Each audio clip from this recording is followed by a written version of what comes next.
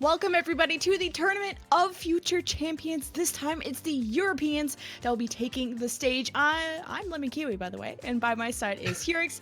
And yes, we're on Jane's stream, and he is here. He is behind the scenes producing and observing today, and he doesn't want to say hello because he is very focused and busy right now. But Hurix, you get to say hello, so it's your turn.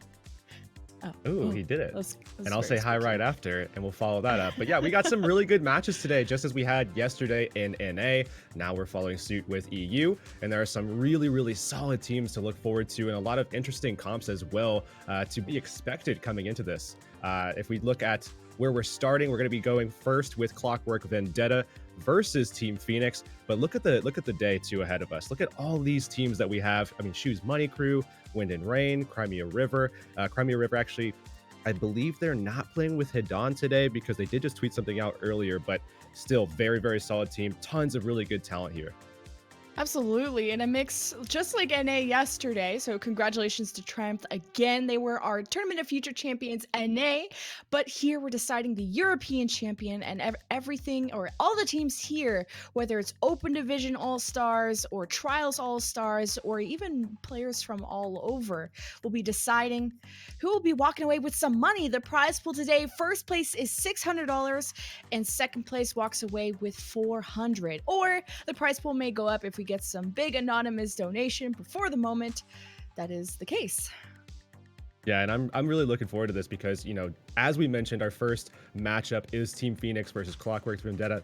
Something that I said, you know, just moments ago was that there's a lot of good talent. Well, here's exactly why. We have World Cup talent on both sides of the field playing for either roster. I mean, we've got Team Italy being represented in part by Team Phoenix, as well as Austria having some players on Clockwork Vendetta, but Team Phoenix, as I said, Team Italy being represented in the form of Asso, as well as Hearthbeat. Hearthbeat, that Genji player that popped off for Team Italy a few times, had a couple of massive blades.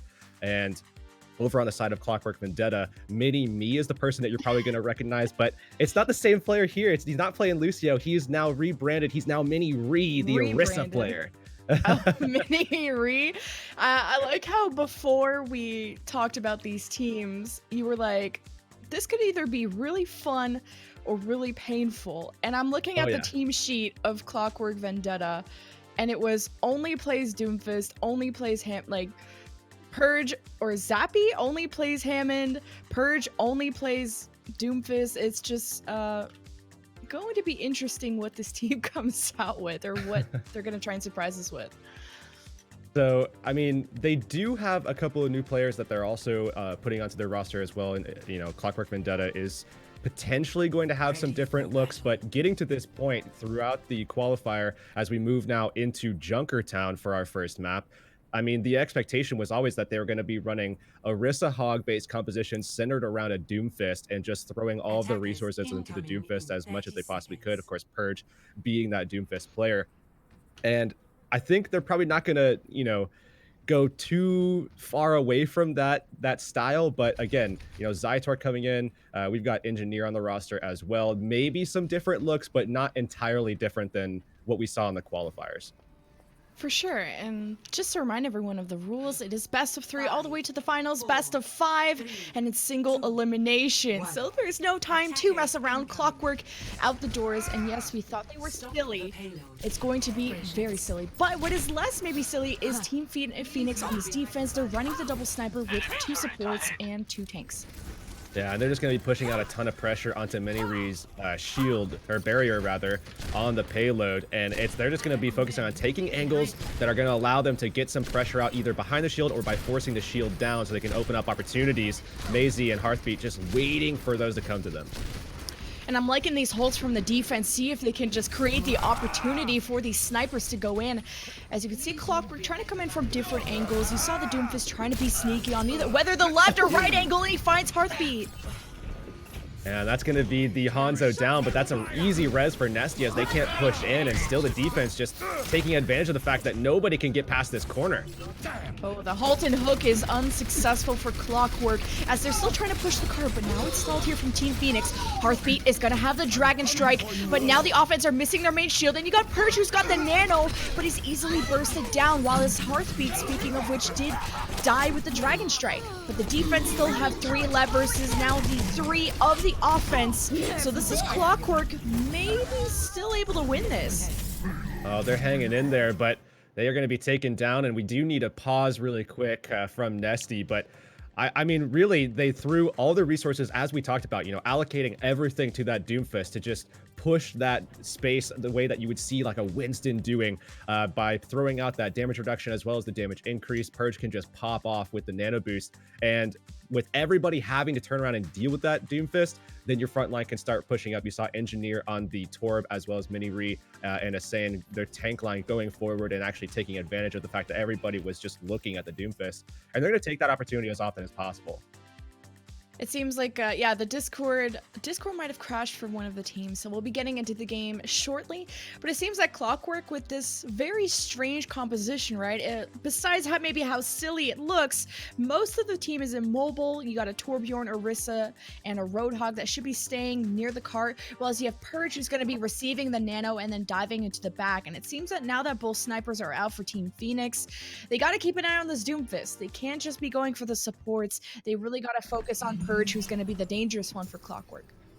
And mind the change as well for Orisa. I mean, Orisa's going to be faster while shooting as well, and you probably won't see too much of that from Mini-Re as he's going to be on cart duty for the most part. But Soric is going to want to, you know, play a little bit more rotationally, allowing his DPS to get away from the threats that are going to be coming at him, like Purge, like Engineer, who's playing pretty aggressively as well.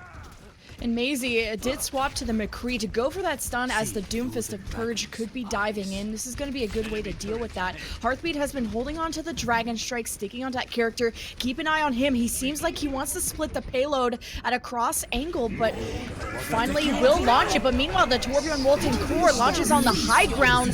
Does this launch some from the defense, and the Transcendence is used from Zytor to keep the team alive just in case. Oh, the struggle is coming. Soric is just in the sky, and they're going to hunt him down. Purge actually probably going to fall trying to get that kill, but Team Phoenix still need to contest the point. Yeah, the Orisa's been stuck on the high ground. Valkyrie now used from the defense, but no one is stalling the cart. Like you said, Clockwork are just making actual clockwork of how quick this offense has been. And we're going to see them just easily taking the second point, too, and I mean, this composition, if you're looking at it on paper, it just seems so weird, but it's just working out so well for them. 5:15 remaining, and honestly, these knockback changes really affecting their opposition. Phoenix, I mean, you saw Sork just entering the stratosphere from Asayan from a mile away, who was just whole hogging him up. Such a massive difference as well, just because, you know, the Orisa, typically, you don't see them getting that much distance. Although Purge, he's going to be sitting up here on the high ground. And with this positioning, he's going to be able to take advantage of just dropping down and doing a lot of instant burst damage. Yeah, he was already late to the party, but he has at least a Meteor Strike if he were to just be in a bad position. But as Team Phoenix approach the payload, Clockwork use the Molten Core to just completely zone off the area. This is chaos. This is chaos. Clockwork are easily just benefiting from all of this disruption that they're causing. And Phoenix doesn't seem like they really know what to do at this stage. Now they're swapping things up. They're going over fully to the 3-3 composition, and we'll see if perhaps they can get something going. They're gonna have to rely on their supports in this next fight. Absolutely. Zytor is going to have the Transcendence. Clockwork also up to a Nano Boost. They got hit by, or they hit the defense with an anti. The Transcendence comes in from Devin, see if he can support the rest. Now that they're down their brig, there's the whole hog. The Nano onto as he tries to just zone out the area. Whole hog, double kill, triple self-destruct kill from Alex. Just even up the odds, but they still have to touch the payload, and Alex will be the one to do it. Hearthbeat's on the brig too. He can get them into position and at least allow them to get out of spawn. Still have to deal with Purge though on the point. Oh, there's the defense coming back from spawn. Clockwork have lost too much. Their Roadhog is so deep, the rest of the team are just gone. But this is the first time we've seen Clockwork stopped all game. Now that they are on this Reinhardt-based composition, Soric can really get in there with the Earth Shatter and make some big plays. I mean, the static barrier position that they're going to get out of the Orisa on the side of Clockwork is not going to be able to easily defend against the Earth Shatter. So with a well-timed speed boost, good positioning from Sork, and good setup from the rest of the team, they can get in there and lay everyone flat. Well, Clockwork should also go to a Reinhardt at this point. When you're closing the distance to point C, Reinhardt's going to be more effective against another Reinhardt. But trades going back and forth. The offensive team did lose a Zenyatta. They're going to launch in the Molten Core, but Devin is there with the Transcendence. Clockwork now do get the teammate onto Alex. Purge is going to Meteor Strike. Is he going into the backline or just going into a safer position? Lands into the back. He gets stunned instantly from the Brig. Heartbeat's going to be able to easily just defend against all this pressure. Now they're just swinging on the payload as well, looking to try to find these kills. They do have advantage, and the grab is ready as well. The nano on a Torbjorn. Yes, this is real life, not just fantasy, but the grab does send them right back to fantasy land. Clockwork stopped yet again. Are we caught in a landslide? No escape to from reality? Yeah, close enough. Yeah. So the big thing here for Team Phoenix is all about sustain. They don't want to, fall victim to the chaos, the disruption that's being caused by this composition coming out from Clockwork. And having support ults is going to be the biggest thing for them. Sound barrier ready. Alex popping actually his self-destruct there. But now with less than 2 minutes remaining, they definitely want to make sure that they're able to have that defense matrix up. And also sound barrier being committed likely in this next fight to combat a lot of the pressure that's coming their way. Molten Core ready again for Engineer. Molten Core can actually be used to zone off half the team. Team Phoenix are at Mega Pack and is not using it quite yet. Clockwork still sticking to the Orisa as well. Molten Core used, force out the Transcendence here from Devin as Team Phoenix. They start to push forward here with the Lucio speed boost of Nesty. Team Phoenix also using the barrier on top of that, so double support ultimates from Team Phoenix. Clockwork down to their last minute and 15. Oh, Sork just exploded instantaneously, and now we're going to see Purge diving in pretty soon here, but honestly, with this nano boost invested, Clockwork needs to get the job done now. Oh, the whole hog and the nano, that's the perfect zoning tool to push everyone away and out of the fight, away from the payload. Clockwork down to their last minute. Last minute stall from Team Phoenix, not going to happen. But despite how silly this comp was, they finished the map and didn't really have any trouble until point C when they refused to get off the Orisa. But then again, he only plays Orisa, so I don't know why I'm even expecting any swaps here. Orisa and Lucio, right? I mean, Orisa and Lucio is the pool we're going to be relying on him for. But I mean, yeah, the thing here is that with this composition, you're so good at dealing with that front line. The pressure on the Reinhardt barrier is going to be so high. I mean, you're talking about having the Roadhog, the shield pressure from that, Engineer constantly spamming, and then on top of that, you're also having to deal with, supporting your team versus Purge, who's diving into the back line, trying to put pressure onto your Zenyatta, who's really going to have to struggle to stay alive here. But when your supports can't even pocket you because they're dealing with the Doomfist, and you don't have that Brig there because he's trying to deal with the Doomfist as well, it's very, very difficult to stay alive versus all that pressure, and Sork is getting exploded every single fight. Yeah. I also think Devin is instantly using Transcendence every time a Molten Core comes in, and I'm not sure that's completely necessary. Team Phoenix double support ultimate in the last fight, or the before last fight, which didn't allow them to sustain for the final push for Clockwork. But at least to the silver lining of Team Phoenix, they know exactly what Clockwork are going to be playing almost every single time. So it's about time Team Phoenix could try and counter that. Well, at least this time it's something slightly different. I mean, you still have the Torb, you still have, that's still the same setup, other than at least the Junkrat. So Purge going to be off of the Doomfist and going onto the Junkrat instead, just throwing out some spam pressure, and instantly you can see again Sork just taking all that damage instantly as they're trying to get Devin into position on this Bastion. There's also two snipers, so not only do you have to worry about the Bastion on the payload, Maisie's going to be to the right, Heartbeat is going to be to the left. They're going to be trying to finding these flanks, and meanwhile you have so much shield pressure, like you said, on Mini-Re's Orisa. So Clockwork have to think well how they're going to this. They're looking for a halt and hook. They do miss the halt, and now they have to work on breaking the shield if they even want to wound Devin, and they get it. Oh, the res is coming out though, and it is safe. Nesty does bring up their Bastion. They still have to get onto the payload, and they are pushing along. Yeah, Hearthbeat took that hook for his Mercy player, but the fight is still over for Team Phoenix. They're down by 2, but they're pushing ahead. Their snipers see if they can even up the odds, but Macy's gonna get caught out. And with time to set up, Clockwork are really going to benefit here because now they can get everybody back up onto the high ground, push people back, set up their Junkrat with some mines as well. And that's really going to be what they want to do here, as well as force Devin off of this Bastion pick. It's going to take a lot of time and setup to get him back into position, and they don't want to allow that to happen. Yeah, he's gonna try and burn down the shield, see if he can set up as they're rotating out, but Macy's out already of the fight along with the Mercy. So, not a good look, but you have the Whistle of Death coming for Team Phoenix, same configuration. You got a Dragon Strike. These are some good zoning tools to hopefully get to point A.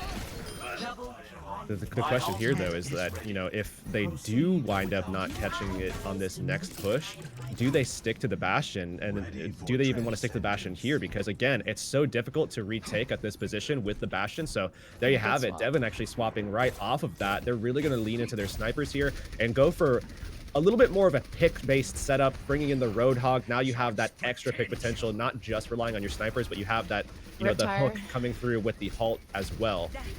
Oh, Purge is caught out in a corner, but he's gonna have the Riptire, and he's not even thinking about shooting it. They've already demagged Alex and taken care of Hearthbeat. So Team Phoenix trying this halt and hook, and also the communication has to be solid as they halt everyone up.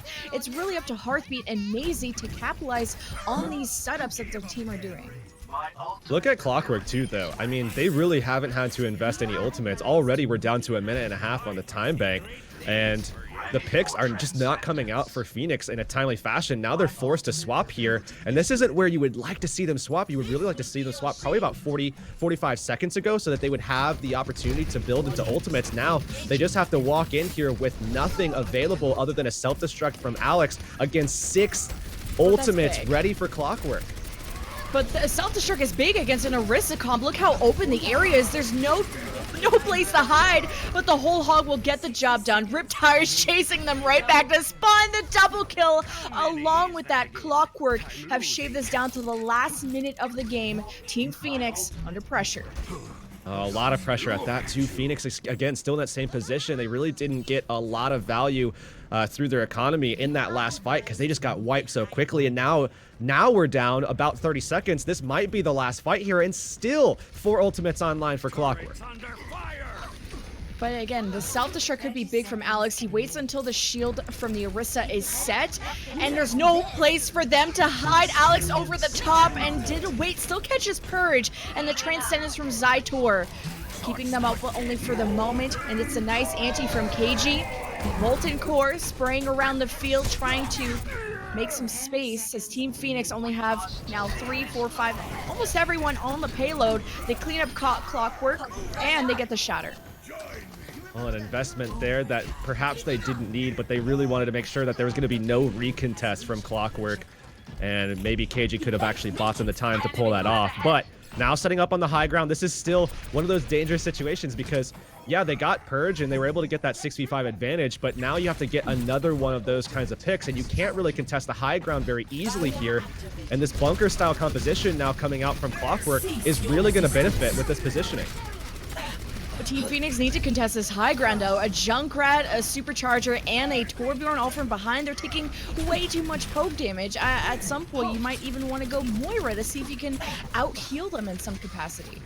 Yeah, and have the Coalescence to back things up as well. Once they do bunker up on top of each other, you can separate them with the Coalescence or even just force out a lot of pressure. But again, that high ground advantage is so solid for Clockwork, especially with this duo in the support game as well. KG, Zytor playing the Ana Zen. That's a lot of pressure that you have to deal with even from the supports, because even Ana, who's typically going to be the main healer in this position, is going to be able to have value with the biotic grenades, with the sleeps, everything that's coming your way. It's so tough to deal with. But the important thing is Maisie's grab. They're going to be rotating towards the high ground. They are very close to the self-destruct, and this is perfect. Again, the Orisa shield not able to maneuver as easily as the Reinhardt shield to block this, and they don't have the Transcendence yet. So if they pull the trigger early enough, now Zytor has the Transcendence. They might be, oh, what a hook to get Heartbeat out of the picture. Only for the moment, Transcendence is able to save them. Grab self-destruct from Team Phoenix, blows them away. Perfect setup. Team Phoenix can now get on the payload and get this pushing. Zytor actually didn't rotate his Transcendence over to that. They might have been able to survive there, perhaps. I mean, definitely would have been a struggle coming out of the grab because they wouldn't have had a really solid defense ult like a Sound Barrier to shift the momentum back in their favor. However, given the fact that they still have the Transcendence here, they still have the Molten Core, they can contest this next fight, burn through Nesty's Sound Barrier with a ton of pressure from the Molten Core, and lock everybody down. High ground advantage for Team Phoenix. It's going to be the shatter that blows everyone from Clockwork away.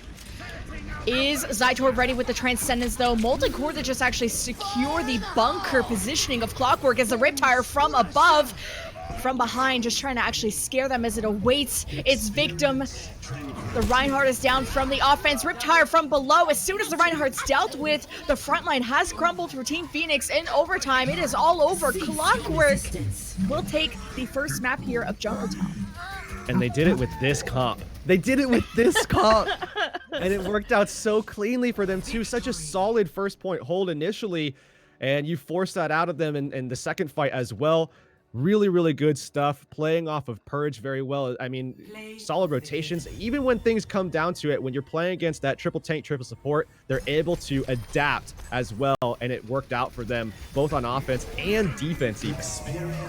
It was a very solid, also counter dive too. You think the Torbjorn, it might sound silly, but now with the new kit that he has, the Molten Core, he can get extra armor as he's getting dove. Puts out actually a lot of damage, close range and long range if you can hit those shots, and you had a Junkrat to go along with that. Although Clockwork's comp did look silly, it worked out for the defense. It didn't, maybe, you know, it had some troubles on the offense to point C, where it's a distance type of comp, so at point C, they probably could have swapped to something maybe more effective close range, but this proved how strong that comp was, at least on the defense. Yeah, something that we saw with Phoenix specifically going into this, I mean, throughout their qualifier, it seemed like they really liked playing the Mei. They liked playing the triple tank, triple support, but the variant actually with Mei was something that they leaned on quite a bit. And we haven't seen that from them as of yet. And as of course, this is a best of 3. If they lose this next map, they are out of the tournament and Clockwork will move forward in this bracket. But Phoenix, given the fact that they have relied on that Mei, I'm expecting to see that come out on a map pick of their choosing. And I'm not sure exactly if they could do that. I mean, given the map picks that they have available to them. I mean, yesterday we saw a lot of King's Row coming out from NA in the hybrid map choice, but the options here are of course going to involve Eichenwald as well. Not really maps that you would expect to see a Mei, other than maybe King's Row towards first and second. But if they have that in their back pocket, I say pull it out. Give yourself the best opportunity to, you know, catch Clockwork off guard in some way. Again, I'm more relying, besides this Mei stuff, Team Phoenix had very solid snipers, or they seem to be relying on the sniper meta. So again, we spoke about this even TFCNA yesterday, that Eichenwald might prefer snipers, or might be more favorable for snipers, especially on the bridge phase, how much space and high ground you can control on the defense and even the offense if you can get up there. King's Row not lending as much to the snipers, maybe the point you might see it either on attack or defense, but as you get to point B and C, the hallways are so narrow, the high grounds aren't as effective. So Team Phoenix going to maybe rely more on the GOATS comp, but now you have Clockwork, who are going to do so well. Again, a King's Row really favoring bunker cops for the point. I'm definitely curious to see how this composition is going to work out on King's Row, because on Street Space, there's not a lot of ways that you can rotate and pull away from a triple tank, triple support, or rotate away from something like a Mei wall coming your way if Phoenix actually does want to pull that Mei pick out. And it's all too linear. It's going to be very difficult. So you're forced to play this very pressure heavy game, maybe relying on the Junkrat pick if they do want to play this similar style, to make sure that Phoenix actually can't push up as cleanly. But still, a lot of that can be prevented by, you know, really solid execution, having that strategy ready, where, you know, you LOS, you stay behind a wall, then as soon as everybody's ready to go, you speed boost, the DM goes up, and you can prevent a lot of that instantaneous pressure until you're actually in the fight, and then you actually have a huge advantage. But you have to make sure that you rotate cleanly, otherwise we're going to see Clockwork taking advantage once again of all the pressure that they can put out while rotations are coming their way. If Clockwork does go with this bunker comp, I don't think Team Phoenix should try the snipers. Going at putting out snipers against a bunker comp might work on Junkertown, where you have multiple angles of flanks you can go for. But on King's Row bunker comp, they could be whether offense or defense. Team Phoenix will be defending first, or sorry, Clockwork will be defending first. Once they put their shield on this high ground, there's not a lot of. It takes some time to flank up there. So I wonder if Team Phoenix are they going for the dive, or are they going to be running goats, going to the point and forcing Clockwork down to them? Yeah, the question here is where they're going to set up. I mean, do they set up on the high ground? Well, then who's going to contest the point if we do see a triple tank, triple support coming out from Phoenix? They're going to rotate over to the objective, and now what? Now you have to actually force yourself down to the point. There's no way that you can actually control from there. You don't have a diva to contest. You don't really have, someone like a Lucio who can maybe be elusive or something like that. You really have to force the fight onto the triple tank, triple support, and that's going to be not a fight that you can really win unless you have a huge advantage going in, like they're just cracked. But I'm not sure exactly how they want to go about this here. Maybe playing down on the point just to start, that would give them the best shot. Then they can rotate back, but looks like we're going to be getting Clockwork playing off of the point here. Now they can rotate back to the archway if they do need to fall back at all. Well, there's the bunker crop, and actually not on, well, less of a bunker crop. They don't have the Junkrat as much, but they did keep at least the Torbjorn. Purge is back on his Doomfist. And not setting up on the high ground, I think, is what's surprising to me. Sometimes you set up on the high ground, you drop down after they start contesting, but keeping themselves there for now as Team Phoenix. They'll be ready to charge in with their Lucio. Purges in the back. Nice hook by Heartbeat to stop that from happening at the moment. But the offense have lost their Moira. That's a big source of healing for them, and they're not going to want to keep engaging. Oh, they're actually playing this quad tank straight up. They almost got a tick, but still, I mean, Clockwork is able to play their version of this game, right? They're just adapting to these tiny changes being put out by Phoenix, whereas Phoenix is this is a very distinct difference to the playstyle that they're used to, having the Roadhog to play off of instead of the Brigitte, also relying on a lot of the healing to come out. But they're playing this Moira into KG's Ana, who, I mean, he's just throwing out set nades from this telephone booth constantly, and every time they come into this fight, they're going to have a purple on them every time. And KG's also having the Nano. He's been loving to either give these to Purge or to the Roadhog, which I still have to figure out his name. But he's going to have the whole hog, and now that the Reinhardt from the offense shield is broken, that's a whole hog that could be very painful, but did not be as successful as they wanted. Team Phoenix, though, cut off from the Molten Core, still trying to push through. They've used almost every ultimate. Clockwork on the Transcendence, seeing if they can get control back of the point with this extra healing. And Team Phoenix, losing too much, have to go again. KG's actually just getting so much healing value here, and there's no pressure going to their backline either. I mean, Zytor and KG, since everybody has to deal with Miniri, Asane, Engineer, Purge, these supports are just safe in the back. Nobody's able to go for them, and Phoenix are just playing against the pressure and playing against the time as well for Clockwork to enable the rest of their players and get some value. Clockwork, though, are having a very good defense so far, giving themselves a supercharger, extra damage, especially the Purge, who was wanting to be more safe here with his dives, especially against Team Phoenix, who could maybe heal through. But they will be coming up to their combo, grab self-destruct. Have to be careful of that. Yeah, and they don't have the Transcendence on the side of Clockwork. I mean, Zytor already invested it in the last fight, but maybe he can get out enough damage before this. Not the case, though. Grab a self-destruct. Team Phoenix use the barrier early. There it is. Alex clears the field again. Engineer uses the Molten Core to zone off actually the point. As Team Phoenix, although they've used their combo, they get a few kills. There's still four members of the defense to deal with. How are they still alive and coming away from this fight as well? They have the Transcendence available. They survived the onslaught. They survived the combo from Phoenix. And they're back in this, and they're still not giving up ticks at all and going away from this as well. We're going to see the Nano Boost available again that they could throw onto Purge.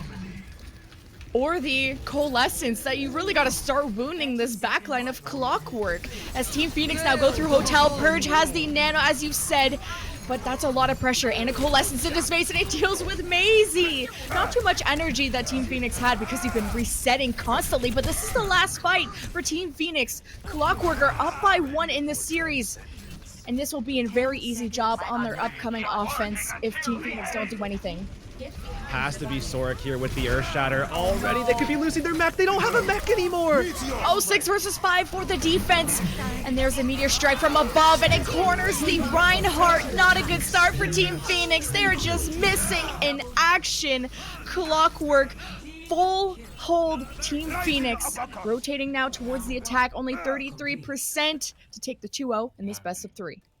Hashtag let Soric play.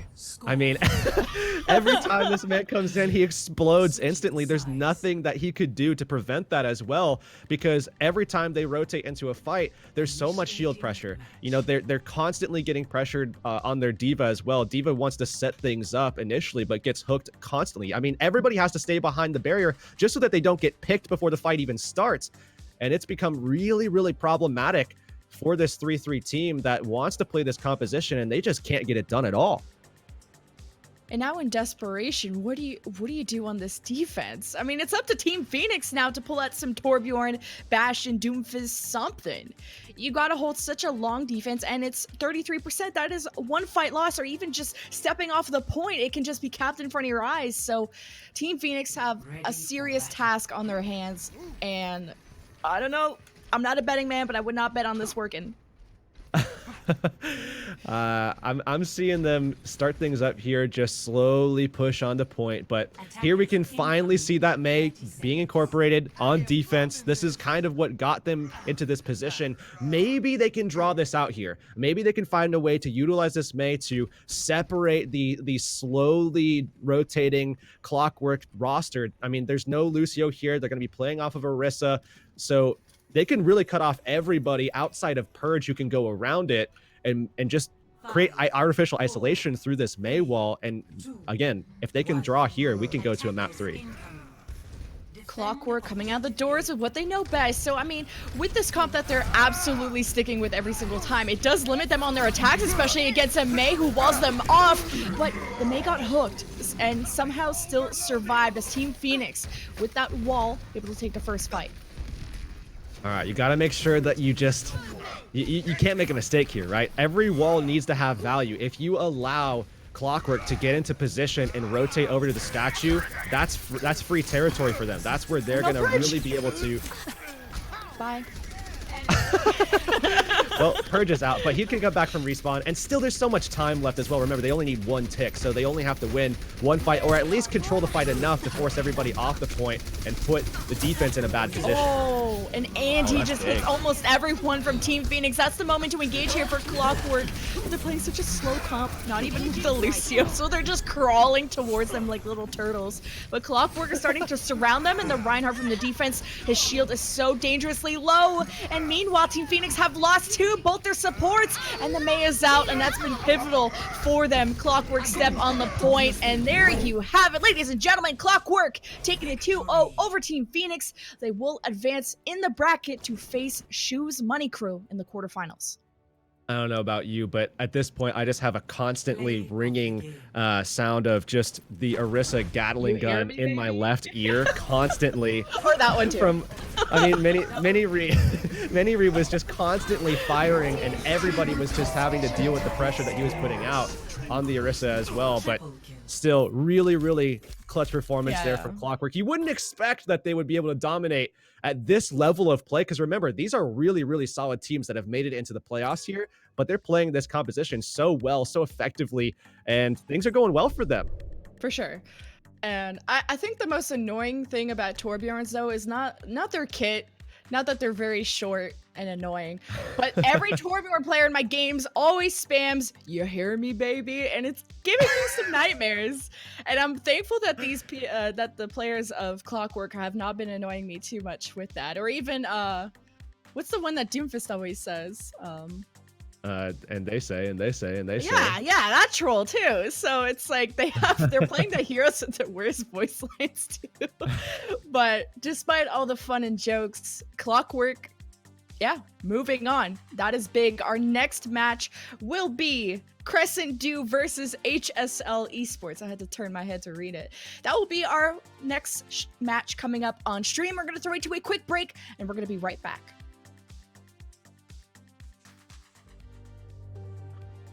Welcome back, everybody. We're in the quarterfinals of the Tournament of Future Champions in Europe. HSL Esports versus Crescent Dew will be up next.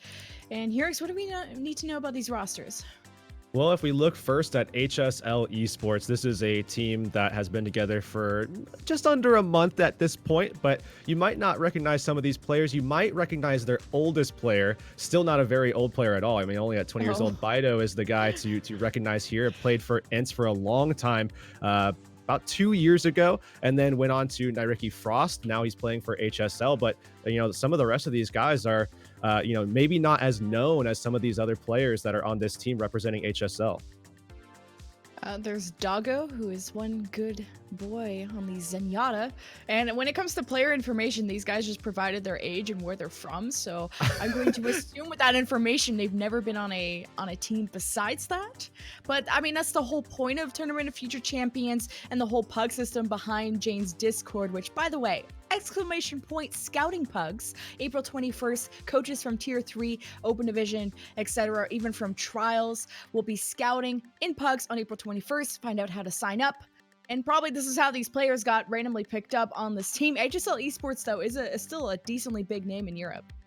Yeah, absolutely. I mean, HSL has been around for quite a while. I mean, we saw them playing in obviously the Season 1 trials for Europe. They got 5th place, so unfortunately didn't make it through. But either way, still doing pretty well to be able to continue and be able to restructure their roster. But on the other side of things, though, Crescent Dew, while we do see HSL probably playing a little bit more Winston-based goats, I would say Crescent Dew is a team that's more than likely going to be playing the Rhyme-based style, even with the changes to Winston, really kind of favoring the Winston in a lot of positions because Helv, this Reinhardt player, their main tank, he played for Switzerland on their Overwatch World Cup team, was really a big standout player on the Reinhardt specifically.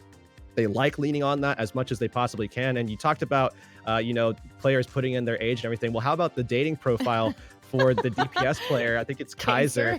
Kaiser came in 1.83 meters tall, 76 kilograms, brown eyes. Really, I mean, ladies, if you're out there looking, look no further.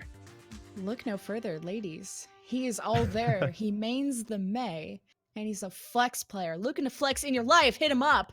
But when we say player information, we usually mean what heroes you like, or maybe what teams you played for. Yeah.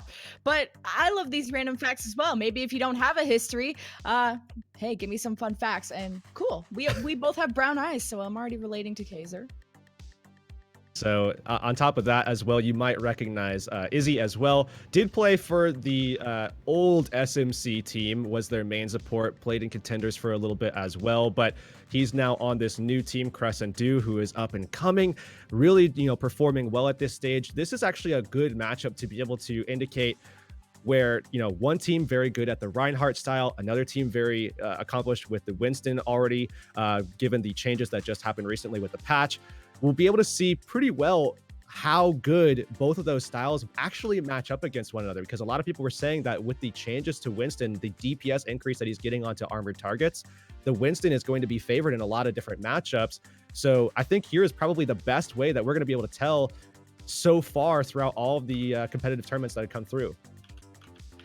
And by the way, everyone, this is live patch. As you were saying some of the details, we actually haven't seen a lot of Baptiste. I think we saw maybe at the end, the last map yesterday, just a tiny bit of it in more of these bunker style comps. So, hey, we're still waiting for teams to see if they've even gotten any practice to incorporate him in their comps. Yeah, and we will be moving on. So first map, I believe, they do have the pick, and it is going to be between Hanamura and Anubis, the first selection. And because this is the first time I think someone has picked a 2CP map, because this is how it works. You get to choose for first map up until the finals, at least. You get to choose for first map. Is it assault or is it going to be escort? Everybody has pretty much always taken the escort style, and they've always taken Junkertown, it seems, even in NA as well. But this is the first time we're going to see an assault map actually being selected. HSL is going to pick Hanamura as their first map, so we will be going there first. And this is going to be interesting too, because again, one team really likes the Reinhardt, the other team really likes the Winston. And I would say realistically, the first and second point are very distinctly different in the way that you want to go about, attacking them with the Reinhardt and with the Winston. So it'll be an interesting dynamic to see how these teams face off. Hanamura, the first map, we're getting into game. Bit of a bathroom break from one of the teams, but this is the quarterfinals, everybody. All best of 3 along the way. Other quarterfinals matches that will be going on off stream are Shoes Money Crew versus Clockwork Vendetta. Wind and Rain are still waiting for the winner of V Tilt E and Team Quick Q Lash. You guys got weird names. Clash. And V Tilt the other and Clash. Sure. Let's go with that. And then the other quarterfinal match is Crimea River versus Metaphysical. So I think after this game, we'll be going into the semifinals. So we'll let you know the results after this match, how that all goes. But we are now heading into game. So Hanamura, the first map that we're going to be diving into. We saw at the end of NA, actually, that was decided in the finals on Hanamura. And interestingly enough, we saw a little Baptiste there. Would be pretty surprised to see some Baptiste here now in this first map. But well, that's where we saw it last time. So yeah, it's always possible, but it's more likely that we actually get to see the approach of Winston versus Reinhardt and see how these two teams pair up at this point. So not surprising that we're seeing goats on the or goats in general on Hanamura. This is one of the assault maps where you can go in multiple rounds, multiple attacks and defenses in, just because of how quick and how snowbally this map can be. But what's been different, at least recently, has been more Winstons, even on the defense for goats. Yeah, a lot of teams really liking that, especially, again, just to bring up the changes, Winston getting a lot more DPS now onto armored targets specifically, and teams have really liked playing that because it offers them the opportunity to deal with DPS compositions with the Winston as well as now with the goats-based compositions due to those armor changes. Yeah. And Crescent Dew out the gates with a Hammond. That's their only tank. You got a Pharah, Ashe, and Sombra. So they're going to be breaking through and already finding a pick onto the Lucio. And HSL Esports actually playing this defense not typically how you would play the dive defense. They're playing to the left side of the point. They're very scattered, and this is why Crescent Dew are taking advantage, and they're finding picks to these exposed members of HSL. They're just going to walk right through them. I mean, that's effectively what they did there. And Crescent Dew, you can see Fubson actually swapping over to the Zarya now, and that may indicate that Crescent Dew actually wants to swap up completely here. Helv likely to make an adjustment himself off of the Hammond, but it's going to be the defense. HSL already up on the high ground, lying in wait, ready for this change to come out from Crescent Dew. They are keeping the Sombra in play, though, looking to build up to that EMP. This is going to be important. HSL holding this high ground. At least they hopefully have caught the changes of Crescent Dew, who have KSA who's starting a back cap. Now, does this bring HSL from the high ground to the low ground? It only brings down the Diva, who's going to be contesting that and not necessarily winning this 1v1 quite yet. Almost walks away with the free tick. HSL, though, communication is solid. They did trust the Diva to not let that happen. Yeah, that's going to be Vestola's job throughout here. They have 6.5 minutes to try to defend this. And Vestola is going to be trying to make sure that he's protecting Hadi as much as possible, but then also dropping down to deal with KSA. But speaking of KSA, EMP at the ready. He's going to be pulling everybody back and then going from the high ground to catch Doggo in the backline. There's the EMP. It actually only hacks the supports, and that's perfectly fine. No speed, no Discord, and Cronus already falling. Vestola is hacked, should be out of mech. Crescent Dew looking for their final take. HSL, where is this transcendence here from Doggo? His front line is starting to hurt. His teammates are dropping. Hadi also got dropped to the low ground, so he can't even shatter. Crescent Dew are also separated. They only have 3 left on the point, but they're one of their first or second attacks. They already got 2 ticks here, X.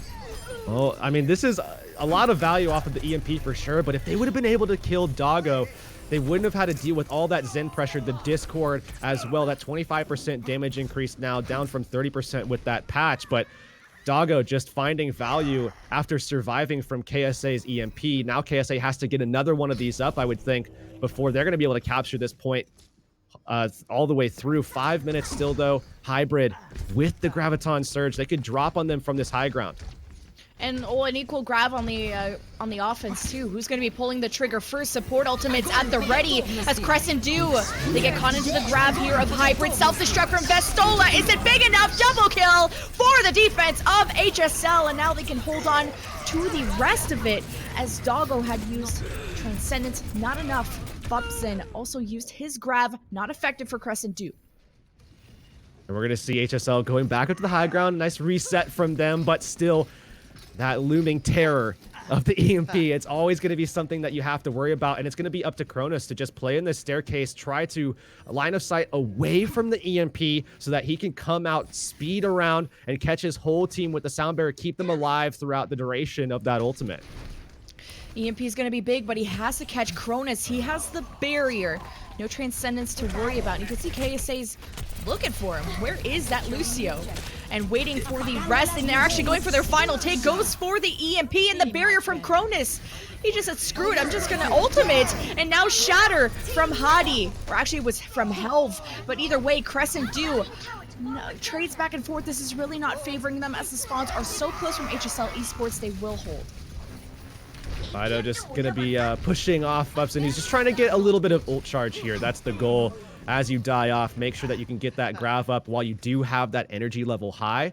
But Hybrid coming away very much ahead right now and playing into this combo. Vestola going to be holding onto this Diva Bomb for as long as he possibly can to allow Hybrid to build into this combination that they did so well with the last time around that they had it.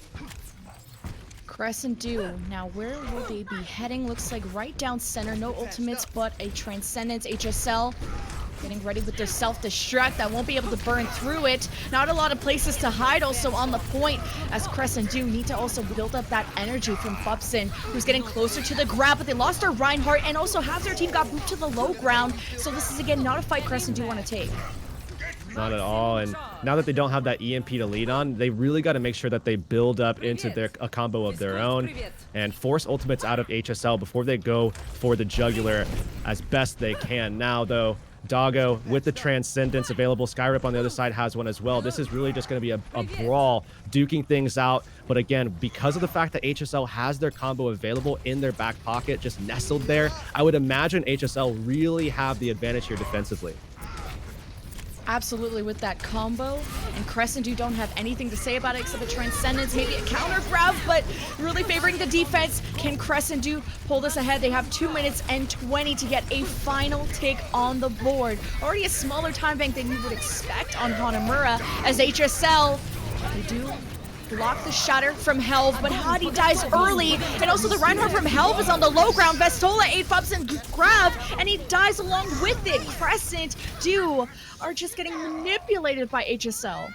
HSL just playing this so cleanly now. I mean, Vestola has been putting on a diva clinic so far throughout this matchup. He's been really good about dealing with the Sombra. That's a really tough job, actually, as a diva, to deal with Sombras as well as peel for your teammates, and also getting value with his self-destructs. Every time they've thrown out that combo, they've found some effect to it, and doing so well right now. Hadi on the with the Earthshatter, rather. This is a huge advantage for them because nothing is really coming up for Crescent Dew outside of the self-destruct, which alone is going to be, I mean, it's tough alone with no setup to get value from that self-destruct. They might have to hold on to this for a little bit.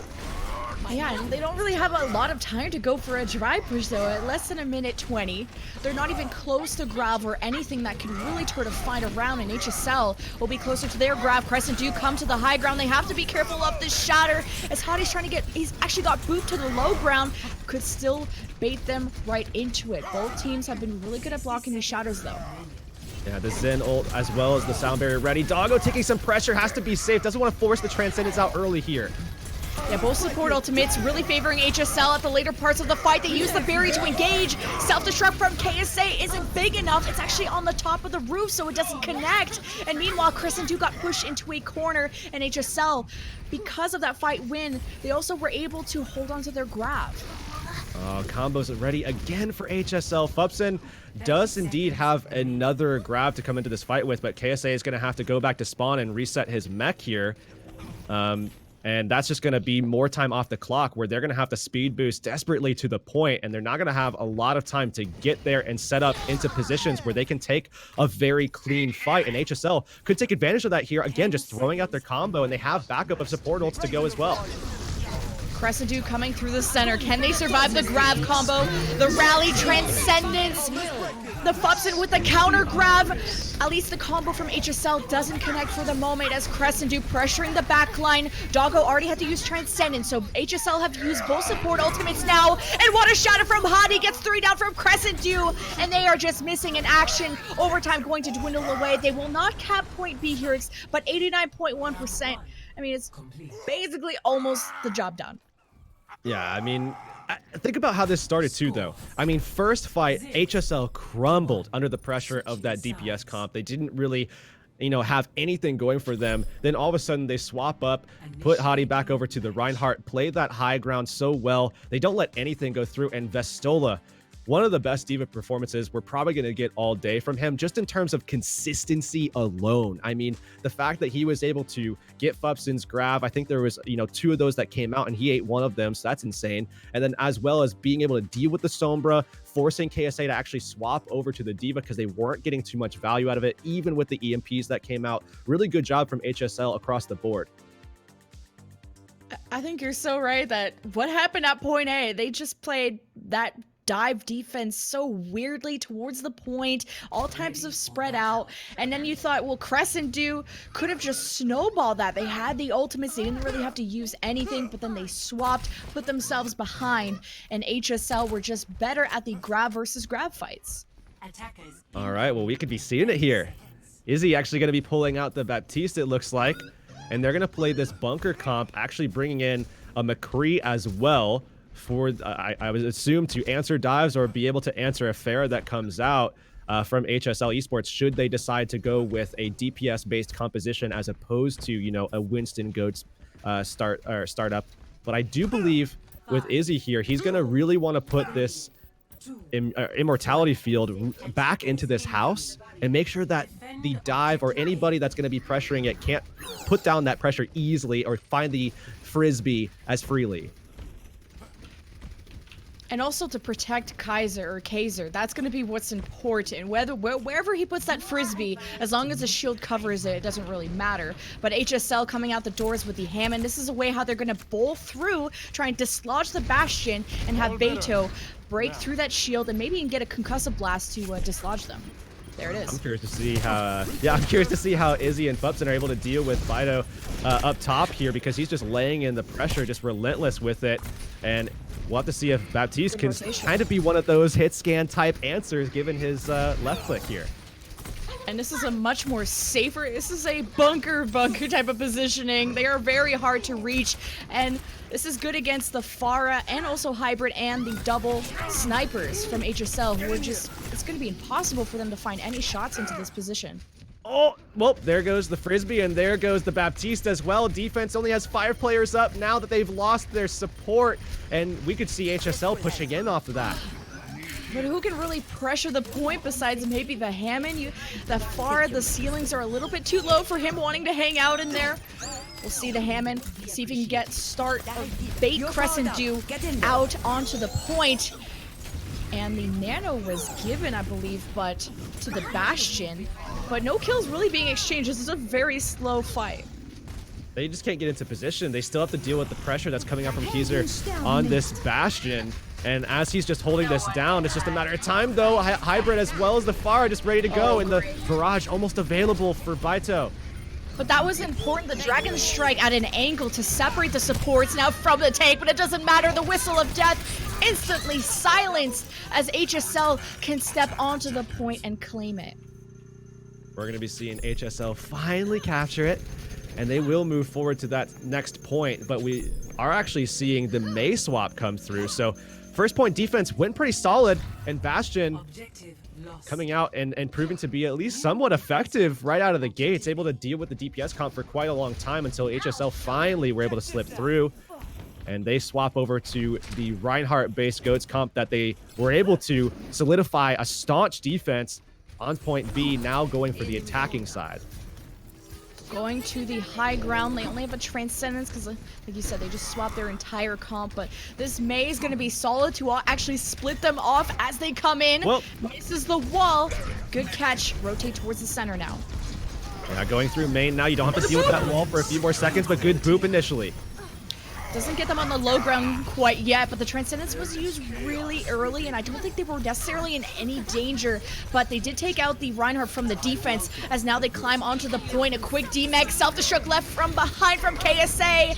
Not enough to break through the offense of HSL. They start to stack the point. Crescent Dew are all types of split up right now. The barrier might be important from Izzy, but can't even get back in time. Oh, Vestilla is nuts. He was able to find the Zenyatta as well. Now nobody is behind them. All the pressure is coming from the front. You can deal with this easily now. Yeah, the barrier used to sustain health. He got booped forward and dealt with. Now the stall coming in from the Mei, but it's just a matter of time because the winning condition is there. Just get the 90%. The Blizzard is in from Vestola. He does it again for HSL. The grab from the defense, though. Nothing, not enough damage to really pair through it. A final shatter will just crackle the defense of Crescent Dew, and HSL will start our best of 3, 1-0. It's crazy how quickly, you know, I guess like quote MVPs come out in these matchups, but Vestola is easily looking like one of them. I mean, finding that Zenyatta kill as well as being able to put the pressure onto the Zarya, who was having a massive amount of charge when they first rotated into that fight. Really, really good stuff. And we saw Vestola just coming out ahead, dealing with all the different things that a diva has to deal with, and did it so consistently, really no faults throughout his entire performance so far. I mean, Crescent Dew already want to get into the next map. They just instantly chose Eichenwald as soon as the map was done. And this will be one of the first times I believe we'll see Eichenwald. Usually everyone, they have a choice between Eichenwald and King's Row. Everyone loves King's Row. This will be the first time we'll see Eichenwald. Yeah, this is the literal first time that we've seen someone not go for King's Row on stream. At least we don't know what happened off stream yesterday or even so far today, but this is an interesting take because certainly Sea-Doo as a team, or rather Crescent Dew as a team, they really, really like to play Reinhardt-based compositions. When you get into that second stage of the map, you would imagine that they would want to play something Winston-based, but that's actually HSL's go-to. That's what they like to pull out in those stages, and HSL might be able to play that to their advantage, despite this being Crescent Dew's pick.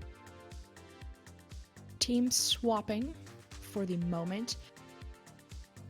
I do like the Mei, but I don't think we'll see that on Eichenwald, but we'll at least see, HSL, or no, it's Crescent Dew, right? That had the Far and the Ash and all this crazy stuff. That could be really solid for the point.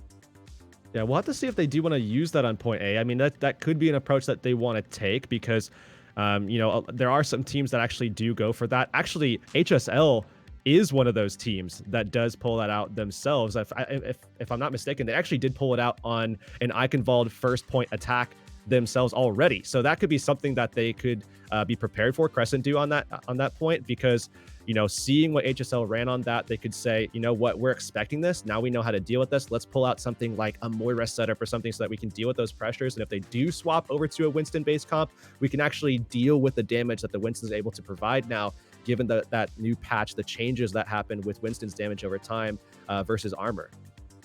I was a little concerned with HSL's, at least their positioning and the execution of their dive goats if they do decide to go with it. Could be anything, at least the point. I've noticed on hybrids, a lot of teams like to play some really crazy DPS comps and then swap to goats right after. But would that still be the case on Eichenwald point B when there's such an importance on the high ground? Or do you just fortress on the payload and force the defense to come to you? There's a lot of options on Eichenwald, and we actually haven't seen it yet. So I'm very excited to see on this current live patch what we might end up with. Yeah, I mean, certainly I would say Sombra has a really strong effect there, and you could even keep the Pharah, you could keep the Widow, like you've mentioned a couple of times as well, going into a map like Eichenwald. That's where you could actually keep a Widow. You could keep the Pharah, you could keep the Sombra if you want to through point B and play that composition all the way until you actually break down the gate of the castle going into that final stage of the map. So there may not be as much of a forced feeling, I guess, to actually swap over to the GOAT's composition as early as you would on a map like King's Row. I think Crescent Dew will be defending first. HSL attacking first. I hope I have that correctly. I think I do. Pog. Yeah, you do. But Beto, I think he's gonna be the one I'm gonna want to watch on that Pharah. I mean, it's hard I don't think we got to see him really shine on Hanamura because he was going against a bunker Bastion comp. They were hiding away from him, and then he swapped right away. So we'll see if he wants to pop off on that, or is it really going to be HSL sticking to straight goats and going to the point and just trying to out-survive the defense from there? Yeah, historically, point A at least, they do like the DPS, but now that they're going up against, a team like Crescent Dew, they might swap that up. On the other hand, Crescent Dew looks like they're going to be playing a 2-2-2, bringing in the Pharah defensively. And this is an old look, too, from like probably about this time last year. You saw a lot of the Pharah coming out on Eichenwald, where teams were really playing off of this pillar right in front of the point and utilizing the LOS here to be able to provide pressure and stay away from the Widowmakers on the attacking side. HSL out the gate, still okay, Beto did bring out the fire. I'm excited. They probably also heard the rockets from Keyser on the other side and wanted to match that. Hybrid on the Widow. Little concern also on the attack. He has to actually make his room up on top of the bridge. And if you're having rockets on top of your face, a little bit difficult. But Hybrid, not on the Widow, but on the McCree, so not able to get on the high ground as easily. But maybe this is the better look to stun the upcoming dive from the defense. They have to find a way to deal with Keyser on this Pharah, and they're looking like they're trying to do that systematically with this approach, just bringing out the McCree and looking to the skies, but they're still going to take pressure as they come out of this doorway. Stepping onto the point, pressures on Helv. He's so low and taken out early. Is that even a moment to resurrect? Izzy has a Discord orb, has to actually keep away as HSL get their first tick. Hottie is half health. Crescent Dew now down there. Ana, a lot of healing gone, all up to Izzy. And if the rest of the team can sustain, and the answer seems like no, HSL taking their first fight. That McCree swap was just so good from them. Hybrid coming out, just finding body shots left and right, able to kill off the Ana early, then looking to the Pharah to the skies and was able to take him down as well. So good approach there from HSL, able to adapt to the composition that we saw Crescent Dew coming out with on their defense. Now it's just about getting through this gate and then start working into this second stage of the map where, again, that EMP is going to come online pretty soon. And they can rain the barrage right on top. You might want to wait till the payload's in a more open area so they can't hide as much and wait for that bubble to be down. Now the barrage actually from above as Pupson died with EMP and Sky Reaper. I know. It's a hard name to pronounce. Died immediately as he gave the nano, and HSL pulling out ahead because their supports lived longer than Crescent Dew's. Yeah, that name actually from a pretty solid show if you ever get the chance to watch it. Yeah, the 100. It's a pretty good show. Sky Reaper.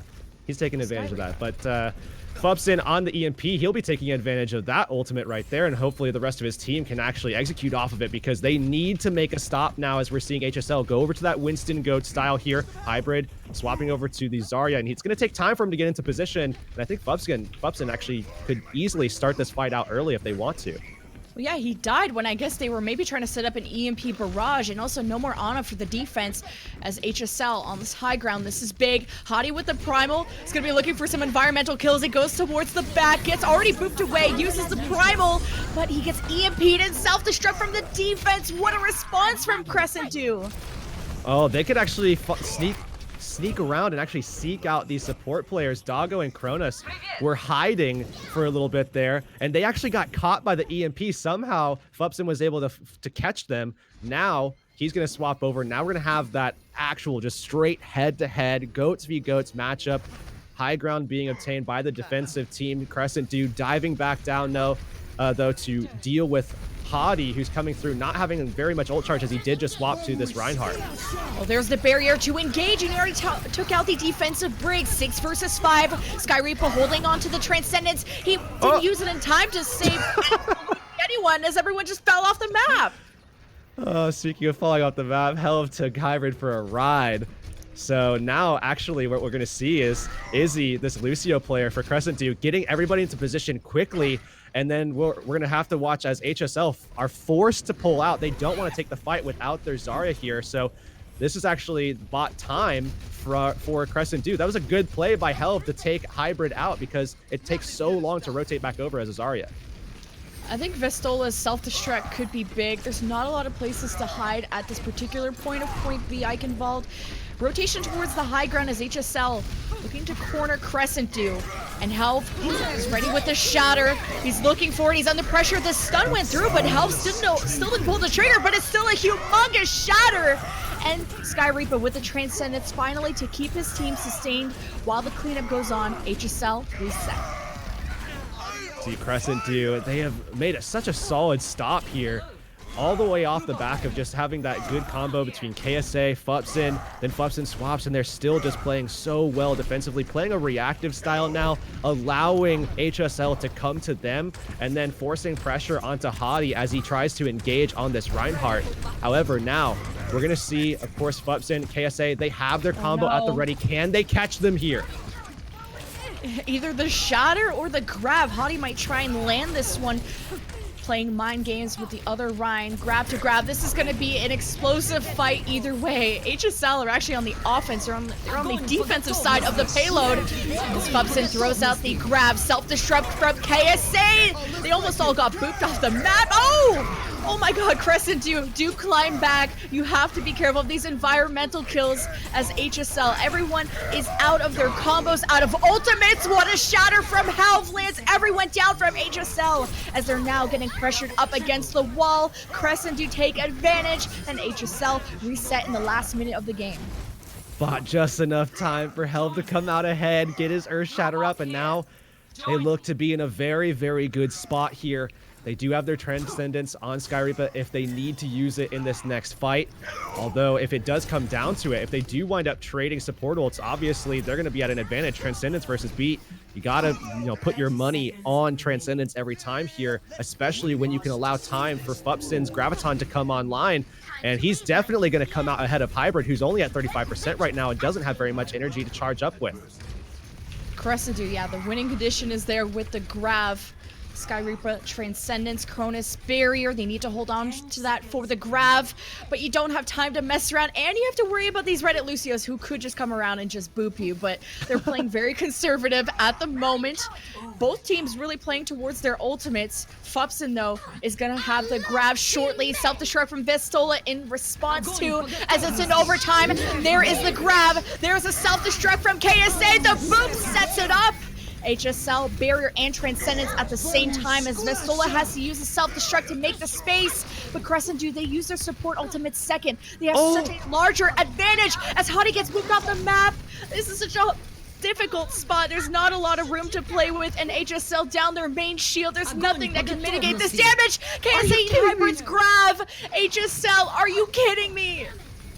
And not only that, but Sky Reaper still has this Transcendence available, and they could use that to push them off the point, but they don't even need that. Are you serious? I need to ask the audience, was that a letter number? Well, I mean, I guess, a Charlie Niner does consist of the concept that you would be able to otherwise contest and potentially win. And I don't think that they had a good shot at winning that fight. Again, they still had the Transcendence available. It's about touching, not winning. Touching the point. Keep it going. They could have touched the point, yes. They could have touched the point. We'll give you that. We've concluded our thesis. All right, flipping things around. HSL don't get to point B. They are up 1-0 in the series. So this is where Crescent Dew, winning condition is set. Can they even it up, send us into a map 3? With how well they played defense on that second stage, you have to think there's a good shot here, and this is obviously why they chose this map. But now on defense, as they're coming out, it's going to be our first good look, actually, potentially at the Soldier 76. This is a pretty big change for the Soldier, because you're going to be able to see him pushing out, a lot more damage akin to the damage of old that you used to see when he was pushing out 20 damage per bullet. That's going to be pretty big, especially onto targets like a Hammond, where he's going to be able to be a consistent threat towards players like Helv should he come out and want to play this setup. But something to also remember with these Hammonds is that with the change, something that you actually didn't get to see in Overwatch League, if that's the thing that you've been consuming the most, is that they're going to be able to get their shield while still in ball form. They're not going to have to slow down their momentum in ball form and come out to be able to get their shield up. So that's a big change for him, and it's going to really help the Wrecking Ball players tremendously. It's a ton of DPS from both sides, but you have a Tracer versus a Soldier where Fubsin maybe more of a tank destroyer, whilst Hybrid can maybe have some more consistent range pressure onto Keyser. Yeah, I mean, he's going to be a multi-threat, right? Where he's going to be able to deal with the tank, he's going to be able to deal with the vertical threat as well. But Swaps. Now Crescent, yeah, they're going to actually go over to the EMP Nanoblade setup, go for the dive, build up their ultimates here. They might not even need them because they could just actually jump straight onto Cronus and Hybrid and maybe find those instant picks. And Sky Reaper got hacked, so they're just taking a second to investigate where the Sombra is. But then Crescent Dew will dive towards the point where HSL are hiding on this high ground, where both Doggo and Hybrid are up there, so they're very vulnerable to Helv going up there. Ultimate battery, that is the hacked Hammond. Fubsin taking advantage. Oh, they dive on, but Hybrid still finds a kill. Yeah, Helv almost got that kill into Doggo, but really heads the play from Cronus to heal up the backline. Barrage in desperation, but HSL, I mean, fight's done. They won. It's okay. They're able to stop them here, and it looks like so far this comp is working out nicely for them, because when we do see the dive come through and they have to go, you know, across the point to get into position to pressure Hybrid and Cronus, Hybrid is able to just hold down the shift key and sprint away from that danger, at least long enough where they were able to find another kill and trade him out, which is good for them. I would have liked that barrage to be kept at least for the EMP. Don't even have attack visor to go into it. Do have mines, so this will be good for the defense. Hacked every single one from Crescent Dew. They did get the nano out on Helv on the Winston, but I feel like he's playing by himself. Him and the D.Va are just completely split. He rejoins the rest of the team, and Crescent Dew don't even get a tick. We're gonna see Fubsin's EMP online, but this is that danger zone that we always bring up, right? Where you're at about a minute 50. If you're going to make a swap off of this composition, you have to do it now. If you go ahead with this composition into this next fight, you are doubling down. You are saying, we want to play this comp until we get the first point, because that's effectively all you can do at this stage. Now, EMP, Blade coming up as well from Keyser. They have to rely on this. This has to find value, or they will not cap this first point. They used Nano in the last fight just to save Helv, and there's the EMP from Fubsin. Now following up with it, Keyser actually got hacked, so can't even build, doesn't even have the blade yet, or can't do much. Attack visor, last minute from Hybrid, does find Helv. He was getting pocketed by the Mercy, able to at least trade 1-to-1. Barrage from above gets the second DPS here of Crescent. Fubsin still have the Sombra and only a baby D.Va. 2 versus 2, and Crescent can't even get a tick. Oh, now it's the Mercy duel. He could get the kill. Fubsin goes down, and the res comes out as well. The defense can hold this out. No. You hate to see it. 2 versus 2, you have Crescent Dew, slightly closer respawns. They're using the barrier now. Last 46 seconds. Don't agree. They probably could have kept it for the blade coming up. But at least the nano blade will be available, but no EMP, no barrier. Oh, the EMP, or sorry, the Nanoblade might be just what they need, though, here. Unfortunately, though, the Transcendence, the counter EMP, both available now, as we could see them shut this down, as well as just shut down the point, as, you know, the mines are going to come down from Hottie. They could just force everybody off of it. And they actually, the defense pre-EMP and kill Keyser instantly. Last 15 seconds, that's what Crescent Dew were depending on. HSL about to full hold this. Yeah, their attack wasn't great. They couldn't finish the map, but their defense has been so much more solid. Now in desperation, they have to give the nano to KSA, who gets ready to touch, start that overtime primal from Helv just to get back quicker. Keyser still can't use Blade because he's constantly hacked. Yeah, they just keep shutting him down. He can finally pull it out, but the Transcendence is still available. EMP Blade, but Doggo just counters it with the Transcendence. You can't chunk through all of that healing. As Hottie's back, he's gonna have mines. This should also zone out here for Crescent Dew. Barrage from above takes out the main heal of Crescent Dew, which was the Moira of Sky Reaper. Crescent Dew could at least, they get 78.4%. That will be the end, but it won't be enough to get them the win. HSL 2-0 in the series will advance to our semifinals. It looked like there was going to be a map 3. I mean, with how well they defended on that second stage, it looked like that's where we were headed, but what a solid defense coming out, and our first good look at Soldier 76. The changes that we saw come out for that hero looked to be pretty solid. I mean, he's still punching out a good amount of pressure, especially with that DPS-based composition where he could just take an off angle and also rotate away from any of those dives that are coming his way, and they were coming his way quite often. But the Sombra from Fubzin constantly hacking EMP before Crescent Dew could even attack. It was solid, or before HSL could even do anything. But either way, it's very, very solid work. And just to update everyone on the bracket, so it will be HSL that move forward into the semifinals. We're still waiting for the results of Shoes Money Crew and Clockwork Vendetta. But Clash, as I finally learned how to pronounce such apparently a complicated word, Clash won 2-0 over Wind and Rain, and they'll be in the second semifinal matchup, waiting for the winner of Crimea River and Metaphysical. That's such a big win for them too, because to take down Wind and River, Wind and Rain, there's so many like water-based team names that are coming out all of a sudden, even on NA as well. But either way, to take that win, now they're moving on into the semifinals already, putting themselves in a nice position. And as you mentioned, that Crimea River Metaphysical game, that's going to be a really, really close series potentially, where Crimea River, I think they're probably the team that everybody is going to want to look out for, other than maybe Shoes Money Crew, because of their natural ability, proficiency with the GOATS comp. We might be jumping into another quarterfinals match since there's no semifinals match ready. These guys must be going into a game 3 or something. So we'll find out shortly what lobby we're jumping into. We want to give you as much Overwatch action as possible in the Tournament of Future Champions. We're going to take a quick break, and when we get back, we'll be in a new lobby. See you soon.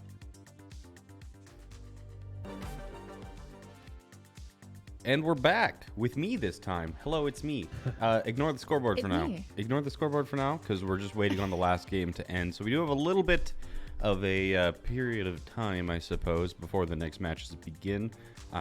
Clockwork, which we saw earlier, the team of One Tricks, who won their match using the Torbjorn, the Junkrat, the Doomfist, all those crazy DPS characters that we haven't seen for a long time now. They have actually gone up 1 map to none in their first game against the favorites. So we're waiting to see that match resolve. Maybe we are going to see Clockwork again in the semifinals, but just because we are kind of a few minutes away from the next map being ready to go, I thought I would come on and make an announcement. I was going to save it to the end of the production, but since I have you here anyway, I thought I would share. So the announcement, put simply, is basically that TFC as you know it is coming to a close. So this is going to be the last TFC for a little while. And it's not because we're shutting things down, it's because we're trying to make it better. So the next attempt, I say attempt because there's a lot of planning between now and then, but the next TFC event that we host is going to be a LAN in North America. So that's the plan. We're going to be trying to do it after Stage 4 ends, so after the playoffs, but hopefully around the end of the year, we're going to try and actually host a LAN. And we figured out how to run online tournaments. Now we got to figure out how to host a LAN. So maybe one day you'll actually see us. Instead of having 3 separate cameras, we'll just see us all on one. So I don't know, Lemon Kiwi, Yerix, have you guys casted at a LAN before? I have. You have? Which LANs have you done? I've done a few for. I did a bunch for a game that I used to cover, Guild Wars 2. We had World Championship as well as some ESL Pro League events that we did out, and we did it in Leicester, in England, as well as we had a couple in Cologne and 2 in Burbank as well. Well, for Overwatch, you did the Croatia one. That's what we care about. I did. I did. That was a studio broadcast in Croatia. I also had a LAN in DreamHack Denver as well, a collegiate event there. So you've got a ton of experience with LAN casting. I didn't actually realize your resume was that long. Seasoned veteran. Seasoned veteran. You're an old one. Chat's gonna start calling you dad pretty soon. I look like an old one. My debut for Overwatch LAN casting was at an anime con. Shout out to Anime Mastery. Anime con? Nice. Yeah, they had a mini Overwatch tournament, and I'm pretty sure that was my first time doing an Overwatch LAN. And yeah. I casted quad tanks all day. I did another LAN in Atlantic City, and we also had the voice actors for Symmetra and Sombra out there as well that we got to interview that were at the LAN. Happened to be in Atlantic City. Atlantic City, not as live and as lit as Las Vegas would Not be. as lit. It's supposed to be the Las Vegas of the East Coast, but it's The Las Vegas of the East Coast. I'm not sure if that's very a much compliment or an darker. insult. Having been to not as pretty, I would say. Not as pretty. Unlucky. But yeah, so I'm pretty excited about it. Everything has kind of come a long way since we started, and it's going to take a lot of work. And there's some people who are helping me out trying to figure out how to do it. But you know what? Crash and burn. We're at least gonna, even if things do crash and burn, it's gonna be my favorite. What was the name of the tournament that happened in Germany? It was Takeover, right? Was it Takeover? That's beyond my time. It was like Hear the history. Takeover. What was the Germany LAN? Because I remember I watched one LAN in Germany, and it was just like my favorite viewing experience of all time. So I want to kind of like replicate. It was the probably match. Takeover. If it was a good experience, it was very likely to be Takeover. Good experience, Takeover, right? It was Yeah, like Jason Kaplan just kind of coaching. And they're all on the couch, from, right? Yeah, it was from a couch. Yeah, It was amazing. Takeover. So Yeah, it was Takeover. Takeover was kind of like my favorite experience there.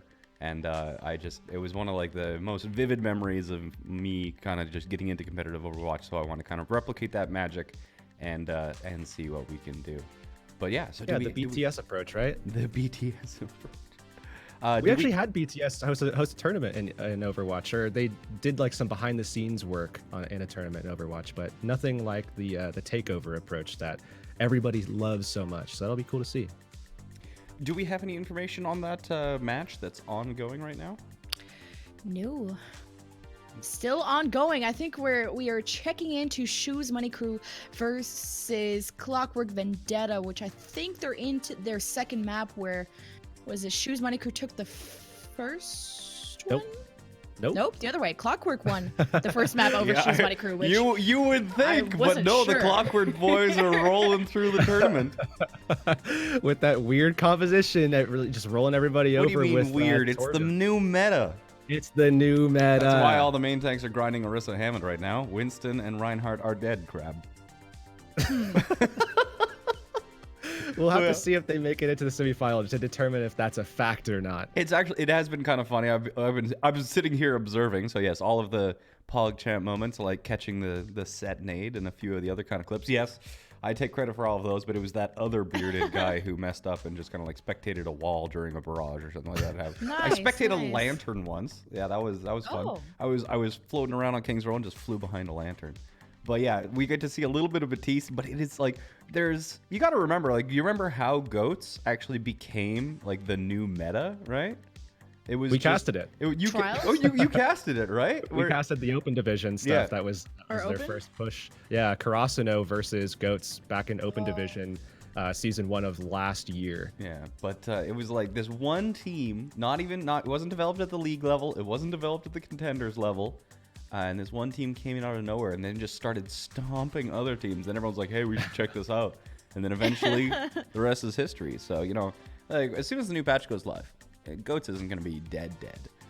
Just because everything is just so much more practiced. And honestly, like, the teams we're watching playing Goats, at least from the people who have like watched and analyzed League, it's like, this is really messy. Like, oh my god. Okay, like, hey, you guys in tier 3, can you start putting your Zaryas on high ground, please? Can you just start doing that? It drives me crazy not to see that. Like, people in Goats not understanding like when you need to play split and when your Zarya needs to be at high ground. And then we've seen like some really weird counter grabs, like not following any of the rules that the league guys basically use as rules of thumbs for counter grabs. So it's like, my brain hurts. So even though Goats is like looking way more posh than their other compositions, it's still kind of like got a room to go. And that's why it's tier 2 and tier 3. But like the Batiste compositions that we've seen is like, yeah, you guys have no idea what you're doing. Yeah. Panic Frisbee. It's actually pretty funny to see, but it's like Batiste compositions might not be that successful at the moment. That's mostly because teams simply just don't have the sheer number of hours of practice, right? Winston and Reinhardt, main tank players, are very familiar with those because they've almost always been meta, and they've been, out for 2 years. And even with a hero as simple as Winston being out for 2 years, there's still people like Gushui who, even among pros, are like head and shoulders above other people. So it'll take a while for people to kind of like unlock the secrets of the new hero and find new compositions. And it might even be months after this patch that the meta finally shifts. But it's kind of interesting to watch how the teams are going to develop, and it is making me extremely happy to see Clockwork perform as well as they are. And ML7 just now, so this is me speaking from the past, unfortunately, since there's a 3-minute delay. ML7, Thank you so much for 2,050 viewer host. I hope you had a fantastic stream. I know you were dealing with a hacker earlier, which is unlucky, so hopefully your games get a little bit better, but it was great to see you streaming as well, or as always, so I hope that... there's the raid. There's the raid indeed. Hello, viewers, 3 minutes from the past. His cat is the cutest cat ever. I love that people spam that in the Overwatch League, like the Overwatch League cute. Twitch chat. It's wonderful. so thank you so much for the host, ML7. I hosted, because I went to bed super early last night because I wanted to be ready for this, and then I woke up at like 3 a.m. and I was like, you know what's better? Well, you know what's the best thing to do at 3 a.m.? Stream. So I just streamed some deathmatch and hung out with chat for a while before going live, and then kind of hosted ML7. So I appreciate the host back, my friend. Hope you had a great stream. He did what now? Who? Yeah. So we are getting people in lobby. Did that... No, I don't know who's inviting them. Oh, somebody's messing with us, eh? Interesting. Ooh. Somebody's messing with us. Somebody's messing with us over here. But yeah, so if the game that we are waiting for goes to a map 3, we're going to jump back on and spectate that one. But if not, and if that match does resolve itself, then we'll be jumping right into the semifinals. So I think we're going to throw it back to break just to talk to our tournament admins and see how things are going. But just finished. Was it a 2-0? Was it a 2-0? Question mark. And then we'll figure out. I'm gonna drink. I swear, if that's a 2-0, it's 1-1. Clockwork. Oh, then we're going to be going into map 3. Because I was like, I swear, if Shoes Money Crew gets 2-0'd by the silly Torbjorn comp, I'm going to have some Shoes Money words. Crew is much more of a serious team, but we're going to throw it to break. We'll be back in like 2 minutes, because we're going to spectate game 3 of this final quarterfinal match between Clockwork and Shoes Money Crew, and you're not going to miss it. Okay, we're going to get set up for that one. Back in a few. Welcome back, everybody. We are heading into another quarterfinals match. It's map 3 between Shoes Money Crew and Clockwork. And if your brains are escaping you, Clockwork is the silly team with the Torbjorn, Orisa, Roadhog kind of mess that would never switch off. That's them. Shoes Money Crew, big names on this team as well. Is it a mess if it works, or is it the meta? You know what I mean? Is it meta? now? If they win, is it meta? If they win, is this now just how we exist? We just exist in a perpetual state of Roadhog, Orisa, and Junkrats or Doomfists, and no more Lucios exist anymore because you can't go fast enough. But I don't know. It's expected that they pull this out again, and you have to imagine that they're going to be playing off of the Orisa. And as we move on to a map like Lijiang Tower, the question remains, is this a composition that could work here if they do wind up pulling it out? But I mean, as Shoes Money Crew, at least you know what's coming. And we were kind of wondering, okay, you're in map 3, you're on control. Is this Orisa stuff going to work? Because as soon as you don't get the first fight, you're playing on the offense. Orisa really lacking in the movement department, and Clockwork doesn't run Lucio. So now we'll see Clockwork still going for that comp, and here it is right out of the gates. Torb being pulled out as well, just already answering the Hammond. He might go down. They burst him down. Oh no, and Shoes Money Crew running a Pharah too, so this was a good rotation for Clockwork to just play right towards the point. So I wonder if Obling is going to stay on that. I do like this pick because he's going to be able to pull out a lot of pressure, but not if he gets hooked. Insane is insane. Actually insane. Clockwork, I mean, I think you're right. This is new meta. But they just have to worry about once JK Lal comes back, he can actually bowl through them, and this is going to split them up. This is going to disrupt them enough, hopefully, for Shoes Money Crew to take advantage. Good purge. He's not going to be able to deal with Obling very well here, but he can at least put pressure on all of the other targets, and they can shut down this Hammond pick. I mean, realistically, JK should not be able to go in at all. Nice boob. That's the main Ana player, the main source of healing. Now, Clockwork only have a Zen. There is the barrage coming in from downtown from Obling. Now they can engage the point. They pushed off Clockwork, only giving up about 36-ish%. Okay, retaking with the Orisa. It's slightly changed because the Orisa is a little bit faster than you would have, seen in Overwatch League, but this is still not the ideal scenario if you're trying to get back onto a point and retake. You have to play slow. You're going to give up a lot of, points, some score to go over to the opposition. But SMC up top, JK Bob could dive in. Bob's already invested and slept. He got slept instantly. Yeah, that did not work. But he's awoken, and Clockwork are trying to break through. They give the Nano to Purge and a Transcendence to, I guess, guide the team towards the point. But now out of support ultimates, Shoes Money Crew still holding on. And we're going to see the Transcendence invested EMP to come out next, more than likely. Purge somehow gets away with his life, finds the Mega Pack, and that's the Molten Core coming out now.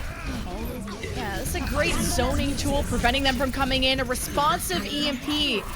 But Clockwork not finding, or they actually have 3 on the point from Engineer's Molten Core, and Shoes Money Crew resetting. That went about as well as it could for Clockwork Vendetta because, again, retaking with this comp is going to take time unless you can just completely overpower the opposition. And the big thing here is that Clockwork pulled out a ton of different ultimates out, and now they also aren't going to deal with the pressures of the EMP. Instead, they have the Hanzo to worry about. That's a lot of barrier pressure that Miniri is going to have to deal with now. Meteor Strike and actually towards the back line, trying to deal with Mouse and not getting the connection he wants. Shoes Money Crew actually hit with an anti. They're down their Ashe player, as now it's going to be even harder for Shoes Money Crew to engage. Still, Miniri is going to have to deal with the, when he gets to place behind his shield, and that opens up opportunities for Molfig with the Hanzo. They're going to push out a ton of different pressure, but now we're seeing a forced ult onto Insane just to keep him alive. And a barrage through the right side doesn't connect, and Shoes Money Crew holding on only for the moment. They're trying to push in. They use the Valkyrie. Now the Dragon Strike to zone off the left side. It almost catches the Zenyatta, but Clockwork are just holding a fortress here. An Engineer sneaking around into the back line. They could maybe find a kill, but not the case. Overtime ticks, but luckily for Shoes Money Crew, they win that fight and get the flip. Now it's about locking things down. They had a high ground set up last time they had control. And remember, it's going to take time, especially with Clockwork Vendetta. They don't have the ultimates to engage with here other than the Molten Core that's going to come up for Engineer. Maybe that's enough to actually take the rest of SMC off of the high ground and force them to the low ground to take an advantageous fight. Yeah, Clockwork have to move so slow with this Orisa. They're rotating now towards the point, and Shoes Money Crew they can't let them set up. JK Lol is going to have the mines. He's going to be bowling in, drops the mines right on top of KG, who's the Ana, and gets instantly dealt with from also the Dragon Strike from Molfig that was followed up.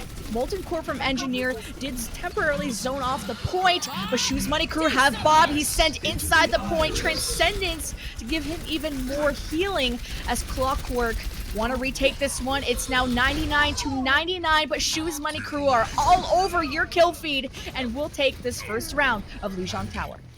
KG coming back on the Lucio, trying to just keep this alive for a little bit longer, and maybe Purge can be a hero here and just kill an entire team by himself, but nope, not the case at all. Dropped. And it was the first map, so either it was Assault or Escort. I wonder what they did end up playing. Shoes Money Crew winning the hybrid and now on control, starting off with First Blood. And KG is probably the most important aspect of this composition. As soon as you lose KG, you no longer have the necessary healing to keep everybody alive from the pressures that are going to come out from SMC. So if you see KG picked early, that's probably a lost fight for Clockwork. So I think this is a key indicator of what SMC should be doing, finding the Ana in the backline, or maybe forcing KG off of the Ana entirely, which I doubt will be the case long term. Still with the halt and hook. Moira. And Shoes Money Crew sticking to what they know best, winning the round, stick with it. But KG not on the Ana. I think you said that was the issue. Moira this time, and that makes total sense. There's no diva from Shoes Money Crew that's going to eat your healing orbs, and you can just try and heal through all the poke damage. Yeah, this is all about sustaining all of that chip damage and doing so in a way where you can also deal with Obling once you do get the Coalescence out. And that's going to be, you know, really big here. But Obling already getting off a ton of value as well. He's so close to the barrage already. He has it already. Wow, the Coalescence already. Shoes Money Crew do get the Resurrect. Their numbers are topped up. Obling tried to go for a barrage. Not gonna happen. Shoes Money Crew giving up a lot of distance here for Clockwork, trying to chunk down, but at least Clockwork, not only do they have shields, they have the center pillar that they can play out of line of sight from the hit scans from Shoes Money Crew. They're still on here. Clockwork Vendetta, it's this Roadhog Asane that's just popping off and getting these kills. They get control already, and now it's all about setting things up. And they have really good angles to work with here, especially for their Torbjorn. And it's going to be Obling's job to make sure that he takes those turrets out so that some of their more squishy targets, especially players like Gustav, the Mercy, aren't going to be taking that latent pressure throughout all of these fights. But Molfig is going to have the Dragon Strike. They're pushing through white. If Clockwork funnel into there, he actually comes through a flank, force out the Transcendence, splits Clockwork apart as Shoes Money Crew send in Bob to see if he can get the job done. He's on the other side of the pillar, so all Clockwork have to do is just stay away from him, and actually they just burst him down. So Shoes Money Crew just not getting any luck. SMC just taking some time to get into positions, and you know, while they're taking that time, they're just giving time for Asane to find hooks and get kills, get picks for their team. And we're seeing, while Clockwork Vendetta is setting things up, they're just building up their ultimates, and Coalescence at the ready for KG here as we see the swaps coming into play for SMC. And it's already at 60%, so they only have one, maybe two fights, maybe, that they can take with this comp. And this is good. Having a shield at least protects some of your team from these hooks. As now the Roadhog from Clockwork using the whole hog, trying to not only push people around, but break down the shields. And look at everyone from Shoes Money Crew just crumble from the Molten Core of Engineering. Now, though, I mean, this is a good fight for them. They could actually force themselves onto point, take a close quarters engagement, and I don't know if Clockwork Vendetta has the resources to contest a straight-up fight versus this composition. We're even seeing Kaz actually coming over onto the Ana as well to shut down the healing from KG. This Moira will not be able to output as much if they get caught with a purple. Oh, self-destruct at the back. Should be able to block this, but it does break their shields. Already a disadvantage. Shoes Money Crew on the point. Their front line is so low, and now Clockwork actually have a Transcendence, giving them the earlier advantage. They're starting to push back. Shoes Money Crew, they use a barrier now. JK Law's about to have the shatter. He's moving past the shield of Rissa, and you've got to set this up. But just keeping a fortress now on the point, Shoes Money Crew turn it around. We're seeing them still diving in there, but at the moment, what we're going to get is Clockwork Vendetta just forced to pull out of this one as they're still just sustaining. And at this stage, it doesn't really mean all too much, you know. They're already at 99%. It's just allowing them to get into position. I think Asane will probably swap back over to the Roadhog as well, as we're getting Purge to go over to the Doomfist. And now we'll see if they can contest this 3-3 split along with the Ana being played by SMC. Yeah, Purge all about opening up the front line. Maybe can even dive and find Kaz, but he has to be careful of Obling on the Brig, looking for those stuns. But JK Law held on to a shatter from last fight. Molten Core from Engineer blocks off half the point, but Shoes Money Crew hold their ground. There's the shatter. He gets a few down, but Clockwork gonna use the Coalescence. They did get hit from an anti, so not having as much value. JK Law now has the Nano, wants to move on towards the point, gets hooked. But the Supercharger giving Clockwork so much more damage, but Clockwork are just getting hit with these antis from Kaz that are wounding their resources, and with that, Shoes Money Crew hold on to the fight. They can just play the sustain game here, and that's what they want to do, play into their support ultimates. Still, though, picks coming out for Clockwork Vendetta. They just have to make sure that they can stay alive when they get these so that they can take advantage here and just build into their ultimates. Here, KG's going back over, and now they have their more traditional setup, involving the Ana once again, and having that value there, which could really help them out, because KG's been really solid about shutting down these GOATS compositions with solid placement of biotic grenades. Well, he was getting countered as the Moira anyway. You Absolutely. can't heal through that, but the hook actually caught Mouse, and now you have Molfig using the self-destruct to zone out the area. Molten Core and Transcendence in response from Clockwork. Whole hog, and you got JK Law coming in from downtown with the nano. You do not want to mess with him. Shoes Money Crew now can't give up this fight, or we're going into a round 3. Clockwork forcing that. They're staying alive for the moment, breaking down JK Law's shield and forcing him away from the rest of the team, and Shoes Money Crew falling apart at 99 to 99. Clockwork will force the round 3 against Shoes Money Crew. Get in there. Oh, we're going the distance here. Clockwork Vendetta battling back, and think about how good a Doomfist can actually be on the final round, which is going to be on Control Center. This could be a pretty decent situation here for Clockwork Vendetta if they play this right. Still, this Orisa setup is going to be something special, I will say, because, you know, there's a lot of different angles that a team could take. You know, SMC with the 3-3 split, getting in the face of the Orisa a little bit easier than a map like Gardens, but still, though, it's been a pretty close back and forth affair so far. I imagine it won't stop here. Control Center, though, anything can happen. It doesn't... I mean, Clockwork are going to play silly stuff, but our Shoes Money Crew going to match that? And the May Reaper comes out. All right, all you Reaper mains, rejoice. It's coming back. SMC playing with Obling on the Reaper to try to deal with Mini Re and Asane specifically, and they will just be aggressive right out of the gates with this one. Very aggressive, but you already lost your main shield here of Shoes Money Crew, no May, and everyone's soon to fall. You have to be careful how you engage Clockwork with this Roadhog and Doomfist that can just CC you. Engineer is not easy to kill on the Torbjorn. Your only chance is to kill the supports of Clockwork. And now we're seeing, I mean, Clockwork Vendetta, they're just so good at being able to deal with the pressures of an aggressive front. I mean, when you see SMC pushing in, easy rotation from Clockwork Vendetta, they just pull back, kite as best they can, and that's probably where they're at their best. That's where this composition works very, very well. So we'll have to see if they can do that again, especially as ultimates start coming up for SMC and Obling gets into position where he can deal some pressure. That's a great wall. What a great ante. Clockwork very wounded in their resource department, taking a step back. Shoes Money Crew now getting hit with a Molten Core from Engineer. See if he can build some space with that. Breaks down the shield of JK Law. He is out, and Obling receiving the nano. So much damage. Goes towards the back. Deals with one of the supports. It's a very chaotic fight from both sides, and now you've got a Death Blossom. Obling dies almost instantly with it on the field. There's still 3 players of Clockwork remain. Shoes Money Crew are back with only 4. Well, they can recontest with this Sound Barrier, and they decide to do just that, diving in. JK Law still getting pressured instantly.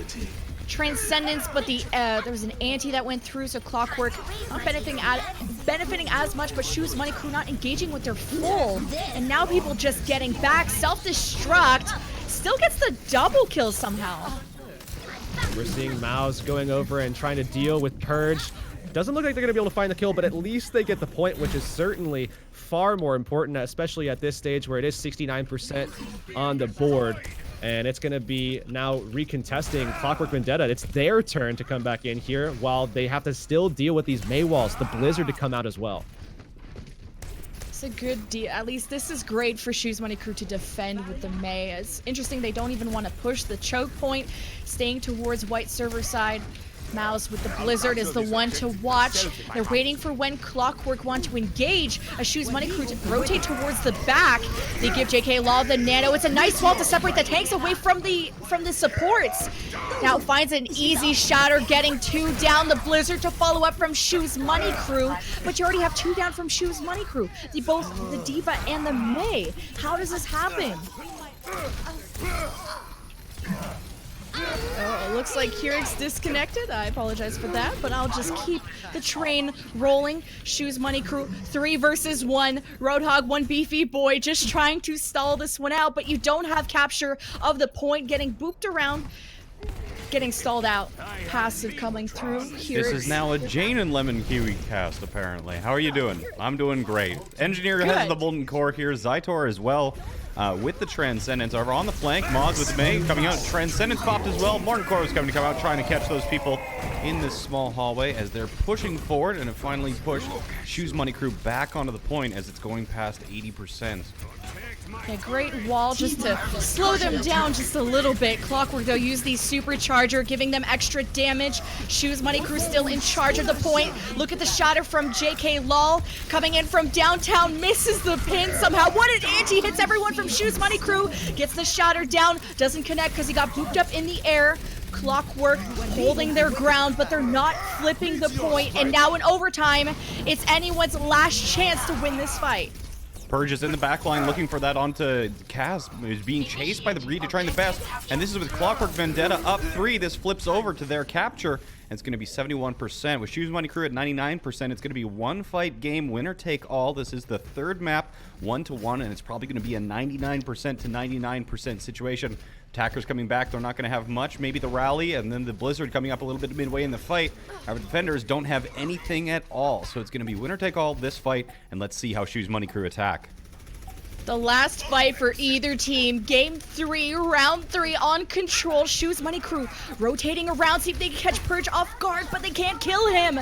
Now, Asane still sustaining as the whole hog. Oh my goodness, Molfig triple K. As of course the turret counts as a kill, of course. The now Mouse with the Blizzard zoning off the area. Shoes Money Crew have gotten the job done. Engineer putting the team on his back with the molten core, but it won't be enough to ruin the offenses here of Shoes Money Crew. Overtime dwindling away. It almost didn't go their way, but they do secure the win over Clockwork, putting themselves in the semifinals versus HSL Esports.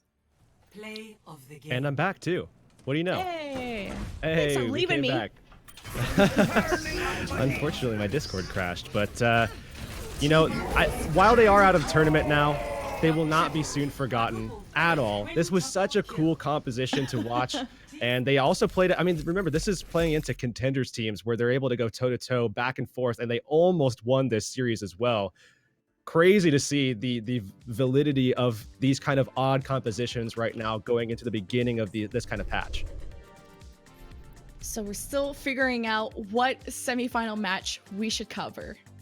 Both teams want to get this over with, and we are so excited to see either team. So Shoes Money Crew and HSL Esports is the first semifinal, and Team Clash versus Crimea River, which we haven't seen on stream yet. So I'm hoping we can jump into that. Crimea River is third seed, while his Team Clash is 10th seed, and they've actually gotten this far, beating teams like Clash beat Wind and Rain, and they beat V-something team. So I'm excited. Yeah, me too as well, because, you know, this is definitely, I think Crimea River is another team that's expected to do very well. I mean, Shoes Money Crew is certainly one of the favorites going in, but given the level of proficiency at the triple tank, triple support, this French team is really expected to do quite well, and I think eyes will be on them going into their matchups if we can get into them. And just a reminder, there's money on the line for first and second place, so getting to the grand finals will guarantee these guys money. So 600 for first, 400 for second. Well, we will be heading to a short break, but while you guys are waiting, you guys should put ! scouting pugs in chat to get information how you can apply and participate in these scouting pugs, where we have coaches from the tier 3 scene, top open division teams, even some trials coaches hanging around. So if you're an undiscovered talent, if you're a Reaper main trying to pop off in anything but your ranked games, make sure you try and sign up for that. We'll see you guys soon.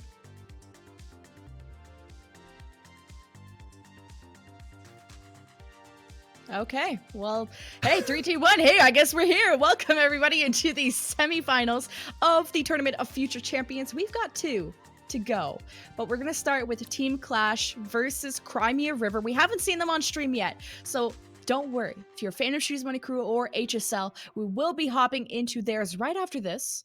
But our first map will be Hanamura in this best of 3, which will remain best of 3s until we get into the grand finals, which is coming up soon. We're getting to the end of the tournament. Yeah, and as we near the end of the tournament, we're also going to be seeing a ton of really, really solid rosters coming out as well. I mean, Clash is a team that we've seen beating out a ton of different rosters that I don't think a lot of people expected them to. I mean, pushing through V-Tilt, Wind and Rain, now here to take on Crimea River, again, a team that is very, very well versed in the mechanics, the macro as well of the GOATS compositions, even in the current iteration of it on this new patch where things might be a little bit different, especially because of the Lucio changes as well. They're still going to be taking them on. And if Team Clash does well here, well, sky's the limit. And there's so many recognizable names in this lobby. Crimea River, which the name doesn't sound familiar, but the players especially. Like, I swear you and I have casted Little Flame, and I'm trying to remember what it was. Maybe EU Trials, EU Open, if not. I think it was when he was with All Planned. I think that was it. Okay, like, that makes for sense. some reason, that is what I remember when I hear the name Little Flame. It's got to be All Planned, I think. That must have been a scrim. I have no idea. And I hate that I recognize so many names from casting scrims. I think that's how me and Hirix started casting. But besides that, other names, Kagazi, DPS player, also from Crimea River, from Orglis in Hungary, and All Planned. So there is some synergy within this team. FD got also from Orglis in Hungary. You got Hidan, former Misfits. I think you said he has such a long list of teams. Misfits, Insane. Renegades, LG, HSL. He's been everywhere. Yeah, I mean, he spent so much time going back and forth as well between EU and NA that it just like, if you have any idea of what's been going on at the tier 2 level, then you know Hidan from probably about 40 different rosters, like you said, ranging from the different iterations of LG, whether it be LG or into LG Loyal, Misfits, as you already mentioned.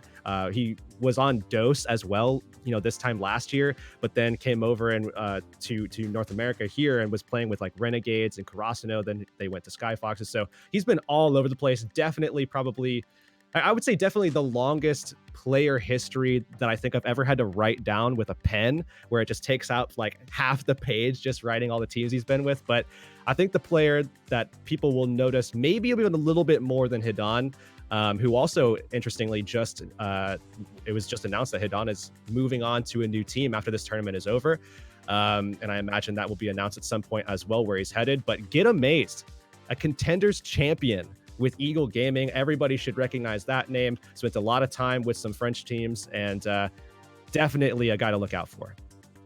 Another one that is amazing is Get Amazed, the Diva player for Crimea River. I feel like I've seen him on TFC before, but he was with Eagle Gaming when they won contenders. Like I said, there's a ton of known faces on Crimea River. Now we should give some love to Clash, who got this far. We haven't seen them yet. And I'm going to butcher all these names, but they actually don't have any player information. So I'm looking forward to knowing how they can maybe advance their history by having a footprint on TFC EU. So Team Clash on defense now. This is the team that not a lot of people will have a good amount of knowledge of. I mean, this is a team that is coming into this tournament from Open Division, playing through the qualifiers and finding their way into this matchup, the semifinals. And I definitely think this is a team to keep your eye on here. And if they can do well versus Crimea River, this is a huge opportunity to make a name for themselves as they progress through Open Division, maybe make their way into playoffs and into trials. And now, as the doors will unlock, Clash, Winston Goat's defense, setting up to actually dive the backline. You're seeing less and less Rhine Goats on the defense. You've seen a lot of these teams run this. Crimea River, figuring out what they want to go with, doing some scouting with Little Flame on the Sombra, swapping to the Zarya, and the Rhine Goats will come out. So we will see them going back over to this GOAT style. Remember, this is where they're probably at their best playing this, and they have a good amount of knowledge as to how to go about this, taking on the Winston comp now. They just took so much damage. Hidan almost died early for Crimea River's attack.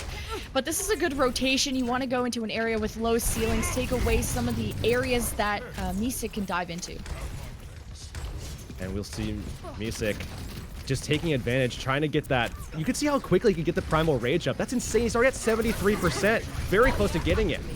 Yeah, Crimea River are playing so grouped up. This is easy for him to get it, while I Like Cows on the Zarya is not liking any ult charge. He's not getting any sort of success with that. A first tick for Crimea River, who start chunking down the front line of Clash, who I don't think will be able to contest point B much longer.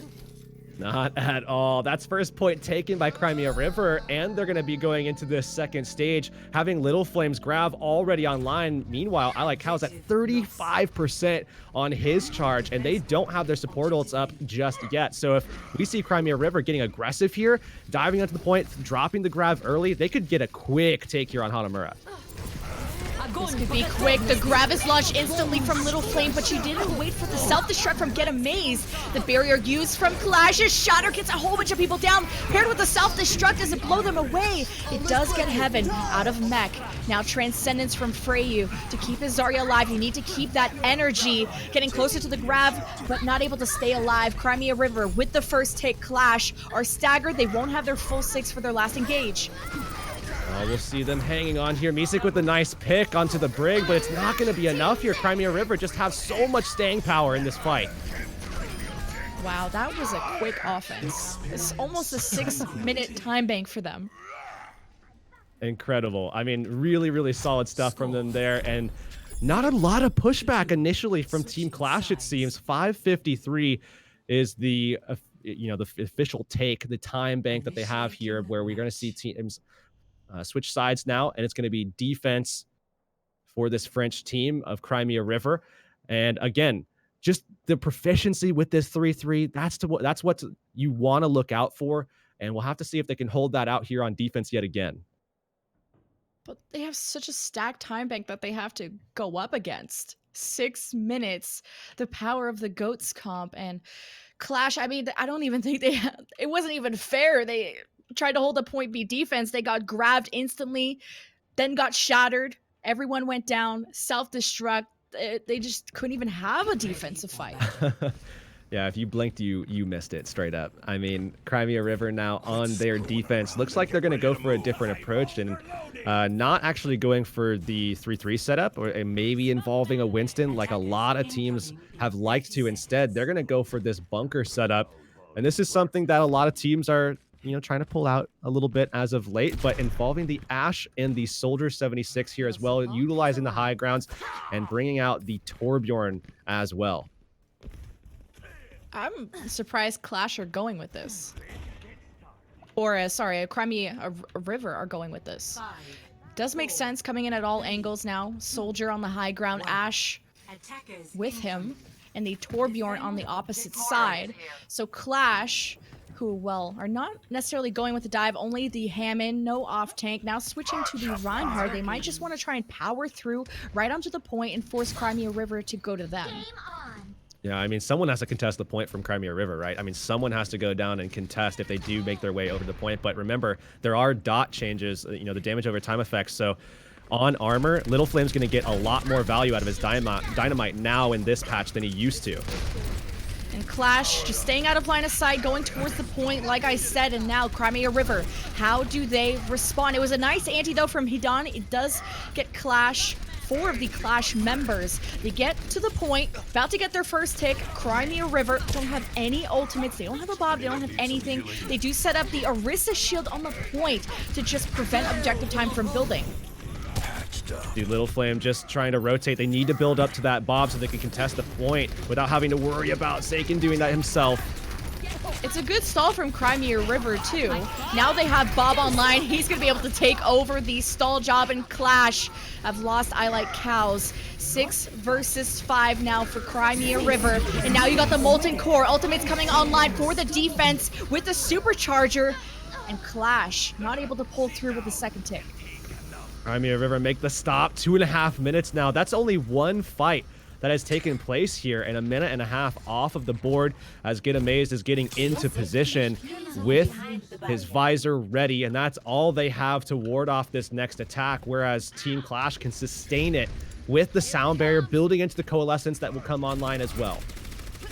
I think what Clash have to do is focus on the Orisa a little bit more. That was too much contest. They probably could have kept it in front of their eyes if it wasn't for Saken, but now it will be Get Amazed who has the tag visor, uses it right away, piercing through Clash, who don't have a shield. They do use a barrier to sustain at the start with the coalescence. Bob on the field, he's contesting the point as Clash did get their second tick.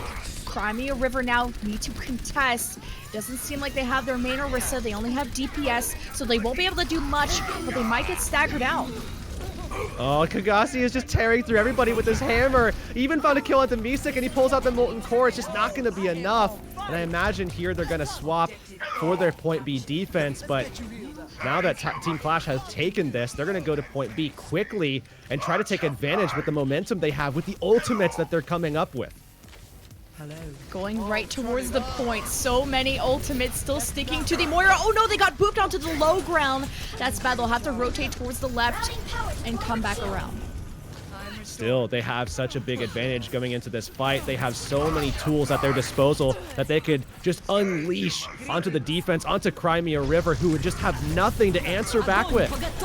Oh, there's the grab first from I Like Cows, having with the self-destruct. The shield's about to be broken. Perfect stun.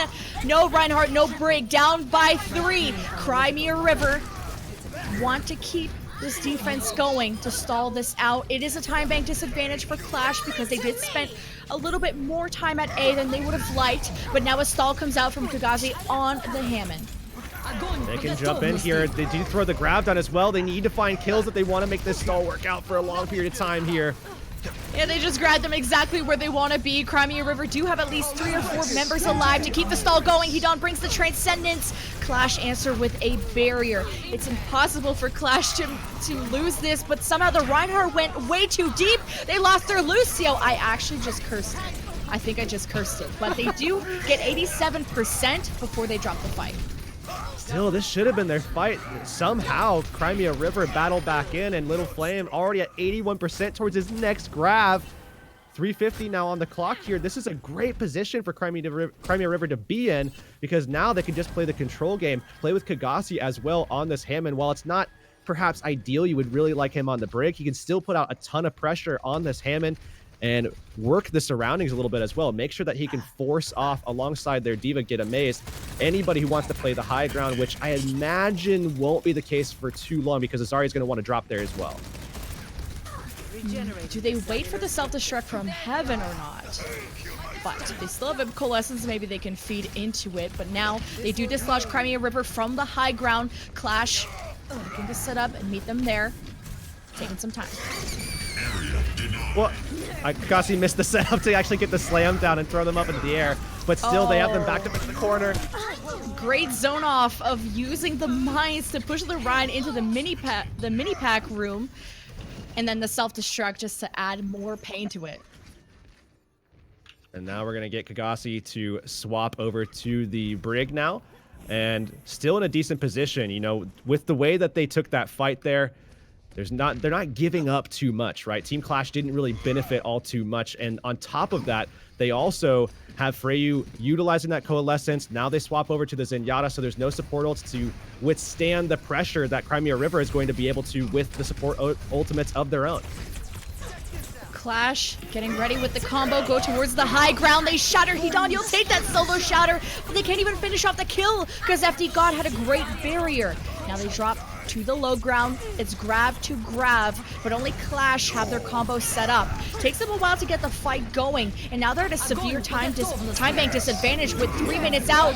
You have Clash that are going for a combo, but Misik is missing in action because he got booped to the low ground. But the offense only lose their Zen, and they're ahead by quite an amount of kills. Still, Crimea River, we've seen how they can battle back in from these situations. The question remains if they can do that here with only 1 tick needing to be taken by Clash. I'm not going to call it anymore because I cursed it last time. Crimea River have made miracles happen. Look, Little Flame will be coming back as Bastion in a second, but Clash might just cap this in front of their eyes before he can get set up. He is now set up as the Bastion, raining in bullets from all angles as Hedon just wants to stay alive and keep contesting it. Nice shot it from Misik to just zone off the right side. Self-destruct from Get Amazed is blocked.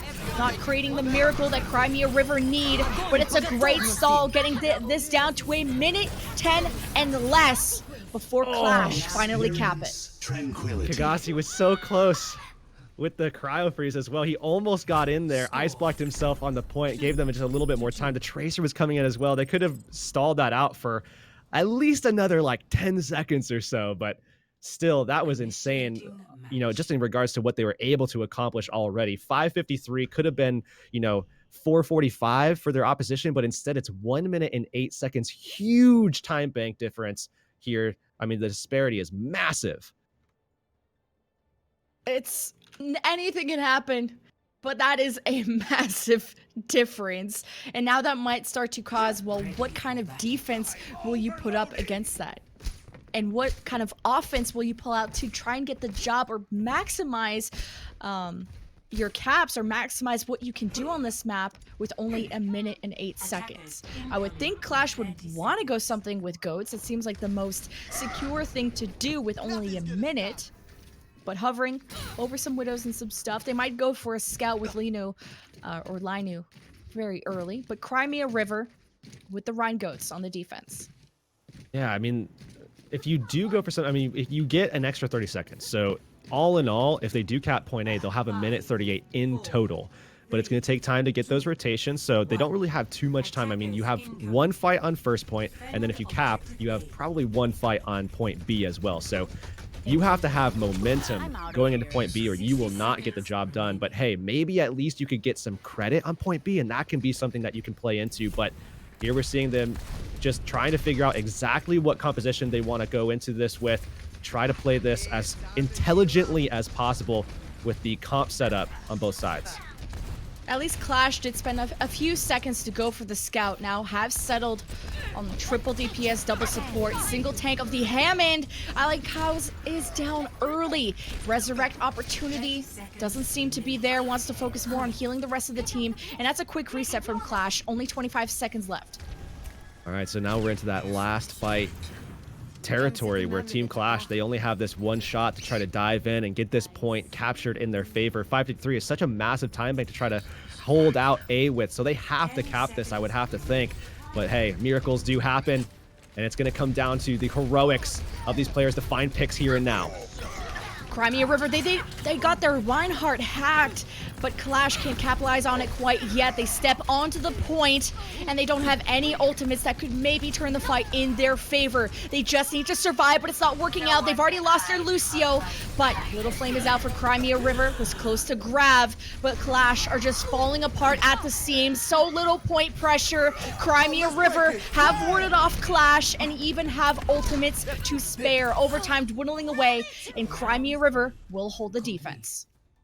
Now they have 5 minutes and 53 seconds, and all they have to do is get that first tick on the first objective. That's all they have to do, and think about how efficiently they were able to accomplish that task the first time around. If they can just do that one more time, well, hey, they're going to be up 1-0 in this first semifinal. And choosing to go to Assault is, I think, the question we were asking, too, between Escort and Assault. We ended up here, and I'm still surprised Clash, with a minute, decided to go with their triple DPS comp, especially a Widow against a Rhine Goats comp, which the way, I mean, Crimea River also played that very well, just played to the point, played out of line of sight, and just wasted Clash's time. So now 5 minutes and 53. It's very unlikely that they don't get this.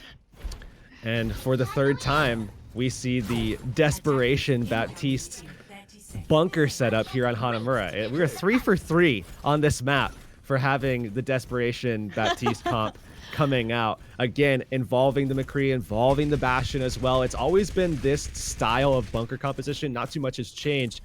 And, you know, another thing that hasn't changed really is the efficacy of it. We haven't seen it really be as successful as it kind of needs to be. And it, honestly, in the situations that they've been placing this into, it's difficult because 553 to hold out, this is a daunting task. This is an uphill battle for them for sure. So the Bastion, Baptist, that's great, but Linu on the McCree could also be very valuable with his stuns. Crimea River on the attack, going with the dive. Hidon on the Ana. It might be troubling for him if Crimea River dive past the shield. What value can Hidon have? But he's been hitting these antis that are going to ruin Clash as the dive starts. There's the Frisbee keeping Clash alive for the moment. It is now out of the picture. Crimea River have lost their main healer of Ana, and now it will be Clash that get a few more kills. There was a back cap from Crimea River, but the attack will end. Oh, they ward them off this first time. I mean, you got to continue to do this, but this is a good first sign at least. And now we see the Amp Matrix coming online as well for Yoshio, who's going to be able to really help them dish out more pressure, especially from their Bastion, their McCree, who are going to be just pushing out so much DPS as we see them, as we see Crimea River diving in. Getting ready. Getting close to actually a Blade. Not as much to the Nano because he died early in the last fight. But Whistle of Death, I like Cows with the tank configuration. This should be favoring Clash in this next coming fight, and they have the support ultimates to go with it. Even more pain from Baptiste's ult. As Crimea River, they want to make sure they don't use their ults here if this fight won't favor them. And when they dive in, you can see Yoshio already trying to set out that defense matrix. They're just lying in wait, ready for this dive to come their way. So if Crimea River actually sees this, pulls the amp matrix out, and then immediately dive down as fast as they possibly can to get underneath their opposition, they can actually just wait out the amp matrix completely and then try to turn the fight from there. Crimea River taking some time to build their ultimates. And there's the Baptiste ult already. So much more damage to the Bastion. Crimea River just waiting this one out, but that's favoring Clash here at this point. Another 4 minutes to go. You're welcome. Thank you, Baptiste. And I believe Yoshio is... He's gonna want that for now, but otherwise we still see that Nano Blade going through. That's great. He did at least get 1 kill onto the Mercy. A lot of healing gone for Clash. But meanwhile, I Like Cows just destroyed the rest of the attacking team. Ult economy reset. Now 3 versus 2, possibly on the point, favoring Crimea River now, as they only have the supercharger. Orisa Heaven is out of mech, leaves a self-destruct behind. Crimea River keeping this one going. They still find FD God on the Lucio. Crimea River have won this fight. Clash only have a Lucio. Maybe it can stall things out. You only need 33%. And Crimea River just warring them off, and they will get that 33% to go 1-0 in the series. They are still taking some time to get there, though, as we did see a little bit of a stall from a Tracer, but inevitably it occurs. Crimea River takes the first win here in this best-of-3 semifinal. And now we move into map number 2, where, again, you know, things looked good for them when they were on that 3-3. But an interesting approach here, and probably one of the best showings that anyone has ever seen from a Baptiste comp in a competitive setting so far. I've been such a fan of Torbjorn's in this tournament, more than we've seen in NA yesterday. Engineer comes to mind from, was it Clockwork? But we saw a little bit from this series too. So 1-0. 1-0 for Crimea River. Or, well, yeah, Crimea River. I don't know why I blanked there. You ever say the name and then think, what is the name actually, now that I think about it? But yeah. They both start with Q and C. Never mind. All right, I mean, I'll give you that. Well, they both start technically with I a wrote C. Clash with a C, so I didn't say Q-Lash, because I know if I see a Q, I'm going to say, like, Q-Lash, and that's incorrect. All right, so next map pick is going to be between, of course, Eichenwald or Kings Row. Typically, we've seen a lot of Kings Row. However, today it's been a little bit different. We've seen some Eichenwald picks actually being taken out so far for these map 2s, but if you're Clash, I have to wonder, if you go into Kings Row, you're expecting the 3-3 Crimea River, probably very solid there. If I'm thinking from Clash's perspective, I'm going Eichenwald every time. I'm trying to get involved with a Sombra. I'm trying to get involved with like maybe a Pharah selection or something like that. Eichenwald has to be the pick here. Well, it is the pick. There you go. You called it. Got him. I Like Cows also a very solid Pharah. This could be used to get the point. We'll see if Crimea River, are they going to bring back the Torbjorn? There's all kinds of stuff we could see, but like you said, we're seeing way more Eichenwald in EU, and they only went with Kings Row. Yeah, literally only Kings Row the entirety of the day. It seemed like we had a structured map selection throughout the entire day. It was like, you know, you start out Junkertown, then you go to Kings Row, and then the game's over. Congrats, you did it. That was pretty much how all of the games went yesterday, whereas today it's, you know, a little bit back and forth. We've seen Hanamura, we've seen Junkertown being played today. We've seen a lot of Eichenwald too. So really cool to be able to see some different maps being played here in EU, and also some different styles being played in EU, as you mentioned already with the Torbjorn. I've been also a fan of Baptiste. We've only seen it on Hanamura, I want to say, for these bunker comps. and also only with Bastion to my knowledge. So trying to save your Bastion as they're getting dove. So love to see Baptiste in more than just that. Who else can he help? Well, you can help out Widowmakers. That's another thing that you could possibly pull out. I mean, having the ability to take Widow duels and have the ability to just basically win a Widow duel for the entire duration of the Immortality field, that's something that I know teams have been toying with. But again, the thing about Baptiste is that it's going to take time before teams really settle into something where something actually works and works well against a lot of different things, because, you know, that's something that I think is going to be different with Baptiste. It's probably going to work decently against certain types of compositions, but definitely not versus others. And when you're playing, you know, especially these bunker styles with Baptiste, you need to make sure that you have a more holistic approach, something that can deal with a lot more. Otherwise, it's just not a very solid defensive strategy, because, you know, the attacking team could easily just swap and then defeat you off of one attack. Right. Speaking of which, Crimea River on the defense, bringing out Rhinegoats. That's pretty usual for them. Clash, though, what do they go with? They might spend some time sending out a Sombra just for a scout. Seems like both teams have been doing that more than usual. But I would expect them to match that, or we might see some DPS. I'm kind of surprised I like Cow's not going on the Pharah. Yeah, that would be the play here for me. That's like why you would pick this map, is you would pull out the DPS, and there it is, the Pharah. So this makes a lot more sense, right? This is why you pick Eichenwald. You play the DPS, you try to take on Crimea River in a different approach. If you go for the 3-3 directly, I think Crimea River is just too solid there. So this is a very smart way to go about this. I may be a little bit worried about the Widowmaker and what position can they get. If Crimea River just play out a line of sight, he might have less value. But I like how it's really pressuring the house that Crimea River are trying to defend in. Yeah, I like how it's just going to be able to deal so much pressure, especially if he can land the directs with this Pharah, and Sagan's just going to be giving him that as well, and he can build up the barrage very quickly, and that's going to be a problem for them as they're already on the point here.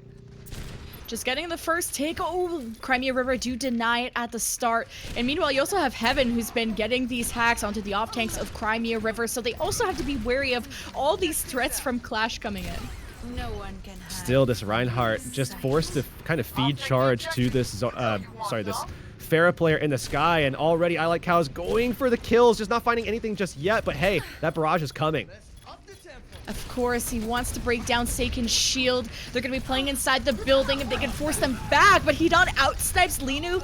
Clash already down by 2. It's going to be another reset. And as they do reset, this is just bot time at this stage for Crimea River. And think about how long that fight took as well. This is a similar situation that we saw from Hanamura, where now Clash, they've got a minute and a half down. They're making some swaps here where they're bringing out the Ashe as well, but they've already bought time for Crimea River to get their support ults up. I mean, FD God's now at 84% toward the Sound Barrier. Transcendence is already online for Hedon as well, so they can answer some of these more offensive stylings from Clash. EMP barrage at the ready for Clash. Crimea River, they're just hiding in the building, and they only make sure Saken is there to contest the point, kind of also baiting himself out. But it's a very slow approach from Clash when they're using Ham, and you would think it would be a more aggressive approach, but taking their time. Has to be methodical. You can't lose anybody here, but EMP already thrown into the back line here. It only hacked 2 though, and they use the barrier to counter it. Clash do step on the point. They're up by 2, although I don't know, somehow I like Cow's died, not a resable spot. First take unlocked. Crimea River ready to answer back. They still have a Transcendence and a barrier used from Yoshio to save himself. Okay, the maze could be taken down out of his mech, and I believe they actually do drop him out of that. Clash, they just need to solidify this kill into this Lucio, and now they can take control. Maybe not the cleanest fight I've ever seen, but the job is done. The job is done. Clash, get the payload. And now they can start going forward. Yeah, this is where you have to consider, do we want to stick to this composition here? Do we want to keep playing this going into stage 2? Because this is probably a stage where you could play the triple DPS. You could actually get value here, but you have to make sure that as you're nearing that bridge phase of the map, you have the ultimates to get through that section. Otherwise, Crimea River could just lock that stage down. I'm surprised Crimea River are playing more towards this high ground. With the ultimates that they have, they could be just trying to trap Clash where the payload was coming out of the doorway. It's an important choke point on Nightball to hold, and there is Bob on the field here for the offense. Little Flame also throws out the grab in response. Bob making sure the payload, well, was trying to go somewhere. Crimea River expended a lot of ultimates to hold the defense. And there goes music off to the side of the map, but still playing this triple tank, or sorry, this triple DPS composition. Clash, they're really gonna struggle to actually get progression on this payload. They have to win a fight before they can even push this, and this is gonna mean defensively Crimea River could just take advantage. They could just sit here for so long. But the comp just favors Crimea River because Seiken can do stuff like that. There is nothing protecting Clash from shatters. They have to go through a flatter part of the map just to get through, push this payload. Lino's gonna have another Bob. Heaven has EMP, House has Barrage. So I would expect if this ult combo doesn't work, they'd probably switch after that. And there's the EMP from Heaven. Does only hack FD God. The self-destruct from Get Amazed actually counters that whole attacking approach. And now they have the advantage here, especially as Ash gets dropped as soon as he invests the Bob, so they lose that ult and they lose that player. Cleanup for Crimea River as Get Amazed turn things around, taking the Pharah and the Mercy out initially. Now Clash is forced to swap off of this composition, and this is smart from them. I think at this stage, though, they really are in a desperate position here because there's only 30 left, and they have so far to go here until they cap both B. But Heaven just hasn't had any value with his EMPs. He's only ever had like 2 people at most when he should be trying to go for more. But Clash, better comp, taking their time as usual. They never seem to go past the payload. Misek's shield is low and he's half health. He's being more aggressive. They use the barrier to engage. Crimea River use the barrier late, gives them the later fight advantage. Now they respond, taking care of the break. They've stunned Cows. Heaven is out of mech. Clash won't get the fight here. Really solid from Crimea River. I like the way that they're answering support ults by going later. They're playing safe for a long period of time, forcing out some aggression from Clash and then answering back afterward. That's where you get those advantages. Crimea River looking to do that once again here, but given the fact that, you know, we're down to 40 seconds here, Little Flame with the advantage, having the grab, they have the combo as well with Get Amazed. They could clean this fight up real easy. Oh, there's 30 seconds left, and there's already one down from Clash. Getting staggered out even more. At least they might have one solid fight, but Crimea River are following them back to spawn. Oh, they did get the D-Mech onto Heaven. So now, Freyu is going to be basically forced to trans as early as Little Flame wants to drop that Graviton, and he's going to hold them early, so that's going to be very early on. That's a quick Graviton from Little Flame. Matching with the self-destruct. It goes inside the room and still finds Cows. The shatter, though, is huge from Misek. In overtime, this is their last chance to get this payload going. It has not progressed far at all. Shatter in response from Seiken, swinging things away, holding the defensive ground for Crimea River. Using the rally for the extra armor, Clash have just been stuck on all fronts and all compositions that they have tried. And it will stop here. And that is such a good advantage to have in that last fight. Remember, I mean, Freyu had to Transcendence very early because the grab advantage was on the side of Crimea River. Then we could see Crimea River holding on to theirs for a little bit longer. They have advantage in that fight because they're going to be healthy later in that stage as well. So they could find kills in Transcendence of their own, especially if they can get a kill on the Zarya, and that they did. So side switch, and yet again, a huge lead, a huge opportunity here for Crimea River to close this series out right here and right now. They cap first point, and then they just get the cart right through the gate and not even around that first bend that realistically they should have a good shot here. But Clash, if I'm Clash, I let go of this DPS nonsense. It didn't work on Hanamura. It didn't work here. And I don't even think it was non-efficiency. I think the EMPs haven't been solid. And I think you stick to goats. And even then, I think Crimea River have been outmatching them on that. Yeah, it's such a tough call because, I mean, if you do go to the 3-3, I'm not sure that they have an advantage there because Crimea River is just so solid at it. And then if you do go to DPS, well, just like you said, it just hasn't really worked that effectively. Maybe you go for one of those desperate picks. I mean, they did okay with the Baptiste, right? They did okay with like a bunker setup, but Crimea River right now, given the fact that they just dominated Hanamura just before, and they dominated this defense as well, it seems like this is just an inevitability, right? 2, 1. It could be. The winning condition is there, though. Crimea River up 1-0. They don't have to push the payload very far. You only have to win, you know, one fight after they get the point. Well, through the gate, I guess I could clarify. And out the gates, Crimea River. Now they're going with this DPS nonsense, the Hammond, but this time with a Hanzo Ash combo and get amazed up into the Aerosfaro. Gonna just have to see how they use the Ash. I mean, they're gonna just push the Winston away, but get amazed already with a pick, and they're already on a point too. What's happening? Get to the point! Hello? Okay, you deny the second tick, but why did it take them so long to respond? A big miscommunication as to who was going to disengage and prevent that. There was only a Hammond on there. Still, though, Crimea River with a huge advantage taking these picks. If they can get back into the fight quickly, they just lost both their tanks. Crimea River could already win the first point right here. No, they were only up by 2 and kind of staggering in. There's only 2 supports, and it's a Moira too, and you just don't want to 1v1 a Moira whatsoever. But Crimea River, if they get back quick, they have the closer respawns, like you said, but they're not going in with the full 6. Gotta be careful. Well, now they're going to go ahead and engage, look for those picks with their DPS as well. Kagasi trying to push the damage out onto this Winston.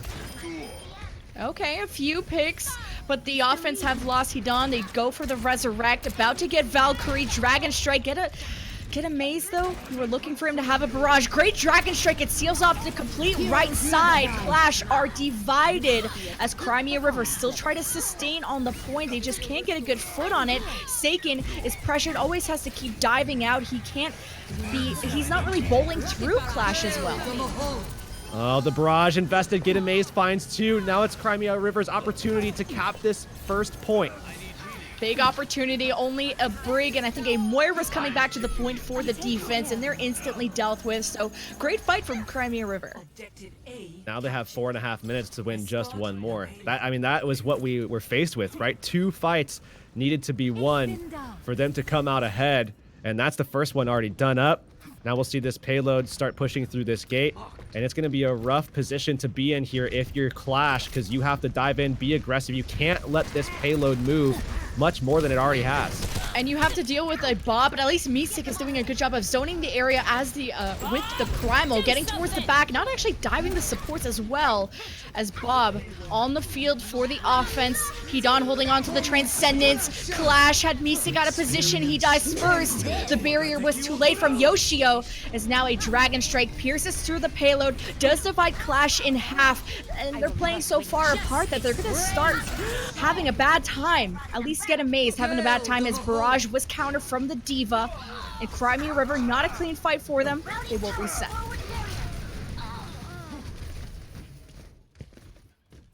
And Hirix is dead. No, Crabbrave.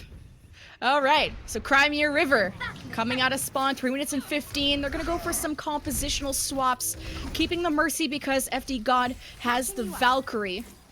So losing out on the Lucio, you don't have as much speed and don't need to. There's only a few more meters to go. Clash out of ultimates trying to win that last one. They're trying to pressure Crimea River back, who use the Valkyrie. They need to play together. They need to play swiftly. Seiken got a little low, got some armor pack as Heaven did get stuck on the payload, close to getting demacked, has a Discord Orb on him, and that's a severe blow to Clash, who now have Lino coming back on the Tracer. There's a grab from Island Cows, traps Crimea River, but not enough damage. Coming back, Seiken did get dropped from Crimea River. He is back in action. Coalescence from the back of Freyu, who has to 1v1 the Zarya, but Crimea River is now 4 versus 2. The only 2 supports of Clash who are left on the defense.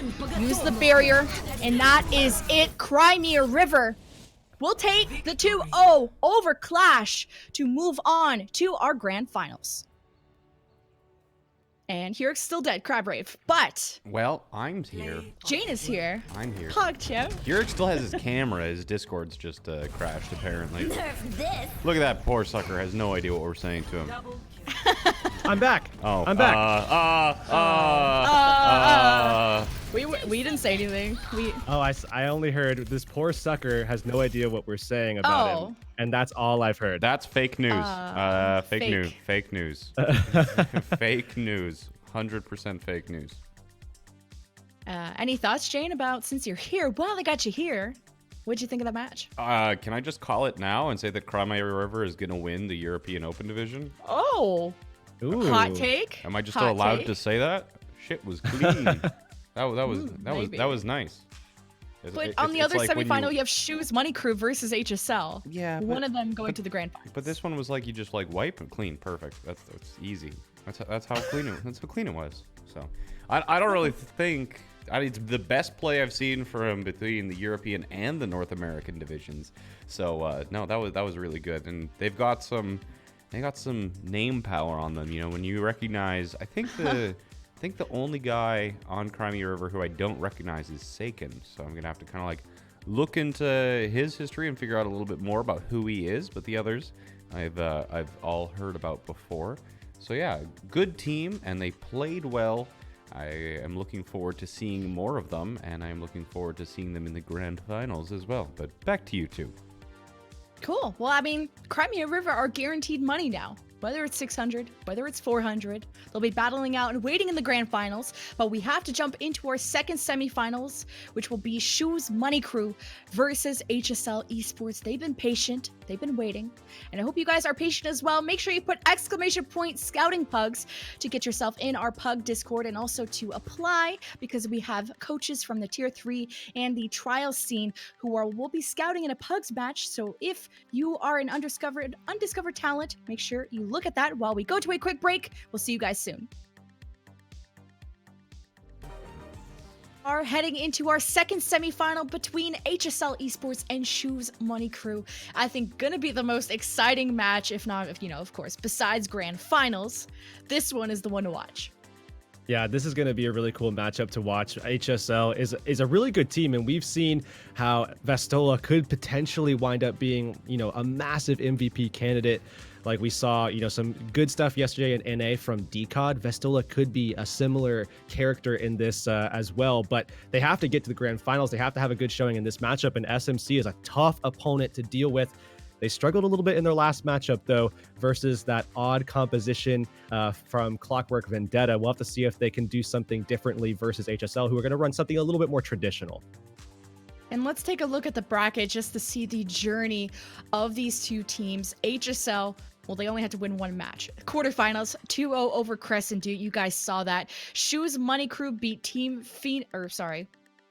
Shoes Money Crew also in the quarterfinals beat Clockwork Vendetta 2-1, as you said. And here we are in the semifinals. Both these teams only had to win one match. And now, can they win this one? I'm excited. I'm super excited. I can't even call this match. So let us know in the chat what predictions you guys have.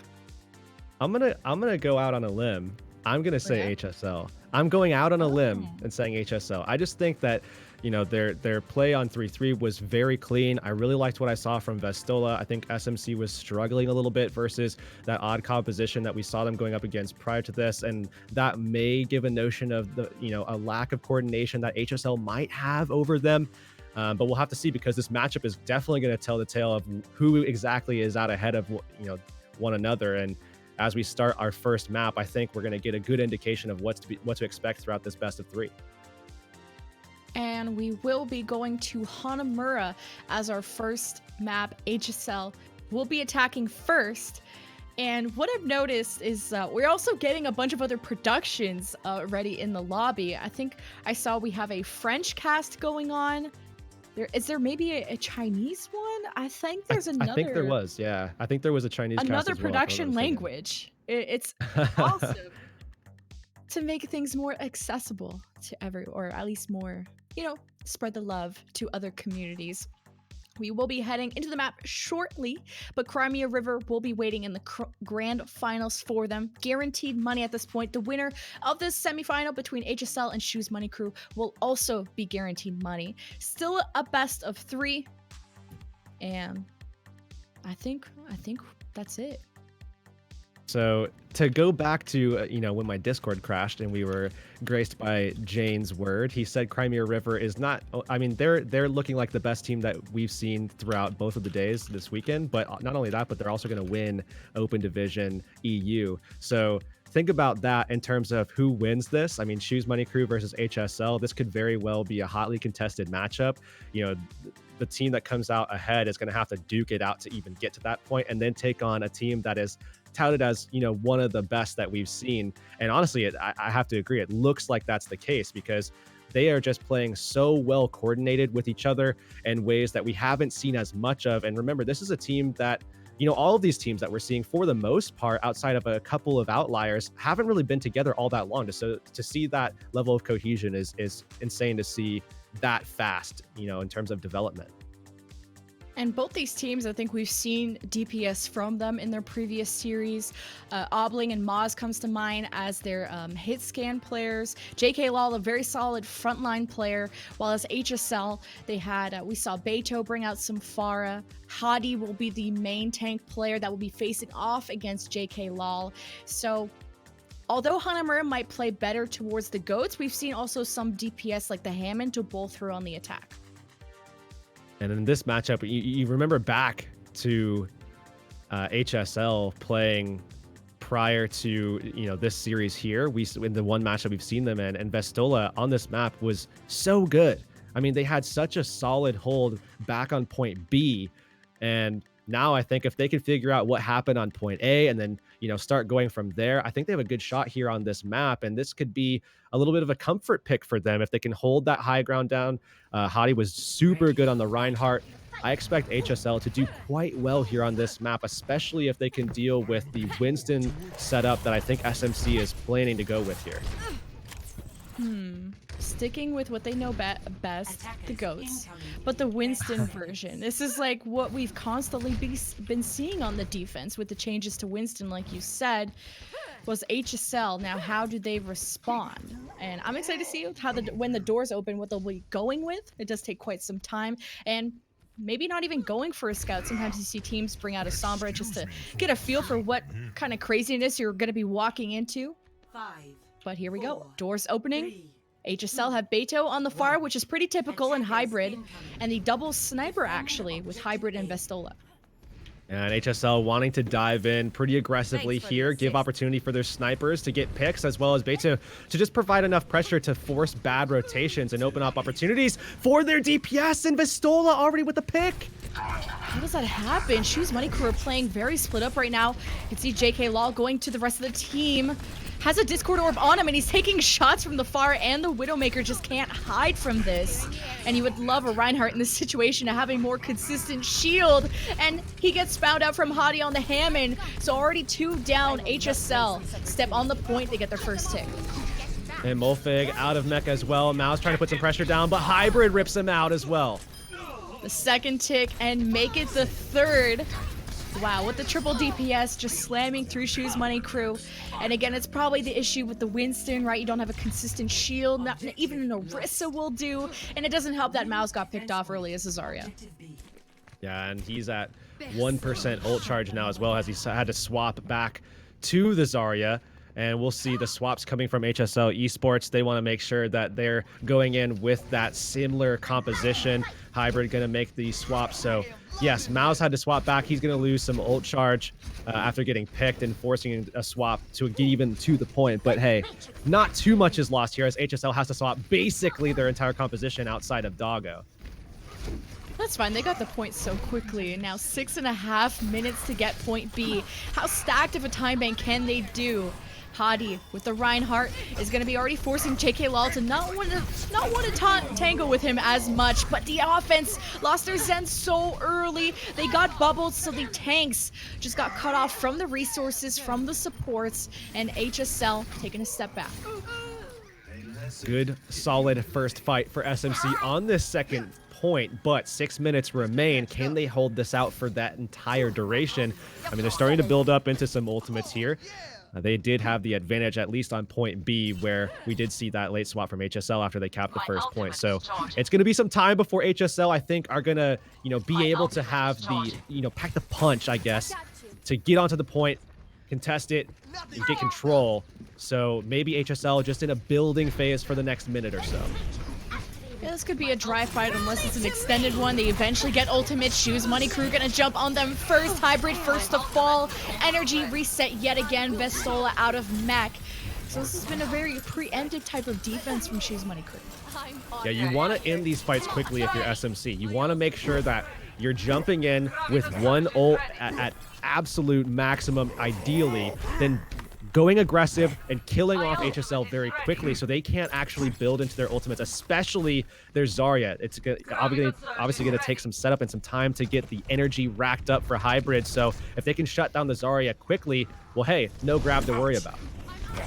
But at least this gives Mouse a huge advantage, keeping his energy. He's gonna have the grab coming up. This is what Shoes Money Crew are gonna be working towards as HSL. Do they contest the high ground? Or they rotate towards the center of the map? They get the high ground. Shoes Money Crew already dropped down, getting ready to set up something. Shoes Money Crew taking their time with this one. They've cornered HSL. Hadi misses the shatter. Shoes Money Crew being so conservative with their ultimates too. They're just trying to win out the fight vanilla style. Taking out Hadi is enough to say the defense have the biggest advantage. No main shield for HSL. Can't mitigate the damage as well. Shoes Money Crew clean up the rest. So again, they're not having to invest anything in these fights. So Shoes Money Crew coming out ahead in a lot of these cases, where now they're going to have all of their ultimates up and ready to go. 4 minutes, you know, that's a big clock for HSL to work with, but it's going to take some time to start pulling out these ultimates from SMC, force them to use more than what they're throwing into it. And HSL, unless they can get a good combo here between Hybrid and Vestola, I don't know if they can even take this next one. But it's grab to grab. Who's going to have the bigger bomb? Who's going to have the better setup? HSL, because their spawns are so much farther away, they just can't afford to lose anyone. Almost every ultimate online for both teams. This is going to be an explosive one. HSL rotate towards the back. An early bear. How does Hybrid die with grab? That is so painful for HSL. He's died early in 2 fights in a row. Hadi, his shield is low. He's got the Discord orb on him. Not able to put the shield up in time. Shoes Money Crew win a fight, and they've conserved every single ultimate. Honestly, Gustav is just putting the team on his back right now, able to get the displacement onto Hybrid so that the Zarya goes down quickly as he just slides in behind them so sneakily on the Lucio and just boops out the Zarya. That's so cool to see. And if he can continue to do that, they won't have to invest ultimates for these fights. And as has been the case for the last like 2.5 minutes, SMC has just been super efficient on this high ground defense. And it's going to be even more efficient when Shoes Money Crew have both support ultimates. HSL had used the barrier to engage. Now onto the high ground. Dropping down JK Lol as the Winston will, yeah, he gets stunned. Thankfully survives. Get the projected barrier. Primal Rage. Trying to dislodge HSL from up there. Maybe just scare them a little bit. So you have to keep an eye also on Gustav, who keeps wanting to go for these boops. If he can separate HSL like he did last time, JK Lol getting too aggressive. Now HSL are up by 1. Now they need to take advantage. They throw out, it was the defense that threw out the grab, trapping HSL Esports. There's the double kill for Molfig. This is big, but Shoes Money Crew did have to use the Transcendence to keep themselves up, but HSL don't have enough numbers to keep going. And now, I mean, SMC, they had to invest quite a bit there, but they get the benefit of the better setup on their Graviton combo. Mouse threw it on the corner there, so it's kind of separated some of the protection that HSL otherwise would have had on the grab, and allows them to easily win that fight out, as well as give Mouse a good opportunity to clean up the fight a little bit. He's already up at 60% towards his next grab, despite using it around the same time that Hybrid did. So huge advantage, I think, for SMC here, especially given that they have the Winston as well to contest with. Not only the grab, but the barrier early too. They use the rally to pre-engage HSL. Need to be careful. Hadi's shield is broken. Goes for Shatter. Does get Mouse down. Can he capitalize on the kill? But it's Gustav that does save at least Mouse with the barrier. Not able to save Obling on the brig. As HSL step on the point, looking for their first tick. Getting contested. They should be able to get it, but it's a great stall from Shoes Money Crew coming out. Oh, they need to get that Zen picked off in the back, but they actually forced the Transcendence out instead. Mouse might be able to drop a Transcendence late here. They still don't even have a first. There's the grab of Mouse. It's not enough damage coming in from the defense to pierce through HSL, who clear the field with a self-destruct. Now 4 left from the defense. HSL starting to play very much separated as the front line crumbles. And even after all of that, Heroes, they didn't even get a take. Good job forcing the trans out from Doggo early, and then, you know, the grab to follow. It is the grab, actually, but Mao's again in that same position where, you know, when they drop the grab, there's still a little bit of sustain, then it dies off. Now Mao's can actually clean up kills and benefit because he's also getting ult charge now, so he's already at 60% towards his next one, and they want to build this up quickly because right now Hybrid has a grab of his own. He can catch them. Oh, JK Law got bumped. He's still alive. It's just everyone's falling to the ground. It is a grab thrown out from Hybrid. They're not really feeding into it because the tanks are actually so low. Vestola's out of mech, and without that, and without Hadi, there's no way HSL keep this going. Hurix, this was a 6-minute and something offense. And Shoes Money Crew held that. Oh, and it looks like we do need a quick pause as well, as I'm not the only person having some Discord issues today, unfortunately, you know, for HSL. But, well, I mean, they do manage to at least get that first point. Unfortunately, just fell flat on that second point. Really, really solid hold on the side of SMC to hold that out so consistently. And as well, just talking about the efficiency of their ultimate usage on all of those fights throughout that 6-minute hold. Yeah, they would always try and win fights without immediately, you know, they wouldn't always engage with barrier. They always try to win fights with their later support ultimates, not always using it to engage. And they had 6 ultimates at some point over 2 fight span, while HSL really struggling on the front of the how they're grouping up in the later stages of the fight. Sometimes you would see some tanks chase away kills towards the left side. That's how Hadi and Beto on the brig would get caught out. So really need your communication as HSL to be solid when things get chaotic, especially on Assault Point B.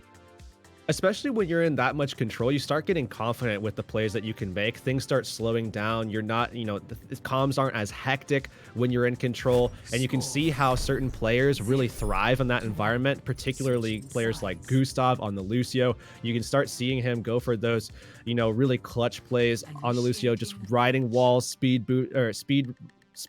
riding on the walls as well. And then, you know, just dropping boops onto players. He caught Hybrid out one time. And if he can continue to have things like that go out, then they can win fights by just creating picks initially. We see stuff like that on King's Row as well, with Lucio's, you know, wrapping around the statue and pushing out Reinhardt's. They can do the same thing here on Hanamura. You can do it on every map. You just have to have a good position to pull it off, as well as be confident in your team to back you up should you get a little bit overextended in the process. And I think Gustav, speaking of confidence, is the more confident Lucio. He's the only one doing or setting that up. You're seeing HSL having their Lucio more focused on healing, more focused on speed, engage, and disengage. And overall, you don't want to be that Lucio who gets picked first. That's how you get yelled at. And drop from a team. Don't want to get you don't want to get picked off as anybody, because that's how you get yelled at. But yeah, I mean, well, Gustav is still in that position where he can do that because they are more confident. Cronus is probably still trying to focus on, you know, the IGL aspects that he might have the responsibility to cater to, where he's figuring out, you know, what kind of ultimates can we pull out, what do we have to worry about from the opposition, whereas Gustav is like, you know what, we have everything, just answer, you know, ult for ult and watch me as I set up this play. So he has the allowance to pull those kinds of things up. So the Winston Goats defense, HSL, that's been pretty normal so far. Shoes Money Crew setting Miles out almost Sombra. Could also stick with it. As Kaz and the Doomfist, this is strange. Like, I'd assume they would go back to the Winston Goats or Rhine Goats once the scouting is done. Seems to be the case. JK Law sticking on the Winston, though. All right, ready to dive in and go toe-to-toe here. HSL has their Zarya up on this high ground, though, and I imagine they want to keep him up here and protect from the dive as well. JK Law dove when he was half health. That was a bit of a risky play. Got the projected barrier. Shoes Money Crew now focus half towards the right side, trying to capitalize on these kills on HSL before focusing on the objective. But no ultimates yet. Oh, we're seeing them back off a little bit. JK's pushing that space a little bit, but Hadi's so far ahead in the primal race. Yeah, JK Law is also diving second, but unfortunately Molfig is out of mech for Shoes Money Crew's offense. Having to wait this one out. They don't look like they want a full reset. They'll still keep this one going as HSL split now towards the back. As Hadi's by himself, they try and go with for a stun, but he has Primal first, and HSL got Transcendence first, so this really favors the defense so far. Oh, the Brig is going off the side. Always somehow stays alive, but that's just going to be more time off the clock from the defense as he was just staggered out a little bit later, and ultimates coming up for both sides. We'll have to see what kind of setups they go for here because Maus, he's got the Grav ready to unleash, but HSL has the advantage of the entire combo, the self-destructive follow-up from Vestola. And if you remember, HSL made a speedrun at a point A. Choose Money Crew can't waste too much time. They have a round of ultimates. This is probably how they're going to get point A if they do. Starting to now get onto the point with the rally, but the grab comes out first from Hybrid. Mouse also counter-grabbing and support ultimates galore, but Choose Money Crew use the barrier, HSL use the Transcendence. Both teams now, actually only HSL have a barrier left. They use it second, big advantage there, but now HSL have lost 2 from the primal of JK Lal that's just going ham into the backline of HSL, and with that, Choose Money Crew will get point A. That is so huge. JK Lal just saving the day for his team. A lot of sustain came out late from Cronus with the sound barrier, but JK Lal was able to just push Doggo off. That's a huge advantage that they can create there. Now, SMC, they're in a similar position to HSL is in a similar position now to SMC, where, 5-minute time bank. Can you protect the point for this long? HSL did a pretty good job of this, actually, the last time we saw them here on Hanamura, holding out this high ground here from this position. And it was so many times that HSL got so close to that 33%, but now this is going to make Choose Money Crew's job so much easier. They dive towards the high ground. They have Mouse's grab. They do catch 2. No support ultimates, but they also have the protection of the walls, but they don't fall quite yet. Choose Money Crew are up at least by 1. Hadi's by himself. He's stunned and dealt with instantly as only 2 left from HSL. They have a couple coming back from spawn, only need 33%. They need to stay on the point, where Choose Money Crew will be leading the semi-final. Vestola self-destruct, doesn't blow away the offense quite yet, but it's a nice sustain from the leftover support ultimates as Molfig takes care of Cronus. Few people left from HSL. Oh, and we have a disconnect from the offense. Kaz from Choose Money Crew's gone.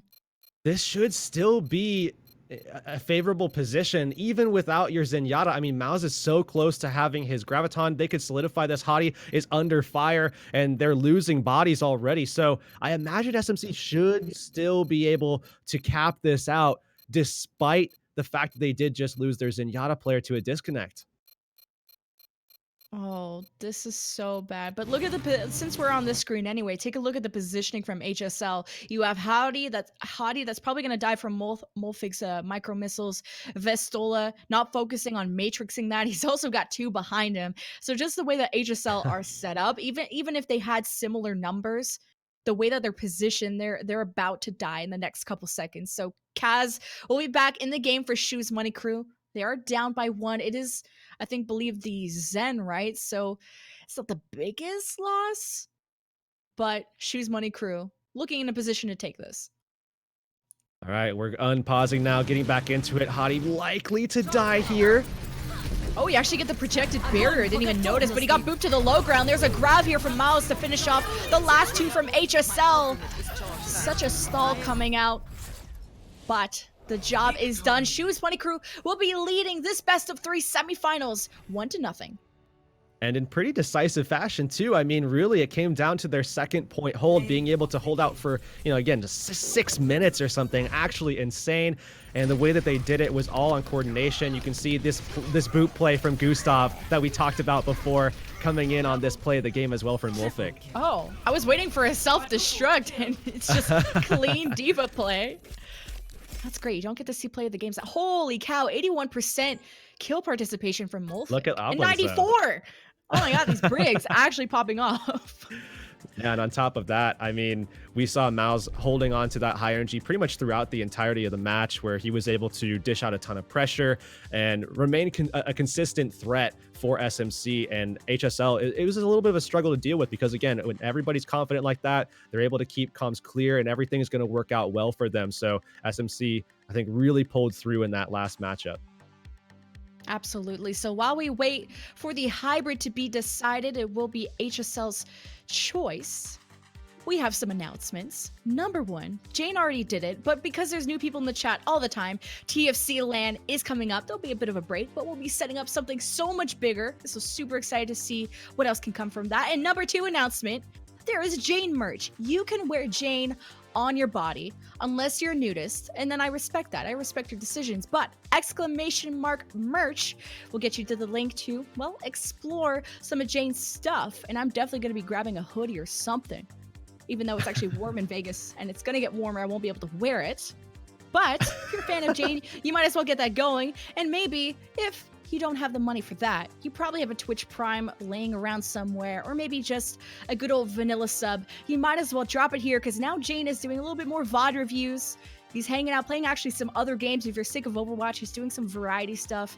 And we have productions that sometimes stop by on Jane's streams, such as TFC. So those are all my plugs there for the day. Here's Pretty solid.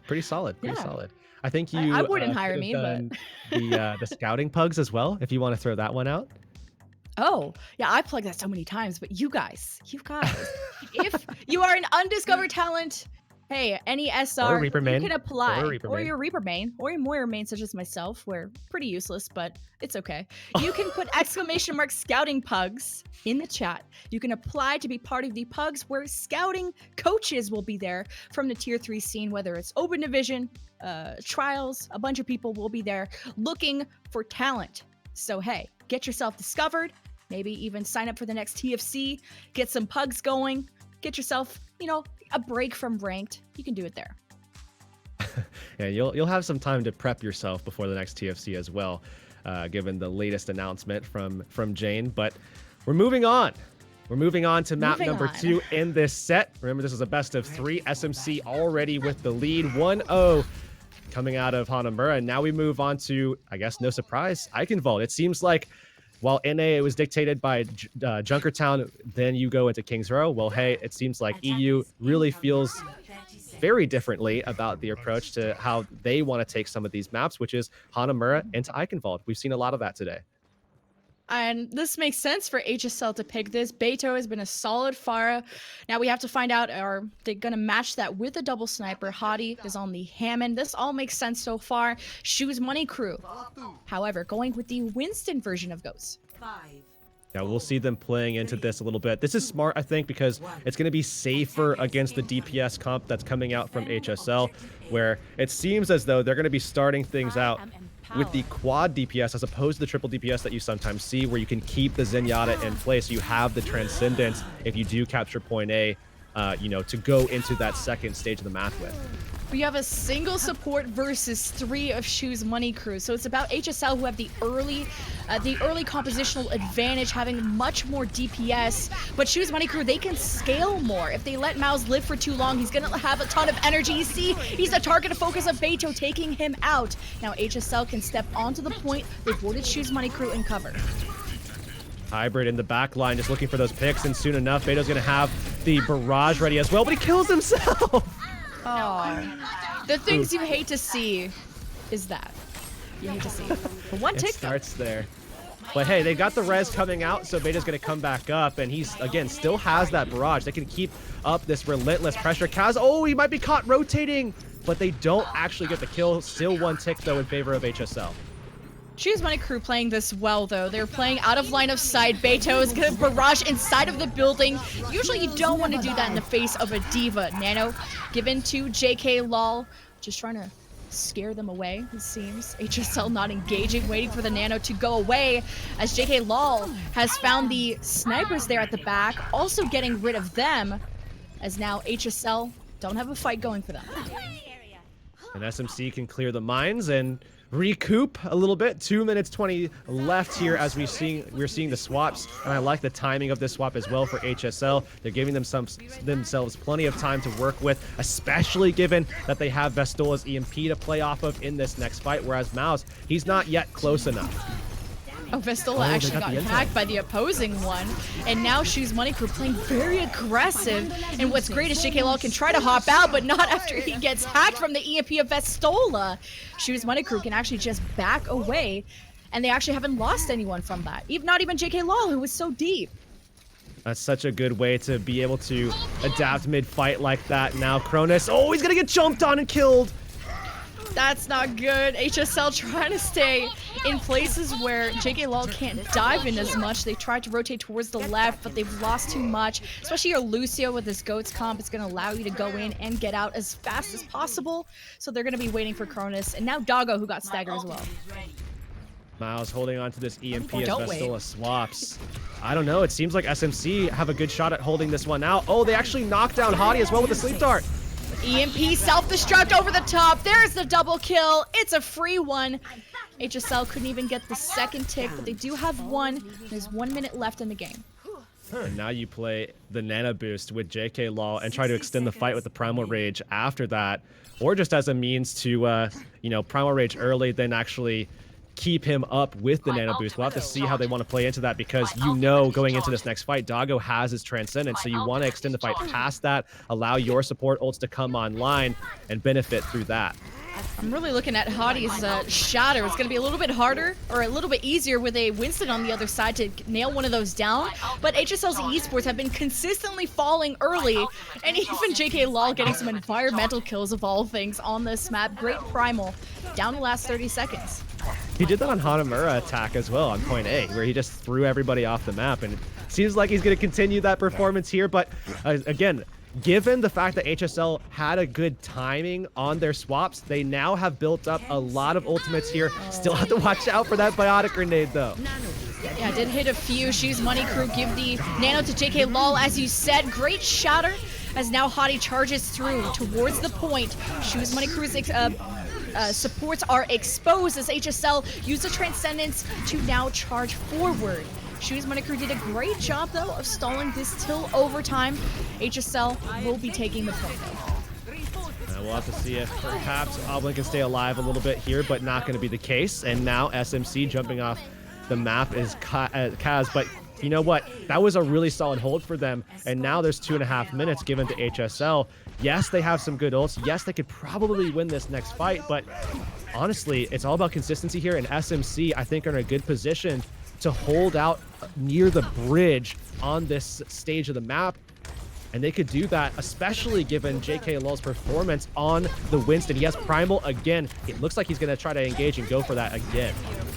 Yeah, in a smaller area, this is good. Already got the projected barrier. Hopping right on out, not using the barrier, probably only until he's close to dying, and there you go. Going into the back, just disrupting HSL. He's gotten the support solo, but there's great healing from HSL. As now, Shoes Money Crew, they invest the Graviton self-destruct. Oh, the double kill still goes through, and that's even despite the barrier that Cronus used. But HSL answered with their own kills with a Shatter self-destruct. I don't even know how they pulled that off. And they have their trans still. They have their Transcendence from Doggo that they could use in this next fight. It might be enough, but still, SMC are going to answer back. They have the rally to last through the Transcendence with. They have the sound barrier to answer, and Kaz is coming up with the Transcendence of their own. No really offensive, lethal control-based ults coming online just yet. Oh, they push HSL into a corner. They get the D back onto Vestola, even despite the Transcendence that went through. HSL at least down a mech for the moment. Going into the back line of Shoes Money Crew, whose supports are so exposed, but JK Lol has been able to just hop out of these. Molfig even with a double kill. Shoes Money Crew's dive ghost has been so solid. Yeah, I mean, JK Law has been able to build these primals so quickly, and you can see, the change that Winston has with the damage over time effects. He has something like 50% damage increase versus targets with armor. So it's actually insane to see how quickly you can progress through that ultimate charge rate and land the primal and find value with it, especially when he's able to just knock everybody about. They're very consistently winning fights when he does have primal available. He's going to be ready, and they also have a self-destruct from Molfig, and they've already traded 1-to-1 with supports. HSL, though, are losing the space control. Somehow Hottie gets a double kill, and now Shoes Money Crew are really in pain. Kaz is so far away from the rest of his team, he can't even use Transcendence to save them. But now, can anyone? Okay, someone will be there to touch from HSL. The payload moved back. Shoes Money Crew will have one last fight before point B.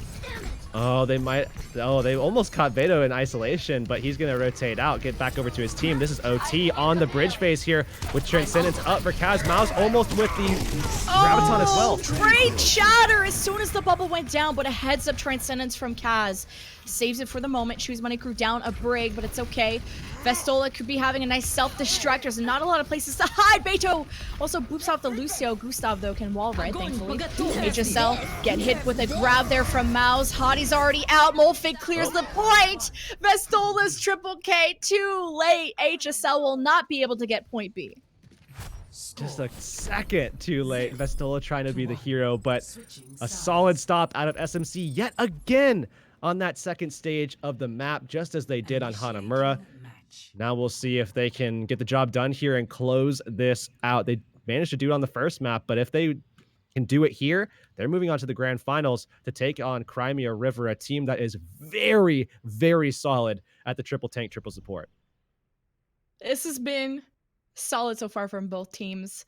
I couldn't even make a prediction. You've been calling HSL. Maybe somebody in chat said choose Money Crew, and they seem more correct so far. The Payload at least get near. Yeah. I'm sure you just coin tossed and picked one, but how most analysts do things anyway. So, whoa! I mean, you're still more accurate than Bren. Oh, I don't know if that was hot, Mike, but choose Money Crew. Only have to get, I think, till the end of point B, like you said, before putting themselves in grand finals, which at least is a decent enough distance. You're halfway through Eichenwald.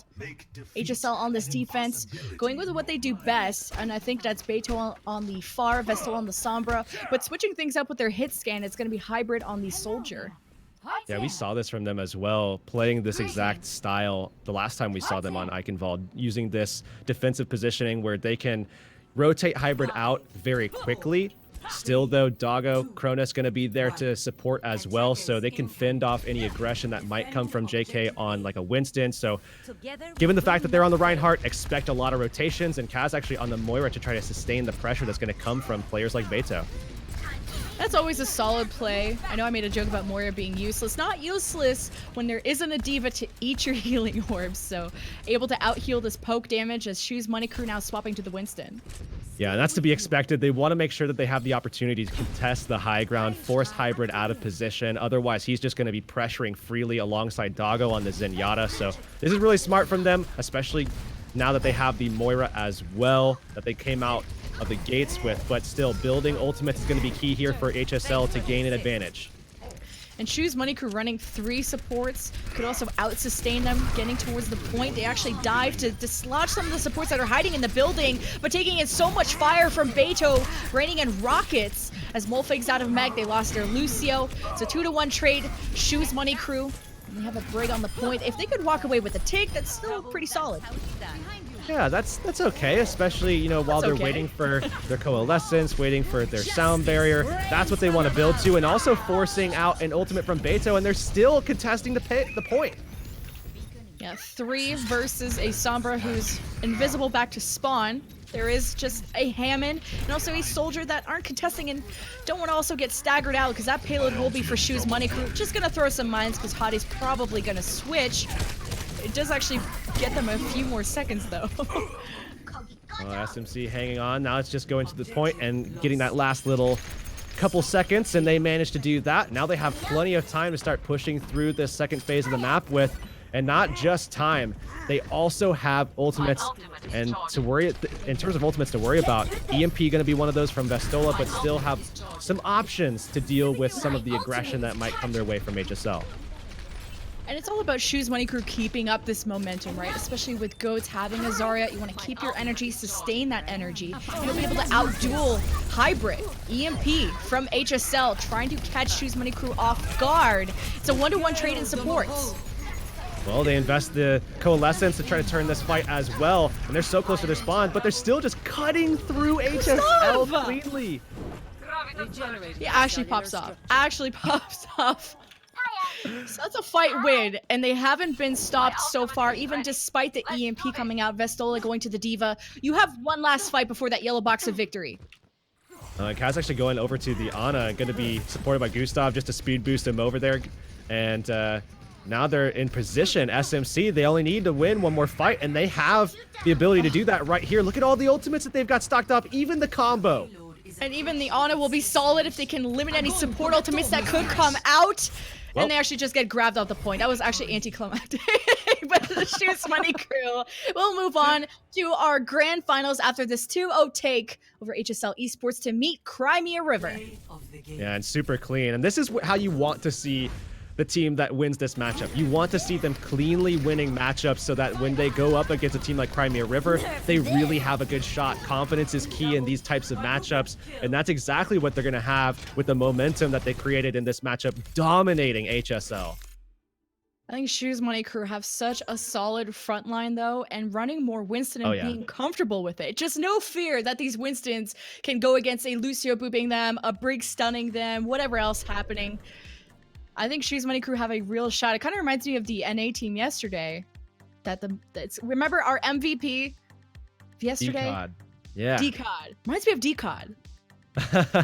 I mean, definitely feels like a similar situation for sure, especially because of the fact that they really rely on that Winston style to really pop off. I mean, they don't need it. They certainly looked just as good when they were playing some Reinhardt as well, but JK really popping when he's able to get those primals online and start pushing people around. They get a lot of control and a lot of value out of that whenever he can pop that out. It's first seed of Shoes Money crew versus third seed of Crimea River in the grand finals. We're going to go to a short break, but when we get back, we'll get to the conclusion of the Tournament of Future Champions. See you soon. We're here in the grand finals of the Tournament of Future Champions EU with Crimea River versus Shoes Money crew, where Crimea River has been waiting on their throne this whole time. I guess not technically a throne yet, but both these teams are guaranteed money. $600 for first place, words are hard, $400 for second place. Yeah, I guess a shared throne at this point, and until at least one of these teams can kick someone else off of it and claim it for their own. But things start off here, and again, this is a best of 5, not the best of 3 setup that we had before, so the order of the map types is going to change up as well. So first we will go into a control map. Then if we go into map 2, or rather when we go into map 2, we will go to hybrid, then assault. If we need maps 4 and 5, they will be escort, and then a control to close things out. I do wonder why they call themselves Crimea River. Probably because they're playing goats against teams and playing it very well, and that's the reaction that I think most teams would have playing into just cry about it. So Crimea River. Okay, and the first map has been chosen. So with the best of 5, like you said, it's a bit of a different setup. Starting on control, it's control, escort, assault, hybrid control again, and Lijiang Tower Control Center will be the first one we're going to. Yeah, and we saw a little bit of May play the last time we saw this map, I believe from Mao's, if I'm not mistaken, from SMC when they had to take on Clockwork Vendetta earlier in the tournament, earlier in the day. So I'll be curious to see if they want to pull that out again, although, overall it's expected that Crimea River wants to play some version of the 3-3. So I imagine going toe-to-toe with that is going to be what both teams want to do. A few more seconds to figure out the comps. I have been liking the maze on Control Center, although sometimes I think we even saw Doomfist Torbjorn, but that was from that one team, so I won't even take that into account. But I think Jane had been saying that Crimea River was going to win. Do you think Shoes Money Crew is going to win, or do you think Crimea River is going to take it? I bet against Shoes Money Crew, and then they dominated. I feel like if I'm going to go with my gut and say Crimea River, then SMC is just going to come through and just outperform yet again. But I'm putting my money on Crimea River here. But interestingly, they're bringing out the Baptiste. This is big. Some group healing, and also he has the Frisbee to save them. Hasn't used it quite yet as Seiken gets booped, and there to save him, he uses that already. JK Lol first to drop for Shoes Money Crew. Frisbee out of the way. Crimea River now want to take advantage as no shield is standing in their way.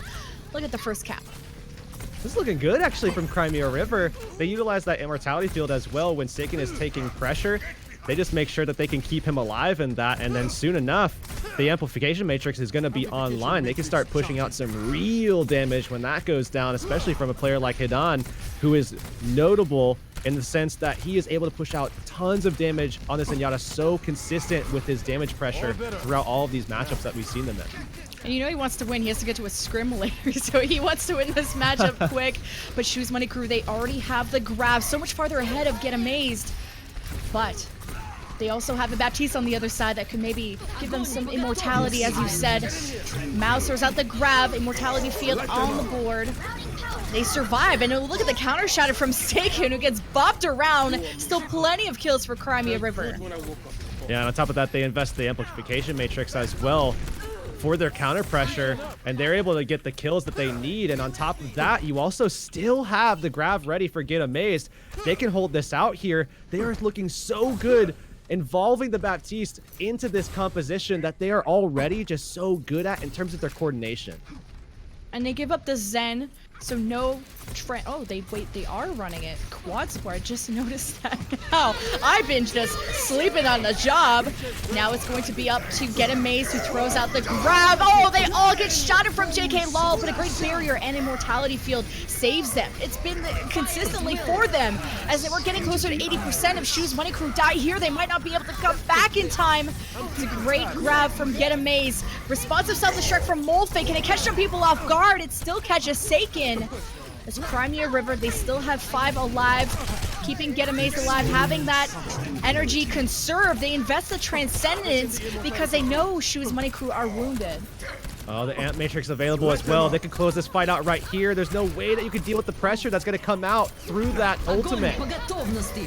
It's a nice grab for the moment from Mouse. JK Law was low, wanted to take his time with that.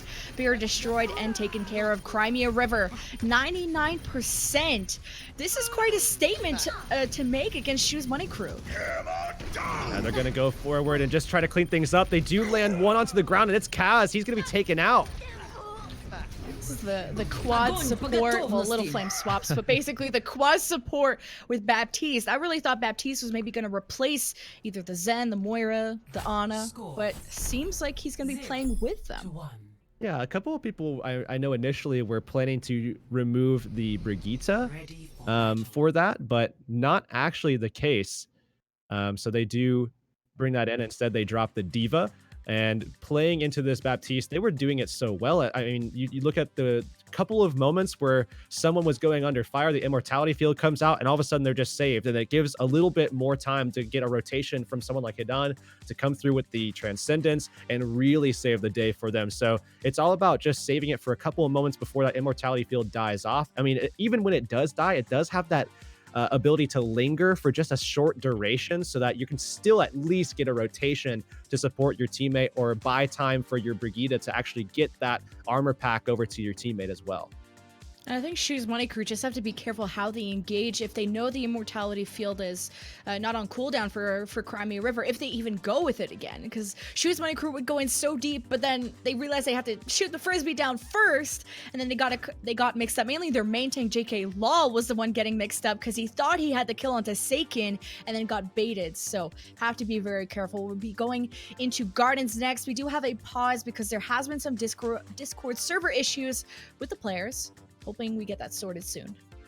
Yeah, I hope so. And it looks like we should be able to go back in pretty soon here. So we will be back underway. But still, that first showing of Baptiste, I think, we did see a couple of good instances of, clever bunker play defensively with Baptiste over on Hanamura. But that was easily and by far the best showing that we've seen of Baptiste so far in a competitive setting that I can at least think of. There hasn't been really any other tournaments that has allowed Baptiste in tournaments just yet. I believe Tespa might be the only other one, and I don't think we've seen any of it through that tournament at all just yet. And Little Flame, I guess you could say competitively the best the best Baptiste. So far, the best point, Baptiste maybe? we've seen.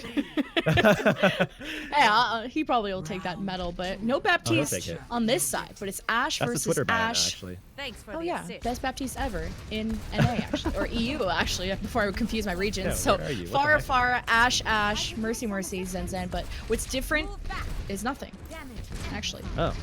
Mirror. Yeah, mirrors Yeah. all the way through. So Thought it all was about maybe the main kick, execution but no. here. And Hidon with the first pick, taking out Mouse of Crimea River already again here with an advantage as Little Flame is just popping off on this Ashe. He has the better position as he even caught Mouse as he got resurrected and then kills him again. Little Flame actually popping off. They'll get the first cap, and this will favor their composition even more. All right, best Baptiste, best Ashe, maybe? And we expected Crimea River to really want to play into the triple support, maybe triple tank compositions. Well, hey, they showed us a quad support. That worked out great. Now they're showing us that they're also incredibly solid at this DPS composition as well. Now we'll see if they can hold things out here as they do have control of that all-important mega health pack. And Obling, trying to get something started as we do see a little bit of a change up in their composition on the side of SMC. You're going with the Somber Tracer 222. I'm surprised, usually in desperation, you just go, it's bro, please, bro, just one fight win, bro. As 33% in climbing for Crimea River. They are down by 1, but now getting some resurrects, keeping that Mercy being important for Crimea River in their sustain, also bringing their numbers back. We're getting a bit separated now, only 3 left from Crimea River versus the 3 of Shoes Money Crew. Their supports are trying to keep this fight alive, and now they're that really small, confined area versus Kaz on the Moira, so they're going to come out ahead in that fight, but still, they have yet to flip the point or even gain control for that matter just yet. There's the flip for Shoes Money Crew.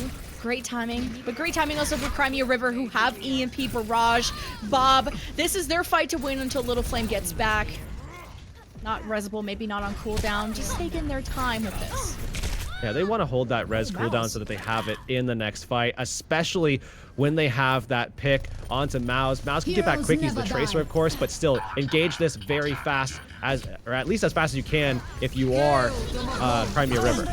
Yeah, both support ultimates with a Valkyrie and Transcendence Barrage from the skies from Kagazi, along with the Bob, EMP, everything used from Crimea River except the mines, and that should be enough to take it back from Shoes Money Crew. Still gotta be able to solidify these last few kills. Obling with the EMP investment, they're trying to turn the fight around, but the point's already in favor of Crimea River.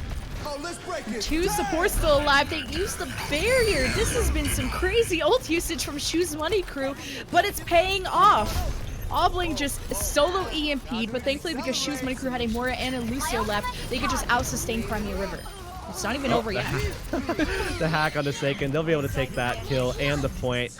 Really, I mean, Kaz is keeping them in these fights where they almost have no business being in them. Obling just investing the EMP as well, just to give them at least some ability, some kill potential as well. But 51% now on the board for SMC. It seems like this could be potentially doable as they are making swaps, getting off of their DPS picks, going over to the 3-3 to match Crimea River, who also just swapped as well. Shoes Money Crew move now towards the point. They start the coalescence. Want to start wounding that back line, see if you can find any support kills, because Kaz DP as Moira, by the way. But Shoes Money Crew have at least let Crimea River onto the point. JK Law using the Primal to disrupt everything and still gets a 2K along with Molfig. I've been loving how Shoes Money Crew set up their self-destructs with the Primal to disrupt Crimea River and mainly separate the shield from the rest of the team. This is what got them here, playing JK Law on the Winston. Now they have to swap over to the Reinhardt as he's down. Actually, Seiken going to go over to a Winston himself. So they just literally swap from each other. Seiken was on the Reinhardt, he goes Winston. JK was on the Winston and goes Reinhardt. Getting out into our final fight. Can Shoes Money Crew force the round 3 against Crimea River? It's really back and forth between these two teams. Shoes Money Crew keeping their supports intact, as now a barrier used first from Crimea River. Rally match from both sides. Mouse has grab first.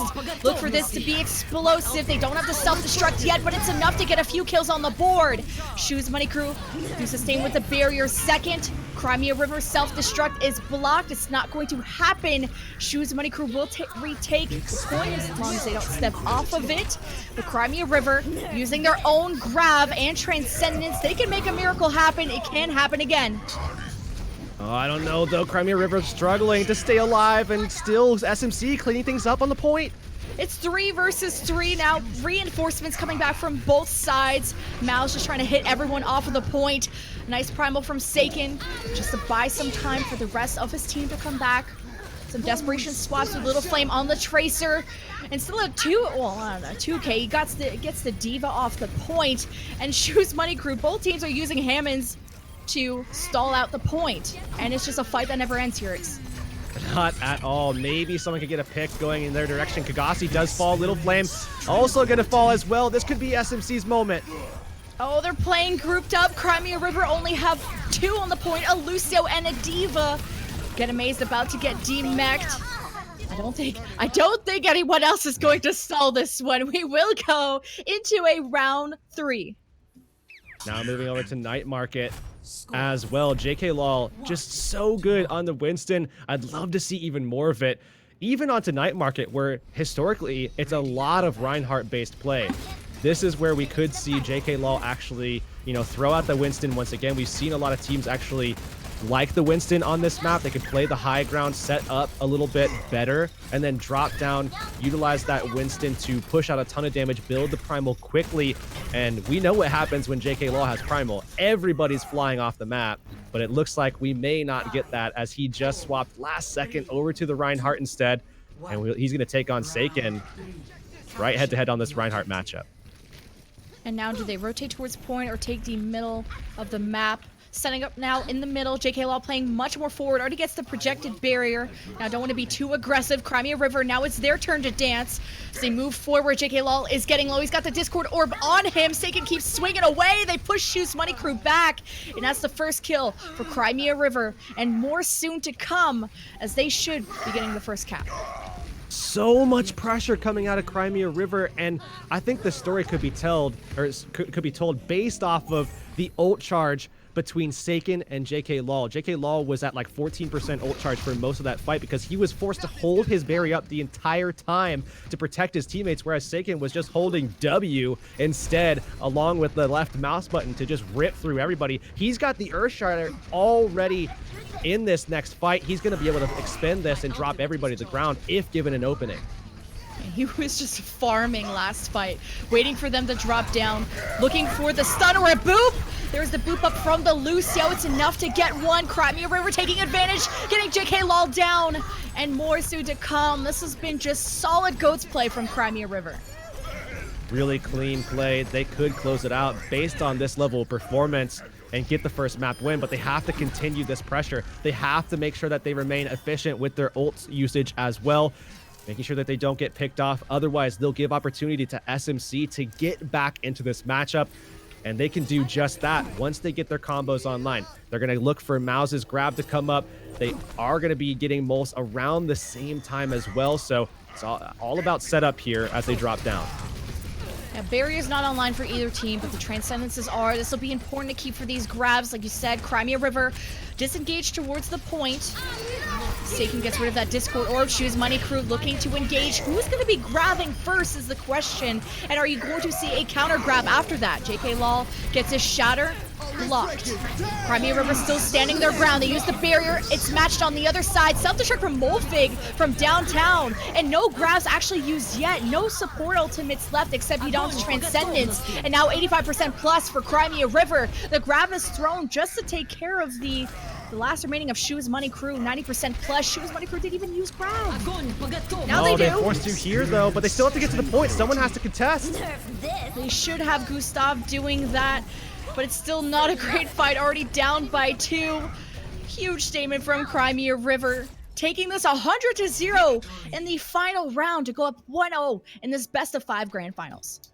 Getting that fight just before that so easily and getting those stagger kills was so huge because once they did get grabbed by Mouse, nobody could stay there to cleave it out because everybody had to rush to point just to contest it. So really good stuff from Crimea River. Again, not just the collective micro play from their individual players, but also their macro, their knowledge of where to take fights, when to take fights is just, I think, unmatched at this stage.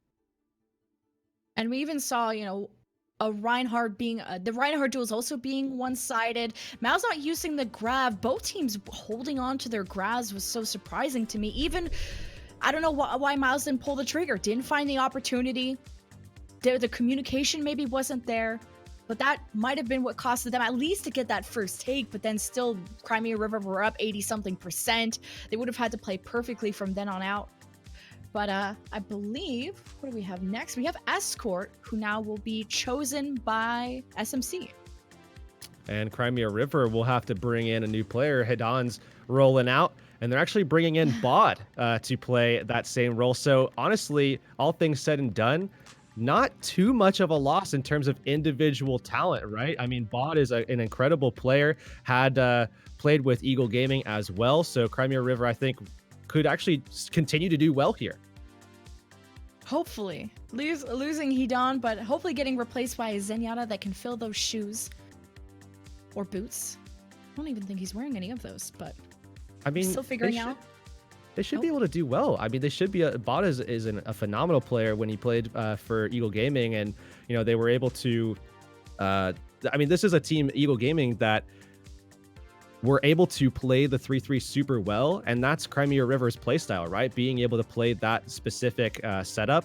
As long as they can continue to do that, I think they could easily just push Bot into this setup, into this system, and be able to assimilate him in very easily without having to do too much. So it should be okay. Hopefully okay enough. But they're down 0-1 against Crimea River, and we'll be heading into Junkertown, who has been SMC's choice. And the other choice, I believe, was Gibraltar. So Junkertown has been mostly what we've been going to in terms of Escort. Be hopping in shortly. And when we get into Junkertown 2, I think this is a good opportunity for SMC to once again have JK on the Winston. This is where SMC plays so well, where we see him, you know, pushing out those primals, controlling high ground with the rest of his team, allows his Zarya player to just stay up top as well, which is so important. They don't have to, you know, force rotations down to the low ground pretty much ever, just because they can rely on JK to maintain control on the Winston. And he's not doing too much of that overextension that you see a lot of other Winstons faulting, or kind of having the fault of, where they're caught by Brigittas. JK just doesn't really have that, as he's just so elusive, so tough to really pull down and get a handle on. And then he builds that primal, and now there's no control. There's no way that you can handle him at that stage. Yeah. When it comes to the Ryan duels, though, it could be more evenly matched up, as we saw in that last round of Li Zhang. And there's also, especially on Junkertown, Orisa. The Halt and Hook has been very popular in this tournament so far. Yeah, very, very true indeed. And that might be something that either of these teams could go for. I mean, we've seen DPS play even from the side of Crimea River as well. And if they want to pull that out, they could, you know, do a 2-2-2 split or some version of that, where they even have, I mean, we even saw yesterday a styling come out where you do involve the diva as well. You still have that triple tank, but you have the halt hook combo, maybe play a widow along with it. These are all options that you can take, but SMC, we'll have to see what they want to play here, because Lil Flame is back on the Baptiste, the #1 competitive Baptiste player, also one of the only competitive Baptiste players so far. And going with the quad support. I think that's what's interesting to me. I haven't seen quad support work out in contenders so far, but it's been working for them, especially not working out so far. Shoes Money Crew coming out with Obling on the Pharah and also the Hanzo, so they're just raining in damage from all angles. Crimea River just staying in this house to contest the payload as long as they can. Well, they don't have the diva to alleviate all that pressure. They're really focused on just kind of healing it out. And in certain situations like this, you would probably see a Moira involved, but instead they're hoping that the quad support is enough. It looks like, though, we're going to be seeing a little bit of a swap up. Lil Flame going over to the Zarya, as Ginamaze will offer that up to him and swap to the diva himself. So a more standard approach here being taken by Crimea River as they look to engage for a second time, but SMC in a good position to hold this thing out.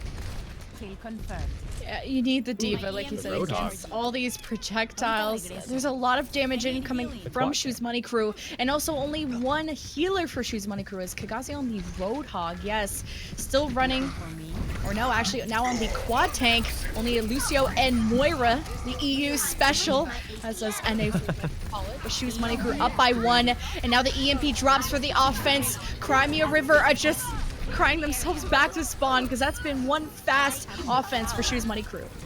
Definitely. And also, when they get into this next stage, they're going to have a ton of ultimates to just push out with. A lot of momentum being carried forward by SMC right now. And with this quad tank setup from Crimea River, you know, it's still going to be difficult for them to withstand all of the damage that's going to come their way. They have to deal with the constant onslaught of rockets from Obling, the barrage to follow, the tire, the dragon strike that's already being expended as well. Oh, and they found shots into FD God, so Crimea River already down by 1.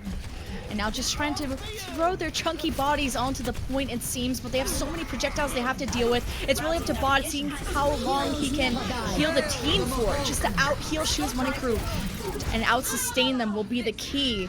But the defense already lost their main Reinhardt and everyone else. Shoes Money Crew coming out ahead again. Now, this DPS comp is just working out so cleanly for SMC as they're going to be able to push this payload. They just have one more kill to clean up with. And still, EMP coming up for Mouse. They still have the barrage. They have the Dragon Strike coming up. They have the tire. I mean, this is a laundry list of just ultimates that they could use.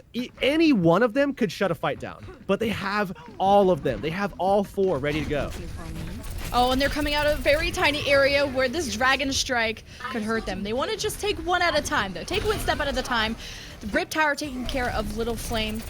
Already up by 1. Shoes Money Crew don't want to use more, but they still use the Dragon Strike because they're all in this small, tiny area. Forces out the barrier. Shoes Money Crew throw in the EMP on top. Crimea River, the tanks are just wounded. They don't have a mech. Saken's about to die. Just trying to stay into a corner, but now Crimea River, no more shields. All they can do is throw bodies on the point. Hope to take time off the clock. Blink cleaning things up, and because of the fact that everybody is just so tanky on Crimea River, they're just giving so much ult charge over to SMC. Every time we see them expend an ult, they have it ready to go for the next fight. And I think something has to change here for Crimea River if they're going to be able to make any kind of stop at this stage in the game. I mean, now you see SMC making a couple of adjustments themselves, but still have the ability to rely on their 3 DPS players that are remaining. Getting a second support out there, helping Gustav slightly. Supercharger already not working. Barrage from Obling and a Dragon Strike. Shoes Money Crew trying to get out of spawn, hopefully. So Obling getting caught out by the self-destruct. Now a grab thrown in from Little Flame. Not really enough people from Crimea River to feed damage into that. Shoes Money Crew, though, have the payload at a tough spot. They need to break out of this because if Crimea River stop them there, it's going to be tough.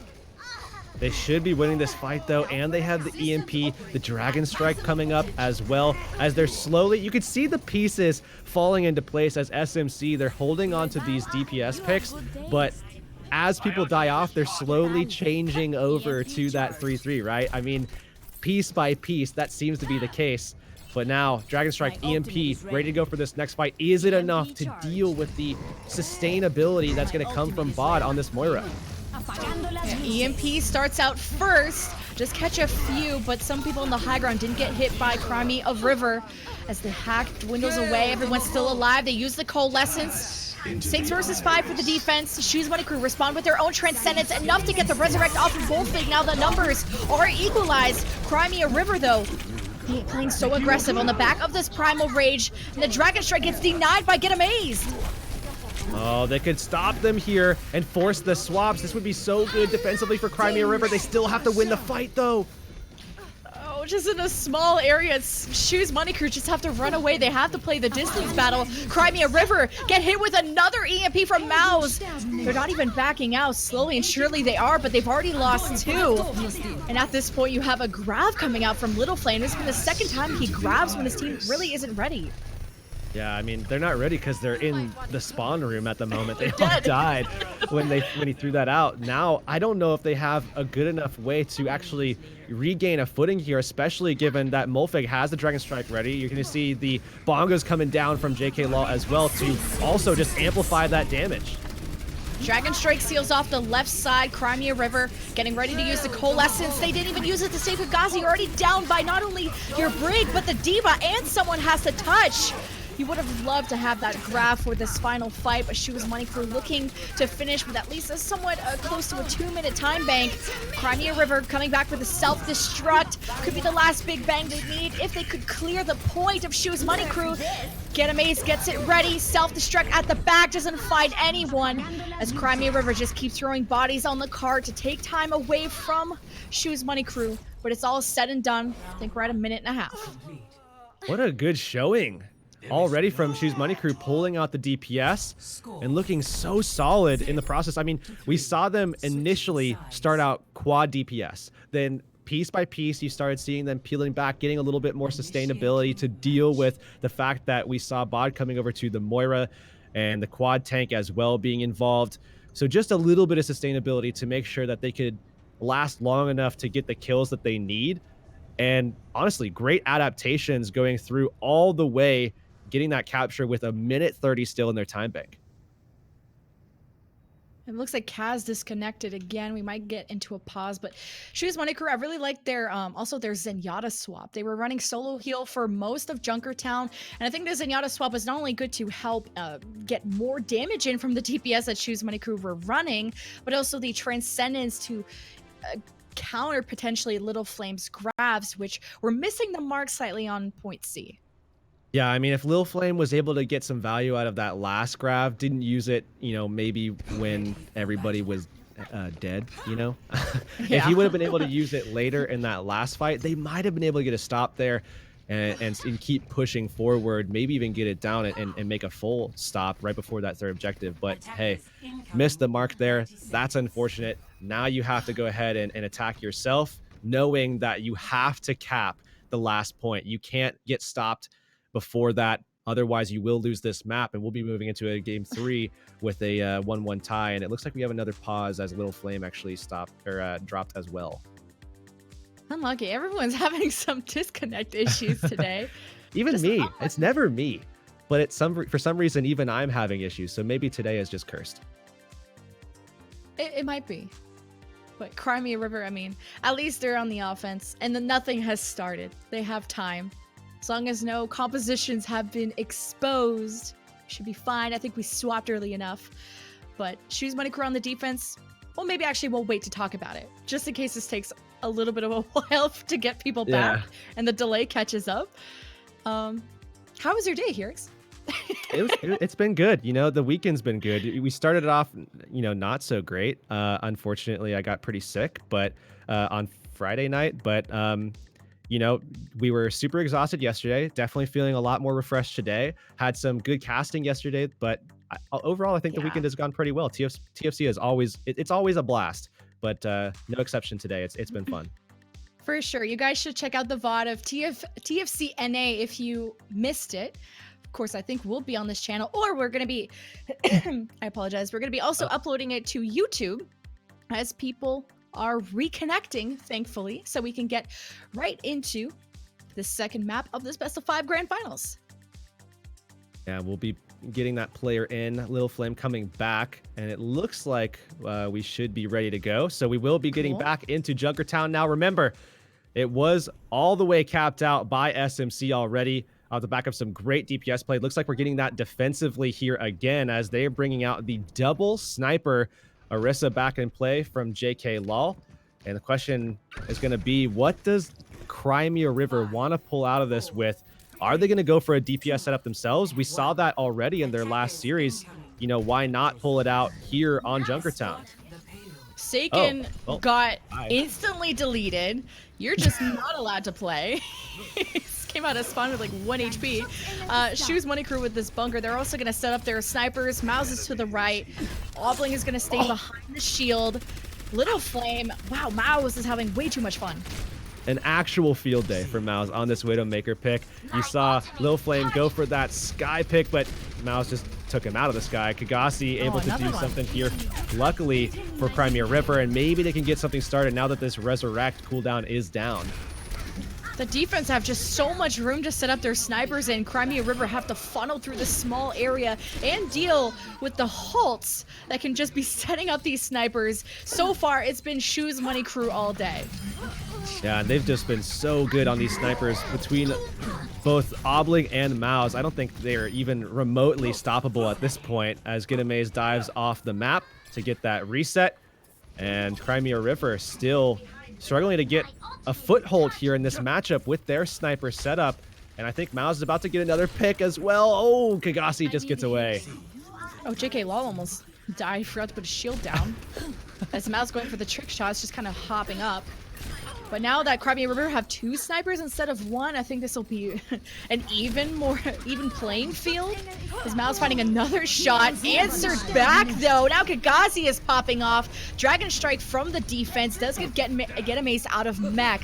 Crimea River now moving forward to deal with the self-destruct. Easily blocked. Everything's okay. A Shoes Money crew had to disengage and Hobbling is under fire.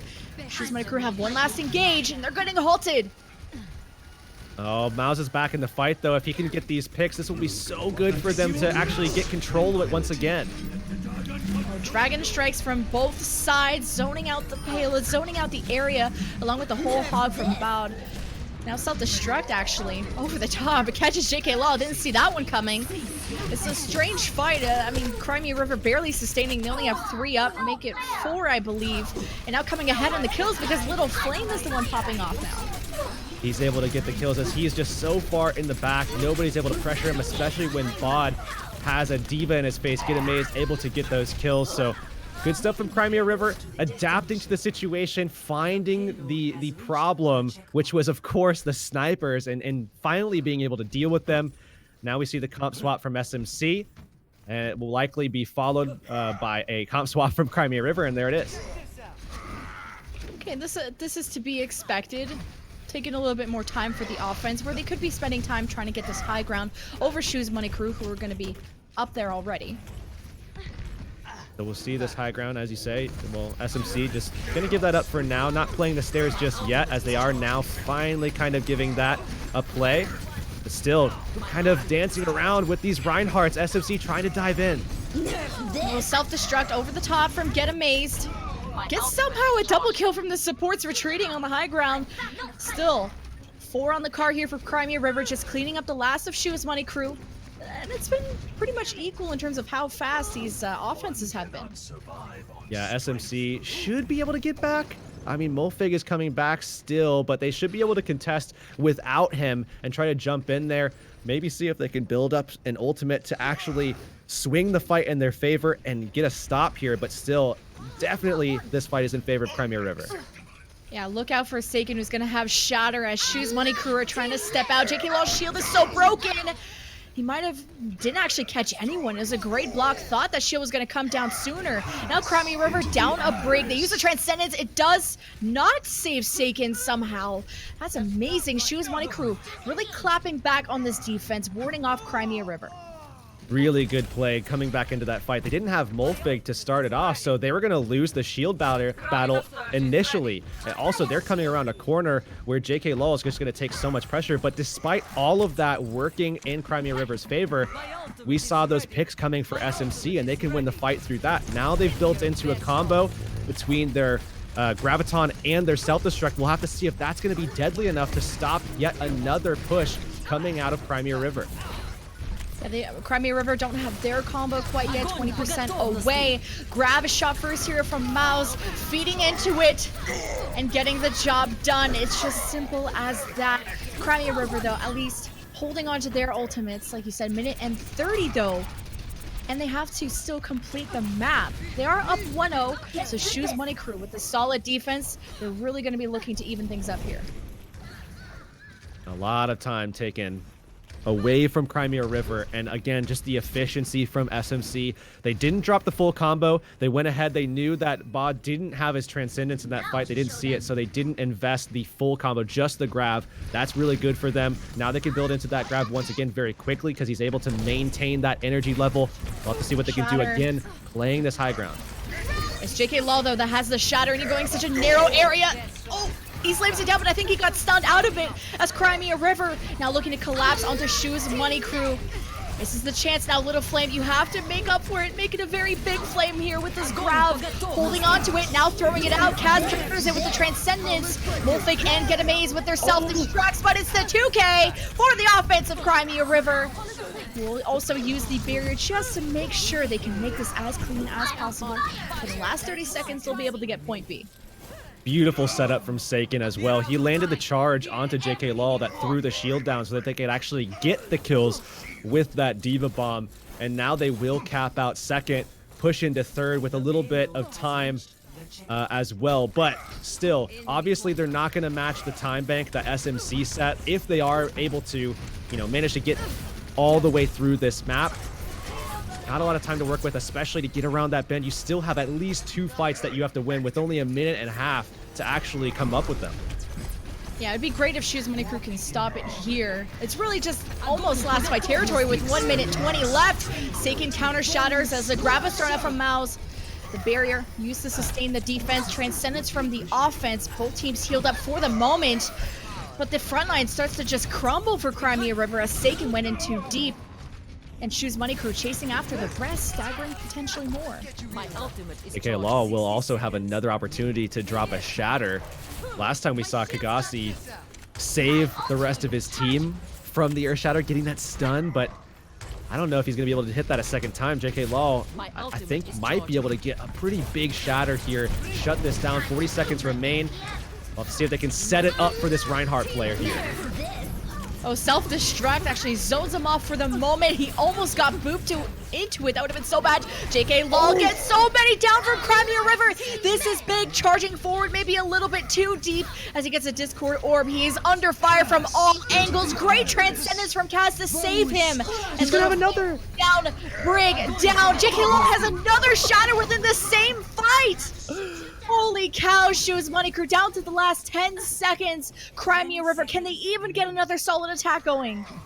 Well, Seiken's coming back up. They have to get to the point quickly. Someone has to make their way over there. FD God is going to be the person to do it, but he's going to get stunned out. They could actually kill the Lucio before the fight starts, but he somehow slips out. But Seiken now has the shatter. Can it be as explosive as the other one? As they caught Obling, who is so deep, along with Kaz, and now 3 from Shoes Money Crew just crumbled. Crimea River didn't even have to invest anything there. This is a good start, but now in overtime, no more mistakes from here on out.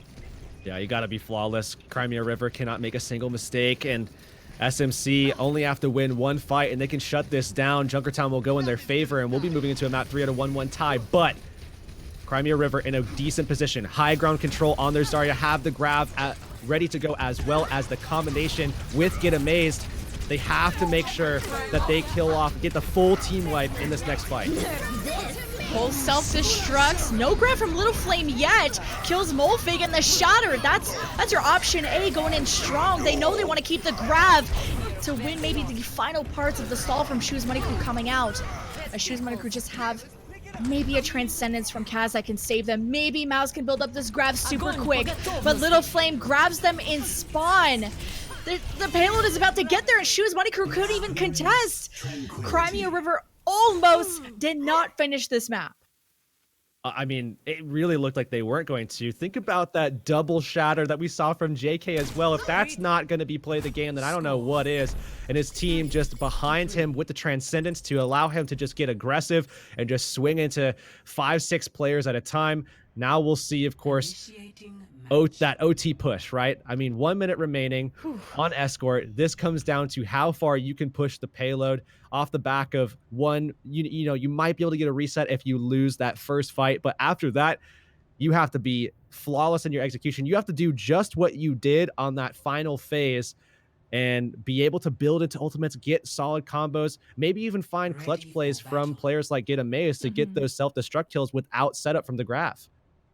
But I think for point A, it might be the duel of snipers once again, where we saw Shoes Money Crew a little bit superior in that sense. There was a clapback eventually from Crimea River. Shoes Money Crew will be setting up their snipers. And now when you only have a minute to push, I'd be surprised if they get point A, right? Because this is only a 1-fight push. They have to just be perfect, bring that momentum, and hold on to it.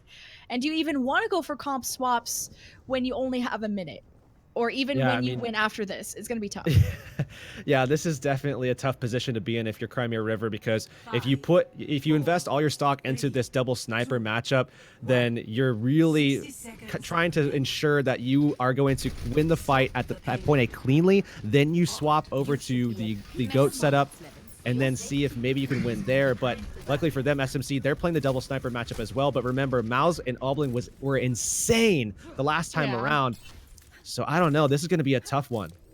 And also that Shoes Money Crew are running double supports. Crimea River running the Roadhog instead of a second support, so a lot of pressure on FD God to heal everyone from the team. And Obling actually coming in from on an angle. Little Flame wins the Widow duel. That is big. Not resable for the defense, it seems. They're under pressure. Really need to focus on healing the rest of the team. The shield's broken here for Shoes Money Crew. They scatter out of line of sight, and Crimea River just have so much space that they're controlling right now.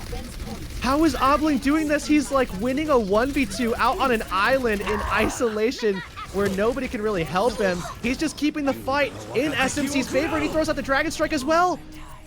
He had killed 3 along with the Mercy, the only healer of Crimea River, and in overtime, that's just perfect. That's exactly what Shoes Money Crew needed. That was enough to win them the fight, and at least the round for the moment. Crimea River will not be getting point A. And that's exactly what you said, right? I mean, it's going to be so tough to get point A, and it really comes down to the ability for Obling and Mouse. Their double sniper play is, I mean, definitely, I think, the better of the two, given what we've seen so far. Little Flame was able to win out the initial sniper duel between the Widows, but you got to be able to deal with Obling as well. He snuck his way around and was able to just basically take a 1v3, 2v3 kind of scenario and get favor for SMC, and they won based off of that. I mean, everybody had to pull back. 3. Yeah, it's insane. How? Insane that he was able to get away with that. And honestly, that's one of those situations where, you know, as a team, you look at that and you're probably going to look at the VOD review of it later on and be like, what happened? How did this Hanzo just pop off in our backline like that? And we never killed him. They literally never killed him. He was alive till the very end. But also that, was it Crimea River that, or no, was it, yeah, it was FD God that ran the solo Mercy, right? And then he got picked off by Obling. So it's like, at some point, if you're running only one healer, and that healer is dying, you need to turn around and go help your healer. And that was another big reason where Crimea River lost the fight. Not only did they lose the 3v1 versus Obling, but you lost your only healer. And that's going to be important. Now they're running 2 with the Moira Lucio quad tank, and they're holding close to Shoes Money Crew spawn. Yeah, I just want to make sure that they try to LOS some of the pressure that's going to come out from JK Law, and there's Molfig actually swapping. They're just going to try to put out barrier pressure, and now you'll see Crimea River have to either get aggressive or rotate out.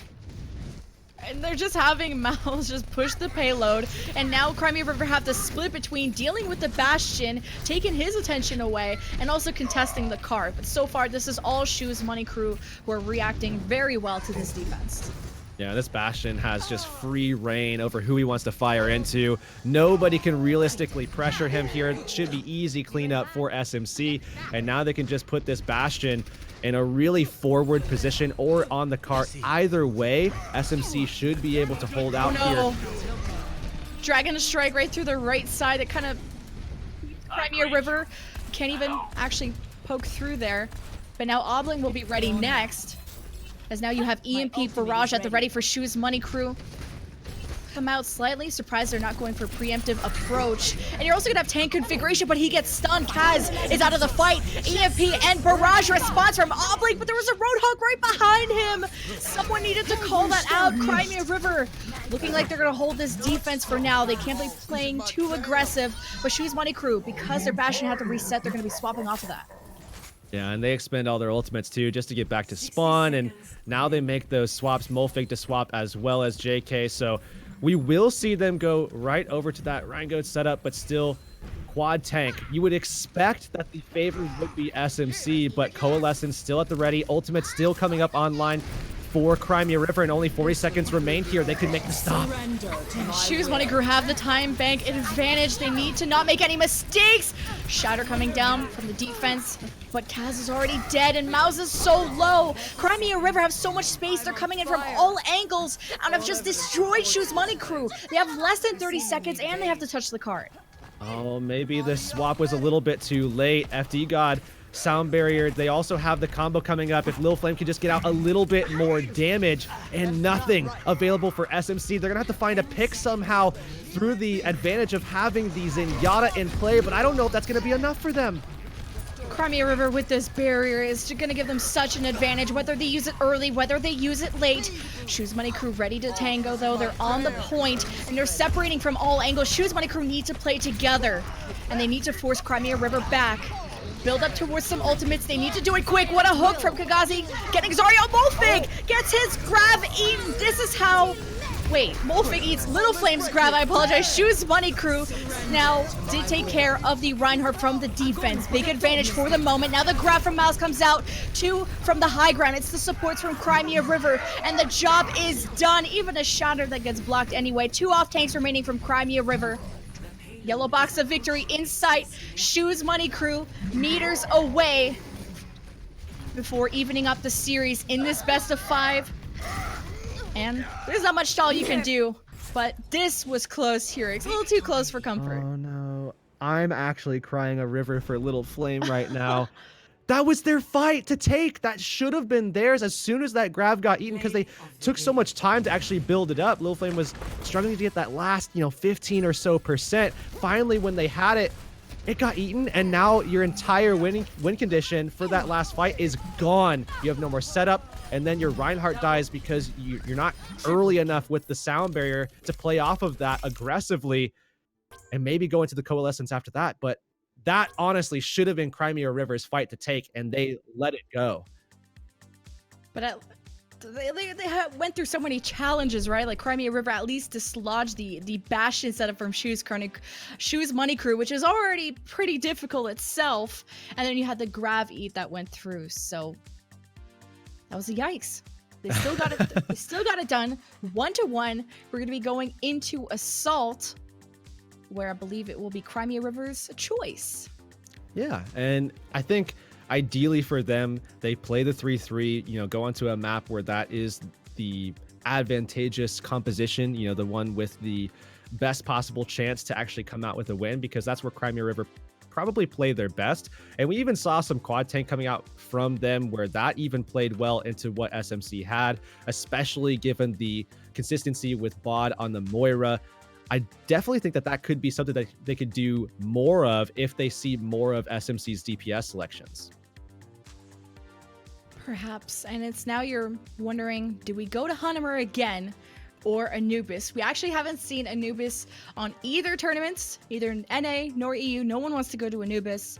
It's all Hanamura. And this is where we've seen actually a lot of DPS from Hanamura and the snipers. I would be excited to see that. I just don't know if I would go to Anubis if I'm Crimea River. I would probably go Hanamura. I would probably play the 3-3. Maybe you play some kind of bunker setup if you want to. You could even play Lil Flame on Baptiste at some stage as well. But Crimea River, I think, I would say very likely to go Hanamura for this matchup, because if you do want to go to the Widow duels, SMC, they just looked better on all fronts when they do incorporate the two snipers, both with Obling and Miles at the front. Miles was just so good about dealing with Lil Flame in that duel, in that matchup. It was just the one time that I think Lil Flame was able to get the advantage in that setup. And it's like, now it's the waiting game. And this is even after Crimea River. Remember, they had the substitute of Hidan, which I don't even think there was much of a difference in terms of, I don't think Bod was doing bad. I think that was really hard to say, but he did bring out a Roadhog, so that was maybe a different look. Yeah, I mean, the quad tank was definitely an answer to the DPS that we were seeing from SMC, and I feel like they felt pretty comfortable about that, just being able to out-sustain the pressure, especially given with, the Moira as well as the self-healing that Kagasi was going to have on the Roadhog. So again, I definitely think that if SMC wants to pull something like that out again, you should not be surprised to see Crimea River answer back with a quad tank. But it is by no means, I feel like, the absolute best approach. I think Crimea River would be a little bit better off only subbing in the Moira and still keeping the Brigitte in play if they're able to be more aggressive, if the map allows it. Again, and when you're in an open map like First Point Junkertown, it's a little bit more difficult to get value out of your Brig, who can't really get in the faces of their opponents. Right. And we're at halftime. It is 1-1. The players want just a tiny bit of a break. So we will be going to a music break so you guys can chillax and get rid of this overtalk. And we're going to see you guys on the other side of this break. Welcome back, everybody, from your food break, and also welcome back to the Tournament of Future Champions EU. Still in the grand finals. After half, it is 1-1, where some players went to go grab a quick bite to eat. But we are back. Thank you guys for being patient. Yeah, maybe as we go into Hanamura here, Lil Flame just had to take a quick moment to refresh himself. He threw out the grab into a Diva Matrix. He fed someone else. Now it was his turn. He had to make sure that he got some food in his system to close out these finals and make sure he doesn't make those kinds of mistakes, because they need to be as flawless as possible as they move on to this next map. Hanamura is going to be a big decider and who's going to have a really good shot at just closing things out here, because again, this is best of 5. Winner of this map will be up 2-1. Last time we saw Shoes Money Crew, Winston Goats, the more popular pick on their defense. They're going with it again. But Crimea River, it hasn't been just a Goats fest on Hanamura. I've been liking these swaps of the DPS, bowling in with a Hammond, either setting up your snipers, setting up a Sombra, getting your Pharah in. Crimea River have a lot of options. And I think right now, SMC playing into JK on the Winston, as always, a really smart choice, right? Because as we've said before, you can deal with some of the DPS type picks coming out from an attacking team. Crimea River might opt to play one of those, but the Winston is pretty decent at dealing with those, and I like this from them, especially given what we've seen from JK on this Winston before. Crimea River doing some scouting there with Little Flame, going with the Rhine version versus the Winston version. Now Shoes Money Crew looking to probably dive into the backline of Crimea River. Maybe Crimea River want to just power through, get right onto the point. It's up to Saken to really protect his backline. They rotate towards the right, kind of prevent a dive opportunity, but losing 2 in that process. Well, it's up to him to protect his backline, but his backline was very much not protected, and they exploded instantly. Kaz just was able to find those picks instantaneously, and they're able to win the first fight with ease, as well as just benefiting from that, because JK, the worst position to be in is with JK low on Primal. He's already at 70% here in this next fight, and nothing available for Crimea River as they died so quickly in their first attempt. At least it's quick to go again. Now, do they go towards the right, or do they stay center? Being careful of JK Law's, being careful of his jump as they go towards the right side. Nice stun out to JK Law. He's got the Discord, but he's also got a Primal, and he's heading towards the back, towards the supports, and actually decides to dislodge the front line away from the rest of the supports. Crimea River tried to take some shelter here in the house for now. And they're just keeping them held in here, trying to confine them to only this one space. As 2:30 now on the clock, Kaz has his Transcendence, and actually it's going to be Crimea River dropping down, looking for the kill onto Mouse in isolation, and they find it. Oh, that's so important. He was close to grab. Now 6 versus 5, Crimea River on the point. JK Law just hopped towards the left, right into the Transcendence of his teammate, as Molfig opens up the point with a self-destruct. And thankfully the barrier from FD God gives them some cushion.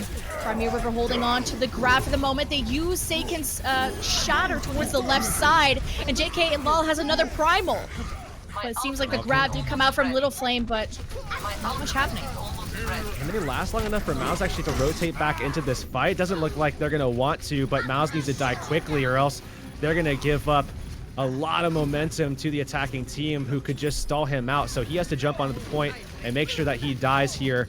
And now we'll see them set back up. SMC playing off the high ground, more than likely getting Mouse up top as well, now that he has this grab. But first point capped out by Crimea River. This is going to be quick. 5 minutes and 20. Now, can they keep the snowball going? They'll have to survive Mouse's grab.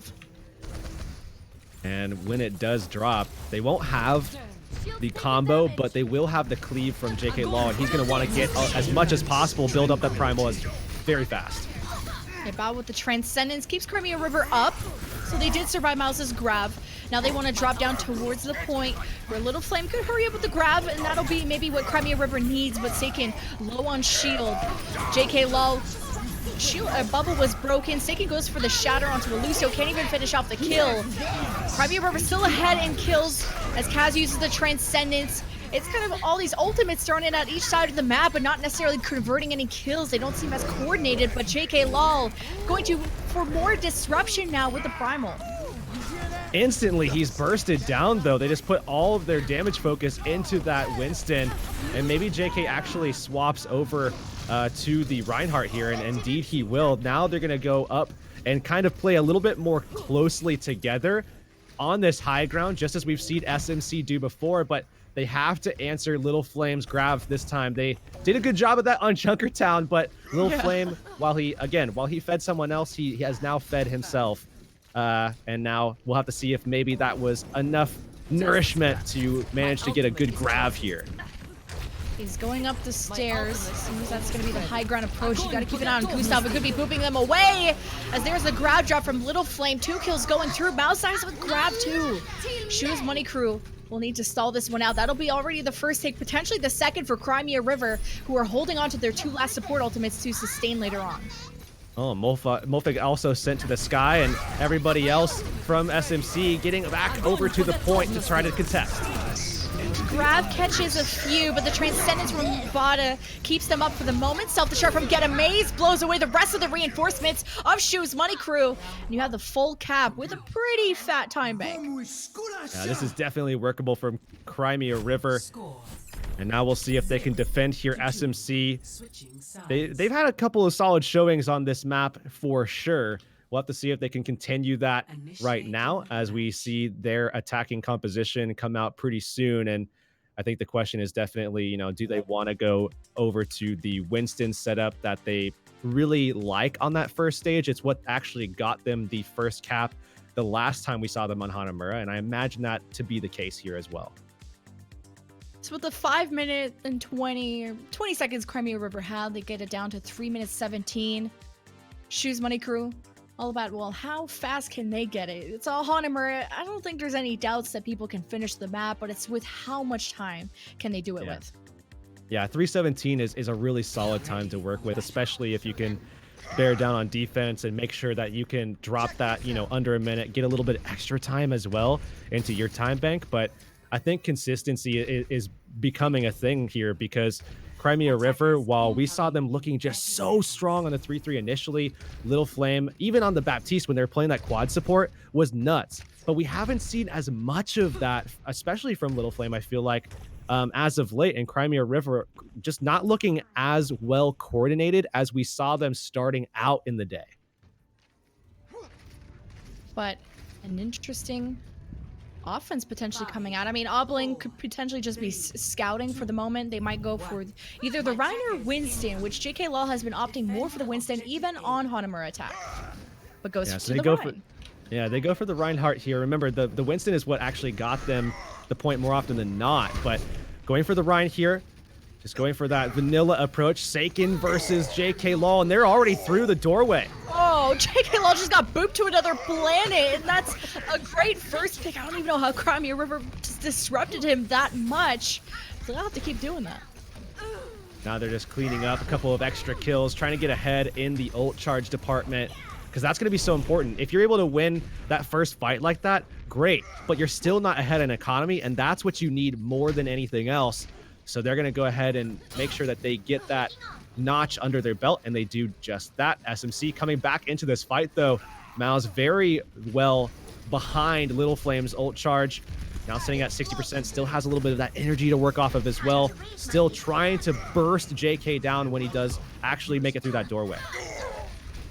Bit of a stun goes through to JK Law, and he's already bursted down. Crimea River have done so well at putting all the focus on JK Law, whether it's setting up a Brig at a different angle, whether it's Gustav booping them up. It's a bit of painful, right? Or sorry, whether it's, I gave credit to the wrong person, FD God booping them around.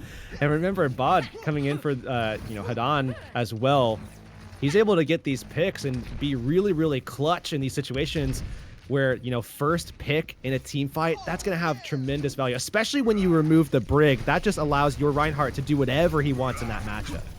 The first grab for Little Flame, waiting for Shoes Money Crew to come in, but the Shatter will do the job. Huge plays from Seiken. Shoes Money Crew missing too much, resetting time and time again. And now they can go forward, try to see if they can get that kill on JK Lol. Just buy up more time, as well as a little bit more ult charge for the players that have already expended their ultimates, like Seiken, who did, throw out that Earth Shatter early on. But now that we're down to under 2 minutes rather, finally SMC are building ultimates of their own. But because of the fact that Crimea River has been able to hold all of theirs for the most part, at least, we'll have to see which team wants to drop them first and see if they can get an explosive start to this next fight. Every ultimate on the board. The Shatter does get bought out of the picture with Transcendence. Forced now to use the barrier. The grab comes out from Maz. And the self-destruct paired with it takes out the front line of Crimea River. And that will be enough for Shoes Money Crew to get the point. They get the flop, but unfortunately for them, they had to expend a lot to get to this point. They maintain both of their support ults, which is going to be important because they're going to need them against the combination of Little Flame, Get Amaze, having the Graviton and Self-Destruct respectively in this next fight. Bot also was able to hold on to his Transcendence here, so no real case of, snowball push, I feel like, from the side of SMC into this next fight. So want to be really smart about what they invest here unless they get a pick early with something like a Shatter setup. Yeah, if they can Shatter Little Flame, take the solo kill, start the snowball, that would be ideal. But like you said, not having the grab is going to be big. An early Transcendence, that's even less ideal, especially for a point B assault and Molfig! Oh, that hurts. That hurts. Gets his grab eaten. Shoes Money Crew now use a barrier, and they still have no objective pressure after using 2 support ultimates. Oh, and Oblin going to be dropping here, so despite the fact that Little Flame not able to find value with the grab, the rest of his team really closing out the fight there and being able to, I mean, honestly, they really did have to use a lot because of that, though. So you have to wonder maybe, going forward, if that's going to hurt them even more. Lil Flame, though, fortunately for them, able to generate 50% towards his next ult. Now we'll see, honestly, if SMC wants to get aggressive here. Obling has that rally coming up to combat Kagasi, who's going to have it around the same time. If they want to go forward, try to catch perhaps Seiken off guard, who's up top here. Might be able to isolate him. Now figuring out where Shoes Money Crew are going to engage. Is it the high ground? Is it center? They're trying to figure out where Crimea River are. They do dislodge them from the high ground, dropping down to meet them on the point. Miles will be closer to grab, only slightly. Needs to not have this one eaten. And just dodging for position at this point. It's taken quite some time for Shoes Money Crew to get their aggression going. Now starting the rally. Getting close to the grab. They now have it. They're up by 1. FD God won't be able to barrier. Grab thrown out at the end. Self-destruct from Molfig. And this is how the momentum starts from Shoes Money Crew, who get enough kills. They will get their first tick. Probably the second. Crimea River, though, coming back with grab. Oh, the Earth Shatter has to be the thing to swing things, but Seiken bursted down again. Well, that's 3 down. Crimea River won't, even if the grab comes out. Yeah, it comes out too late. And you had half your team for some reason towards the left side. Not ideal. Yeah, and since that grab was eaten earlier from Lil Flame, a lot was invested to make sure that they could still win that fight. Otherwise, they would have been able to hold those ultimates. So big plays, honestly, from Molfig to be able to shut so many of these grabs down and allow opportunities for his team to come out ahead in economy so they could come back in the next fight, be fine with taking the L in the one before so that they could have an advantage and be able to at least cap that point. Yes, they're at a time-based disadvantage, but hey, it's not that much of one. A very small difference. And Shoes Money Crew, yeah, they ate the grab and they even had both support ultimates and they still could win it. So to be honest, they could have won it even earlier. But it's all about time banks on Hanamura, as we said. And only with 2 minutes, even 3 minutes, that can potentially take all of point A. Hopefully not. But Crimea River doing what they do best with the Rhine Goats. All right, we'll see now, though. 253 versus 317. Not really too big of a difference, but SMC coming into this next fight. We'll have to see, again, kind of what JK wants to do here. The assumption is that they want to play the 3-3, but hey, they could catch us off guard with a different kind of setup coming right out of the gates, and it looks like they are. They are going to come out with that triple DPS comp. I was going to say, maybe they're scouting, but it seems like they still want to go with this. Bowling through will be JK Lol, finding himself into the back, taking the attention away of Crimea River, only for the moment. While the snipers here, Maz is set up in the center. The Sombra will be flanking around, looking for a key hack, but Choose Money Crew lost one of their major healers. Gustav is out. Still looking for those picks, but it's going to be SMC that's forced to back out. And as Crimea River are able to sustain this, they're able to get their support ults online, and they might have answers for things coming their way, but still, Molfig's EMP is going to be something that they have to consider. They have to start thinking about it right now. How are they going to deal with it? Are they going to be able to get FD God's barrier up? Can they get him out of LOS as well? Key hack onto Seiken. And they take care of Little Flame in the process. That's one down from Crimea River, who are just staying on the point. You can see JK Lowell's trying to bowl them out of it. He's got the Discord, almost bursted down in the process. Seiken is hacked again. He is just not allowed to play Overwatch, but Choose Money Crew having a hard time just breaking into this point. Oh, but this might be their opportunity. They also forced the sound barrier out as well, so once the EMP is ready for Molfig, there's going to be no answer. Great barrage. They're ripping through everybody. The Bob, the Valkyrie, of course Choose Money Crew had to use all these ultimates. Molfig did die with EMP, but he's resurrected back. Still maybe 2 people left from Crimea River that are stalling this out, but it took till Choose Money Crew to get a set of ultimates to get the point, but at least to get the job done. They finally able to cap it, and they come away with ultimates that they probably won't use as well. They're probably going to be swapping. They might keep Molfig here. They could keep the EMP if they want to utilize this in their composition. That could be the case, but it's just as likely that Molfig, you know, swaps as well. So we'll have to see.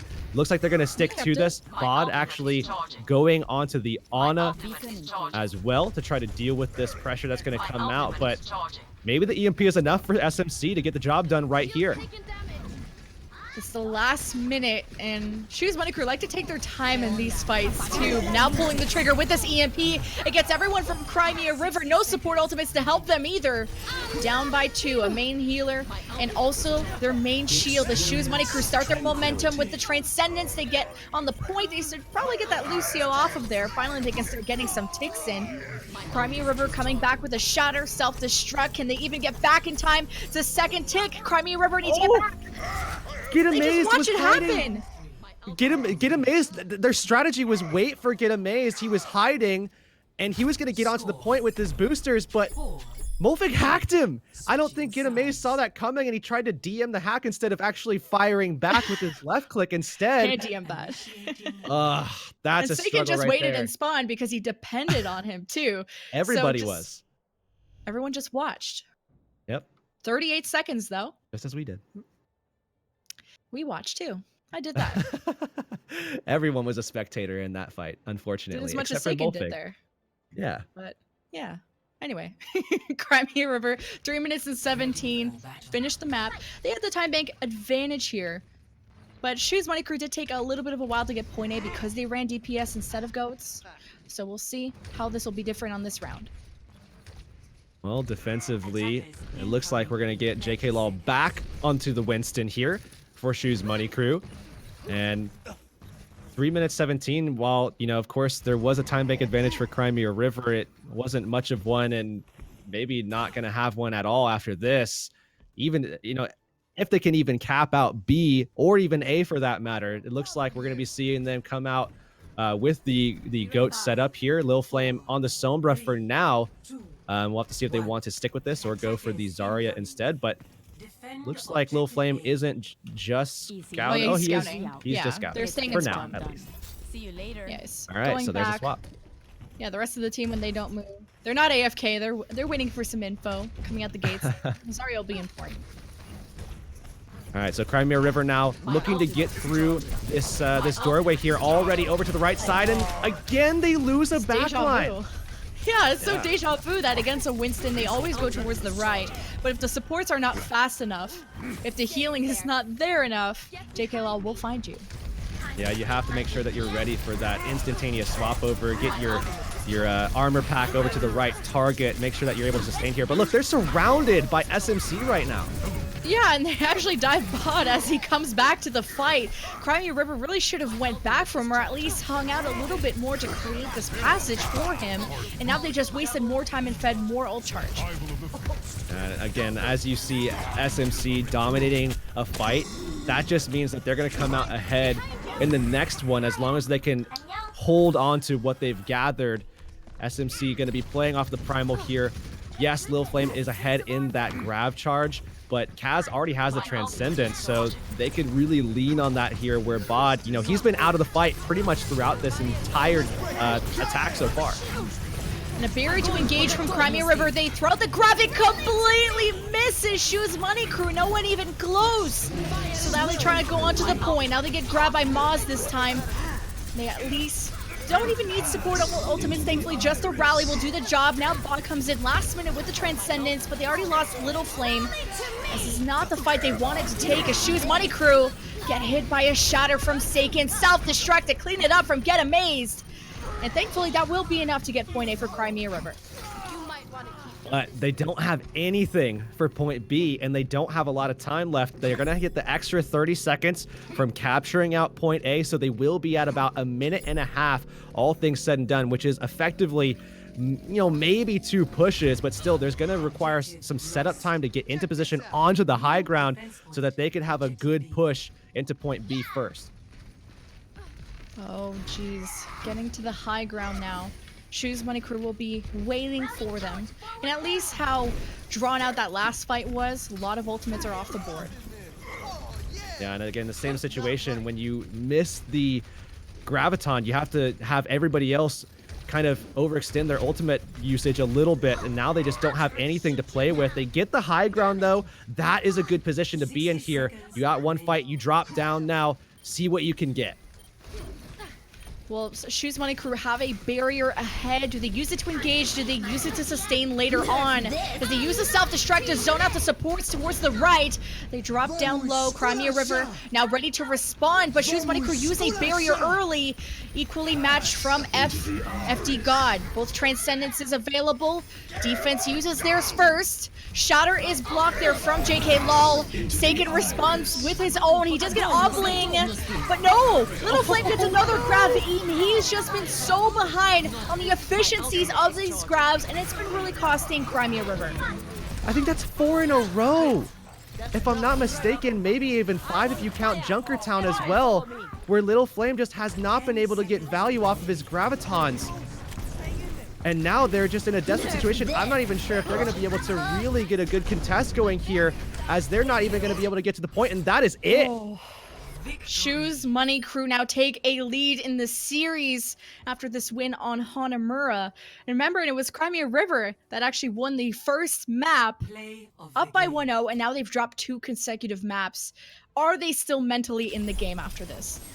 You got to be frustrated. You got to be frustrated at this point, but you have to make sure that you can check your attitude at this point and see if you can come back into it, because I mean, certainly any player that's competitive at this level is gonna feel frustrated. That's just a fact. They're gonna feel frustrated, but you have to make sure that you can just take a breath, calm down, and start focusing on how to get back into this matchup, you know, understanding what your mistakes might have been getting to this point, and start fixing them quickly and move forward, because Crimea River is a great team. We saw how they were just so good at that GOATS play, and it's really been falling apart. Now you have to pick yourself back up and figure out, you know, how can you fix those issues.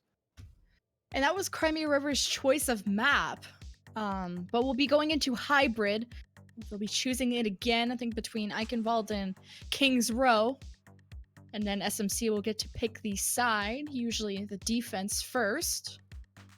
So as we wait for them to pick King's Row, but just kidding, but Eichenwald has actually been picked a lot for EU. We've already said this 1,000 times, how popular that's been. And I don't think I'd want to go to Eichenwald with how well SMC are playing their DPS too. Yeah, that would definitely be something I would want to stay away from as well. You go into King's Row, maybe you have the opportunity to take on that Reinhardt matchup where you might have an advantage in that way. Oh, yeah. Okay, so we got King's Row. That's going to be coming in. But Crimea River, again, the Reinhardt v. Reinhardt matchup, I think, is their best shot. And then really trying to figure out how to get Little Flame to get back up to that level that we saw him at in his previous matches, where he was, you know, doing a lot, whether it was on the Baptiste or the Zarya pick. Unfortunately for them, in the last map and a half or so, Little Flame just hasn't really had as much value on the Zarya so far. It does suck when you have your energy constantly reset, and then you're going against a diva like Molfig, who's been eating all your grabs and being difficult for you to find opportunities when he's always getting ready for Matrix. You gotta watch him as much as you can. But King's Row will be chosen. Crimea River on the offense first. My question is, does Little Flame just say, hey, screw the Zarya business, get Amaze, you do it. I'm gonna go to Baptiste. I'm gonna be the best support version of myself. We go quad support. You can even bring in the Sombra too. You know, if Gitamaze wants to go over to play the Zarya, then Little Flame can actually play the Sombra, and they can play that matchup into King's Row as well. So that's another opportunity for them. But I feel like it's much more likely at this stage that we see Crimea River still stick to that 3-3, keep Little Flame on the Zarya.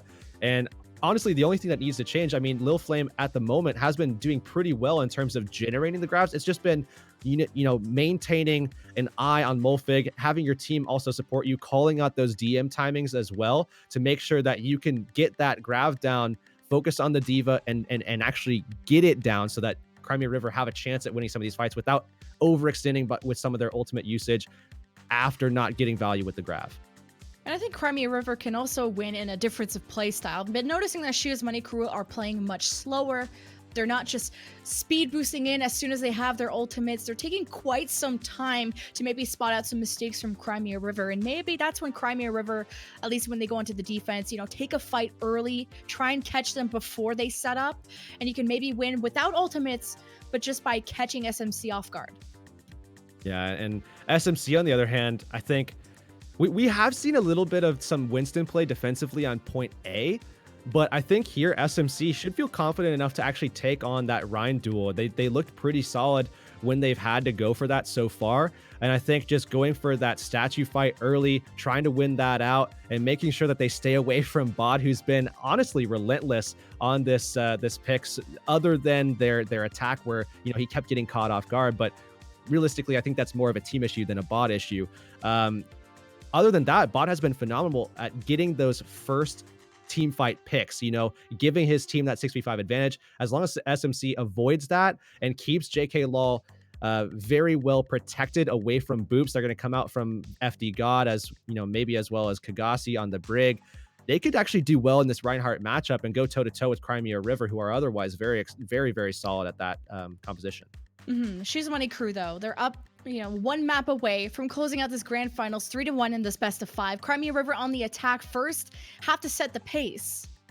And if there's some kind of mental stuff, if there's any team issues, it needs to be fixed for this map. You need to finish the map ideally, or you set that winning condition for Shoes Money Crew. So I think all players are ready. Sometimes they like to go to the bathroom really quickly, just get the nerves out.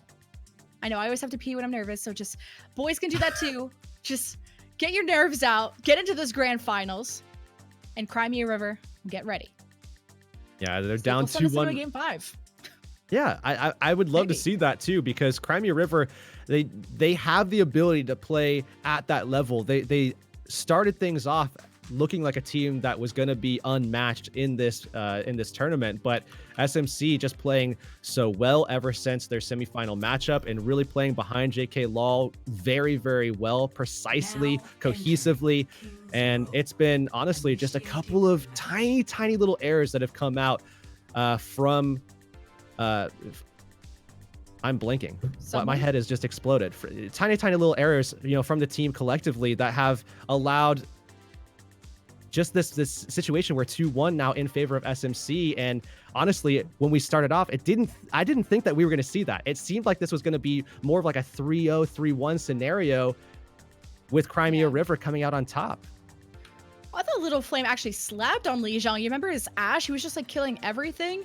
Like Crimea River were taking control points 100-0 against Shoes Money Crew. And now the tides have very much turned. And Little Flame seems off on the Zarya, sure.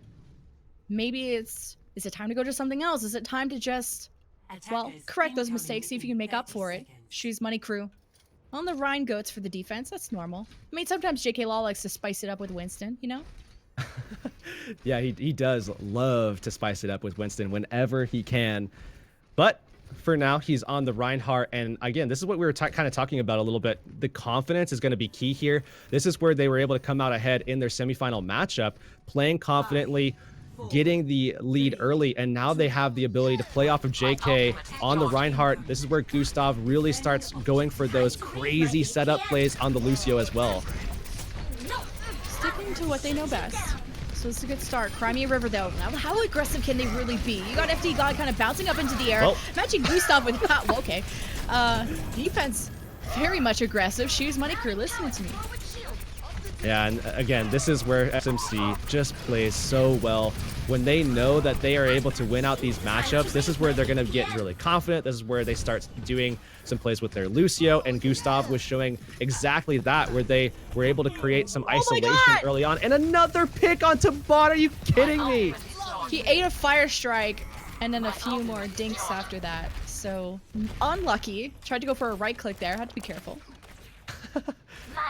Well, bot hoping to fire back here with some right clicks of his own as they come around this corner. They need to actually get over to the statue, but it's been so difficult with this Lucio. Gustav going for another one. Oh, these Reddit Lucios are making me worried, and I'm sure as the Reinhardts, this is not any relief. Crimea River, though, how did they get JK Law so down out of the fight already without a main shield? Shoes Money Crew, but they did actually shatter the shield from Seiken, so now they try to lead the way with the Transcendence. The grab is shot first from Mao, self-destruct from Molfake. Is it enough to clear the point? You get at least a Lucio. It's Crimea River getting their first tick. Shoes Money Crew using the rally. They're up 4. JK Law is now the 5th one back, and Crimea River just giving up the space. And SFC just going to get aggressive off of that. They're looking for the charge, but actually stunned off. JK Law is going to die here. Oh, and a wasted self-destruct, but the fight's already done. That was good, having Little Flame have some energy to take over the fight. Shoes Money Crew not going to be in a position to re-engage, but maybe they'll hold the archway. Well, the grab at the ready for Lil Flame, so big advantage for Crimea River into this next fight. Has no Transcendence available to negate the pressure that's going to come out from it. So Crimea River, they buy time, try not to give away too much to the Zenyatta for SMC, but in the meantime, Kaz still just getting off these massive right clicks, putting out pressure and trying to get his ultimate up. I think he might actually do it in time. Little Flame looking for the grab, though. You don't want to have this one eaten. Throws it out. No self-destruct. Counter shatter actually comes out, but a bigger shatter from Seiken. The barriers have been clutched, though, from both teams to sustain. No kills going through as Crimea River just making the space around the payload. And they have a leftover Transcendence, not something Shoes Money Crew have. Now, a big advantage in the healing department for Crimea River. They take care of JK Lol. No main shield for Shoes Money Crew, as now they want to react to this grab that Ma's just thrown out. Crimea River, no support. Ultimates. And they actually lost that. Yeah, SMC is backing them out for now. They still don't really have a lot of bodies left up right now, but they're getting picked still. How are they getting picked still? And no team really wants to reset there as the other team charges in to clean up. The other team responds, gets a few more picks, so they're just... And then Maz finds the bottom of the map. Congratulations. Crimea River, though, looking at the end of point B, and Shoes Money Crew now will be missing their Zarya. It's going to be 6v5 for Crimea River. Yeah, Crimea River coming into this fight with a lot of ultimates up, certainly up in economy right now, as they'll have their combo available. Little Flame, get amazed, looking to combine their efforts and lock this second point down quickly and efficiently. Yeah, thankfully, Moss did get taxied back, so now 6 versus 6. Little Flame holding onto the grab, has the self-destruct up, get amazed. Do they use the combo? They launch it through. Kaz uses the Transcendence. The pin was not what Seiken was looking for. It doesn't set up the combo, but the shatter does set them up on the ground. Shoes Money Crew responding with their own shatter. And Shoes Money Crew missing also the mech. This is not the cleanest of fights, but Crimea River holding the space, holding the fortress on this payload. As Shoes Money Crew charge in now with a barrier. Countered by the Transcendence of Bod. There's Mouse's grab. Is it enough to chunk through Crimea River? And it is! Half of Crimea River back to spawn, and Shoes Money Crew have the payload exactly where they want it. This is such a good spot to make a hold, and then you also get the Transcendence ready to go from Kaz. They can hold out against Lil Flame, who's coming back up with another Graviton, but with where this payload is at right here and the time that is left, Crimea River don't have many opportunities. They only have 2 fights left because it's going to take some time to push through the streets phase where, honestly, SMC and Gustav, they're just looking for plays to kind of bait Crimea River in. But they have the grab from Little Flame, a little bit behind on the self-destruct. And only a Transcendence to counter it from Kaz. Crimea River with a very interesting rotation towards the left, coming behind the Payload. Shoes Money Crew just realizing it now. We'll see Lil Flame looking for that opportunity to set up the grab, but already it's going to be Molfig dropping the self-destruct. Oh, perfect setup. It still catches Seiken. Who I think, no, it wasn't him. It was actually JK Law that went for the shatter. And Crimea River resending again. Last minute of the game. Not getting too far so far. Molfig going forward. Honestly, SMC in such a good position, especially if they can kill Little Flame, and they do. 50 seconds left. Firing back is Seiken's Earth Shatter. They don't find anything with it, though. Mouse can just keep all this energy he's been accumulating from just these back-to-back fights for Shoes Money Crew. And just with a little extra poke damage, he'll get a grab, too. Once they are able to match that, that's going to be huge for them because they're a little bit ahead as well on Gustav's sound barrier, and they can play that off of the back of the Transcendences and gain an advantage through that. It's Crimea River, 30 seconds. This is their last fight. See how far they can go. Get a maze. Self-destruct. Just to zone off the area. Doesn't combine it with Little Flame's grab. A Shoes Money Crew, it's their time to react, but they actually get caught into a grab from Little Flame. Comes out a little late, but no shield for Shoes Money Crew and no mech. Not able to find the opportunity to set up their grab from Mouse. Yeah, not able to get into position, and Gustav didn't have his sound barrier. Kaz forced to use the Transcendence early. Now they look ahead. Support ults ready to go for Crimea River as they have a minute and a half to cap out this final stage here.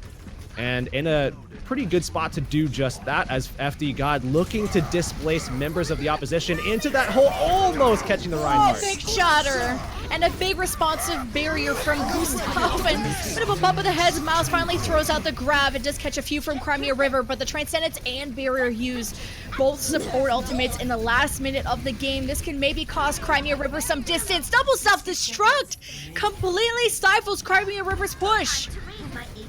Molfig is actually insane, having such a good performance. He has like 4 grabs, eaten some of the most consistent self-destructs of the day as well. And SMC looking to try to hold out cleanly on this third stage here if they can. JK Law coming up with a shatter as well. Might try to go for a setup play with Obling having that rally to back him up. Such a big advantage for Shoes Money Crew to have the Transcendence, though. No supports from Crimea River. They used both of them last fight. They're guarding already pushed back. JK Lol trying to beat the shield down. Shatters as they go in to react to the self-destruct, but JK Lol still dies. Mouse with the 2K. It's evened up from Crimea River, who used the grab. And this is a desperation here. Kaz used the Transcendence instead of saving it for the final fight at the end of C. Oh, they're going for the pick onto bot, and Miles actually jumping forward. He's going to get picked off, and that cart's going to come around the corner, but luckily for them, Mouse has his Graviton. They need to get a pick onto bot if they can, though. He's going to have the Transcendence available to deal with that grab once it does come out. Kaz notes this, goes to the Ana, and he might just go for the biotic play here. And he comes in from a different angle, not going for it quite yet. The grab is from Mouse. Oh no, the trades back and forth, but Shoes Money Crew have the closer spawns. Crimea River are missing their main shield. Little Flame is under fire. Self-destruct from Molfig is enough to clear Crimea River entirely. They do almost finish the map. It's like a meter away. But the winning condition will be set if Shoes Money Crew finish the map, get to that yellow box of victory. They will be your TFC EU champions. So close. So close here. SMC, they just have to go the distance. And they looked so good on their Reinhardt setup, you know, playing the triple tank. Again, feeling super confident with their setups. Gustav as well, taking any duel that he can along the sides of buildings and dropping down and trying to displace Reinhardts, catching people off guard. SMC definitely playing at their best right now. And it's Molfig finding more value whenever he does these solo self-destructs without a grab setup. He's consistently finding picks. We saw Crimea River try that approach of having Get a Maze throw his self-destruct. It doesn't create as much space. It's not getting as much value. It's not getting the kills. And they sacrifice their combo because of that. So slightly more value on the side of Shoes Money Crew's ult usage so far. Although there has been some mistakes from Shoes Money Crew. To be honest, the Kaz Transcendence in a 3 versus 5 or 6 might have been the call to hold that for the final fight. But they still hold on, so not a big deal. And what's crazy too is that they've found ways to get value out of Molfig without actually, having setup. A lot of these ultimates that he's getting off that he's been able to get like double kills off of with self-destruct and everything, they weren't onto grabs, they weren't onto shatter setups. They were just really good set plays from Molfig specifically, where he knows exactly where that thing is going to land and can catch teams off guard with that. So we will see Crimea River coming out with that 3-3 comp with the Reinhardt Saken going to be on it. And the swaps come out as SMC get the intel that they need to know that, hey, let's go for it. We're confident. We know exactly where we need to go to win this map and win the series along with it. It took Crimea River a little bit of time to get the point. Let's see if they can make it a better defense. Equalize the time banks to Shoes Money Crew. They get the stun onto Molfig. JK Law is half health. Figuring out if they want to rotate towards Hotel because there's a brig flanking from there from Crimea River. As they just go directly now to the point. It's going to be about the Reinhardt shields. Who's going to be most broken or who's going to be caught off guard by these stuns? Oh, JK Law pushed over to the side and they take him down. Big disrupting these Reinhardts has been the name of the game, whether with a boop, whether with a Brigida stun. It's been big so far, the defense holding on. And Little Flame coming out ahead in a big way as well in the grab department, trying to get off a little bit more damage as he can at 100 energy right now, basically doubling the charge of Mao's at the moment. But Kaz has the Transcendence. They're looking to sustain here along with the rally as well. You gotta protect JK Lol. He's already half health and you don't want to have him dislodged anywhere. As the Shatter comes down, mostly blocked there from Saken. Looking to re-engage, getting a first take through. Shatter blocked again. Big Reinhardt plays from both. Transcendence used from Shoes Money Crew. Looking to advance further. Little Flame holding on to the grab. Throws it out finally. JK Law should be dead. Is that enough though for Crimea River? Shoes Money Crew are happy with the 2 ticks. But if they can catch a mistake, reacting now to Mouse's grab. But the barrier from FD God keeps Crimea River alive for the moment. Still time being taken away. Crimea River just pulling out more and more ultimates as Gustav actually invests the beat as well. Just very reactive support ultimates from both sides to barrier in that. Spawns very close to Shoes Money Crew, able to get their numbers back faster. And then they get the point, they get the payload, and maybe slightly faster than Crimea River. It's all about point B. How are Crimea River going to hold this archway? Well, they managed to hold that out for quite a long time, but they expend a lot in the process as well, and they're going to be coming out of long respawn as well, just all the way at the back of the map. So that payload's going to definitely make it through the archway. They're still going to be able to get some distance covered, maybe even get it out in front of the library or the bookstore. I mean, so SMC in a decent position here on the map to take these fights. Realistically, they might only need 2 fights to win to get through this second stage of the map, this street space. And Shoes Money Crew, because they extended so much further, getting extra poke damage in, closer to at least the Transcendent, well, mainly closer to the grab is what I mean. Shoes Money Crew will be looking to play off of that to take this fight, get closer to the end of point B. Shatter doesn't connect. These Reinhardt's been really good at blocking these and knowing when the other Reinhardt has it. Swing it away, Mouse throws out the grab. No self-destruct, but the Transcendence from Boud also keeps everyone up for Crimea River. And we're seeing SMC have to pull back, but now they can actually go on the aggressive. They have the Transcendence, but it's early. Oh, big grab, though. It does wipe out completely Shoes Money Crew. Really, Mouse also has to reset his energy. Not able to get back in time. 3 minutes left. Hanging on, hanging in there. Crimea River, they need to make a stop here. They need to play this high ground, build up to their ultimates again. Little Flame trying to get those right clicks in right now. Oh, they're just in a small space, and there's the Shatter from Saken. Gets a punch down from Shoes Money Crew. All just collapse. Try to get back to their spawn room. Crimea River doing a good job so far. Only 2.5 minutes remain. I mean, it looks like we could see Crimea River make a stop here, and if they do, that's a Game 5 situation where we go back over to control, where Crimea River, they won that earlier. They won it 2-1. It could still be close. The Oh, Shoes Money Crew, they advance forward. They actually dislodge the tanks from the rest of the supports. And Bot has to use the Transcendence just to make sure they keep Seiken alive. Shatter is blocked. We love to Shatter shields here on King's Row. Self-destruct at the back. Blocked equally. The Shoes Money Crew did lose their main shield. Molfig is just getting back into Mag again. Not a fight they want to take. How are they winning all these fights? And now we'll see Kaz with the Transcendence.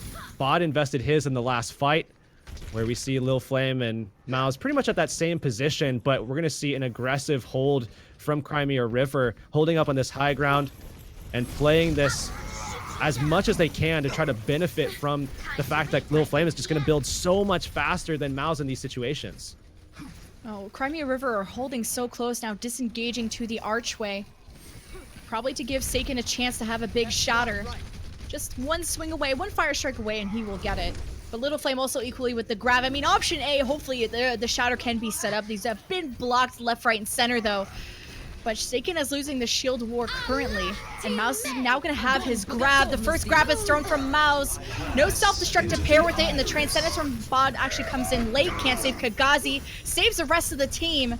As another shatter is blocked. JK Lal taking out his counterpart. And Shoes Money Crew, thankfully now, can progress the card. Well, Crimea River still have one more opportunity to force a fight before this second point is taken. And they will, you know, they could have combo available. Get Amazed might be able to get his ultimate online. Certainly, the Graviton is already ready from Lil Flame. But on the other side of things, look at what they have in store. SMC with both support ults, but also the rally coming in, as well as both the Shatter and the Self-Destruct online for SMC. Oh, they got booped off. Okay, that could have been bad if the cart was any closer. Now, who's going to pull the trigger first? Crimea River being so patient with it. Grab now from Little Flame. Get Amazed. Got stunned. He couldn't use his self-destruct. It was actually the Shatter that came through that denied that. As Barrier and Transcendence used from Shoes Money Crew. Both support ultimates out. They do complete the job. I think there's just cleanup time. Crimea River throwing bodies on the cart. SMC should be able to close this out, but still in OT. This is a dangerous feeling for sure, as you only have a minute and a half, so you have to win 2 fights, and it's going to take all of that minute and a half to make sure that you get there.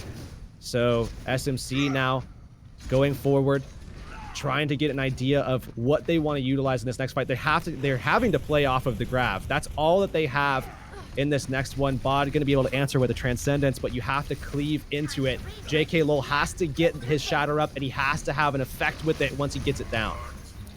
And Crimea River, though, at that yellow box of victory, gonna have the closer respawns. You need these support ultimates from Shoes Money Crew to be online for that fight. They need to win this one first. Seiken going in deep, dueling here with JK Lal. Projected barrier, big Transcendence, and Gustav finds the bottom of the map. Not favoring the defense, or sorry, the offense so far, but a big grab comes in from Mouse. Is it enough to clean up Crimea River? People are constantly getting booted down. Thankfully, Molfig able to fly back up. But Shoes Money Crew on the back foot. At least Molfig did create some space with that self-destruct. Oh, the Shatter. They weren't seeing that coming. Seiken getting some backup, and now a big response from JK Lal with his own Shatter. These fights are so back and forth. It's so hard to call who's going to win these because they never reset. And with 12 seconds, Shoes Money Crew cannot. They're looking down the barrel of the yellow box of victory and the Grand Championship title. Same situation as Junkertown, though. Little Flame has an opportunity to shut all of this down. If they can land the grab, land the combo, get through the support ults of SMC, they could make the stop here and send us into a map number 5. JK Lowell, he's so low. A barrier used from both sides. Crimea River, if they win this, they will force the game 5. But now the shield's starting to break from Seiken. Little Flame throws out the grab. The self-destruct from Get Amazed doesn't break through Shoes Money Crew yet. They're now up by 2. They've taken care of the front line and the supports of Crimea River, but Crimea River have closer respawns. Can they get back in time? The answer is no. The synergy from Shoes Money Crew, the Shoes Money squad, will finish King's Row and be your champions of TFC EU.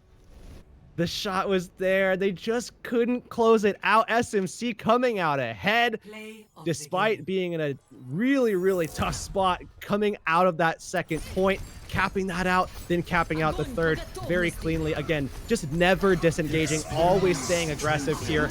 And good sustain coming out. This is where Kaz was able to get, 30% ult charge in the course of like 5 seconds to be able to get all that healing out on top of that grab. What a stop from Crimea River, though. That overtime defense, that could have been anyone's game. Insane teamwork from Shoes Money Crew. They'll be your champions of TFC EU, as Triumph was the champions of TFC NA. As we will bring back Jane to see if he has any final words. What'd you think of that finals, bud? Oh god, I'm still doing production backend. Give me a second. Oh. We got Shiny Crown update as of now. Shiny Crown. Shiny Crown. And you get a crappy song to go along with it. For the Shoes Money Crew. Someone want to remix that? Oh yeah, No. yeah. Do not. Wow. Got us Okay, dancing. that was a lot of observing this weekend. So if you're like, wow, whoever's observing this is bad, that Widowmaker popped off. I did, however, get the Hanzo 5K. That was pretty cool. So I had fun this weekend. It's I even got to do a couple seconds of casting when Discord was being dumb. And Yeah, 5 seconds of change. I did a little bit of casting, but yeah, no, thank you so much, Lemon and Hurix, for casting yesterday and today. I know you guys have been doing a ridiculous amount of casting because you are also casting Contenders China. So Yeah.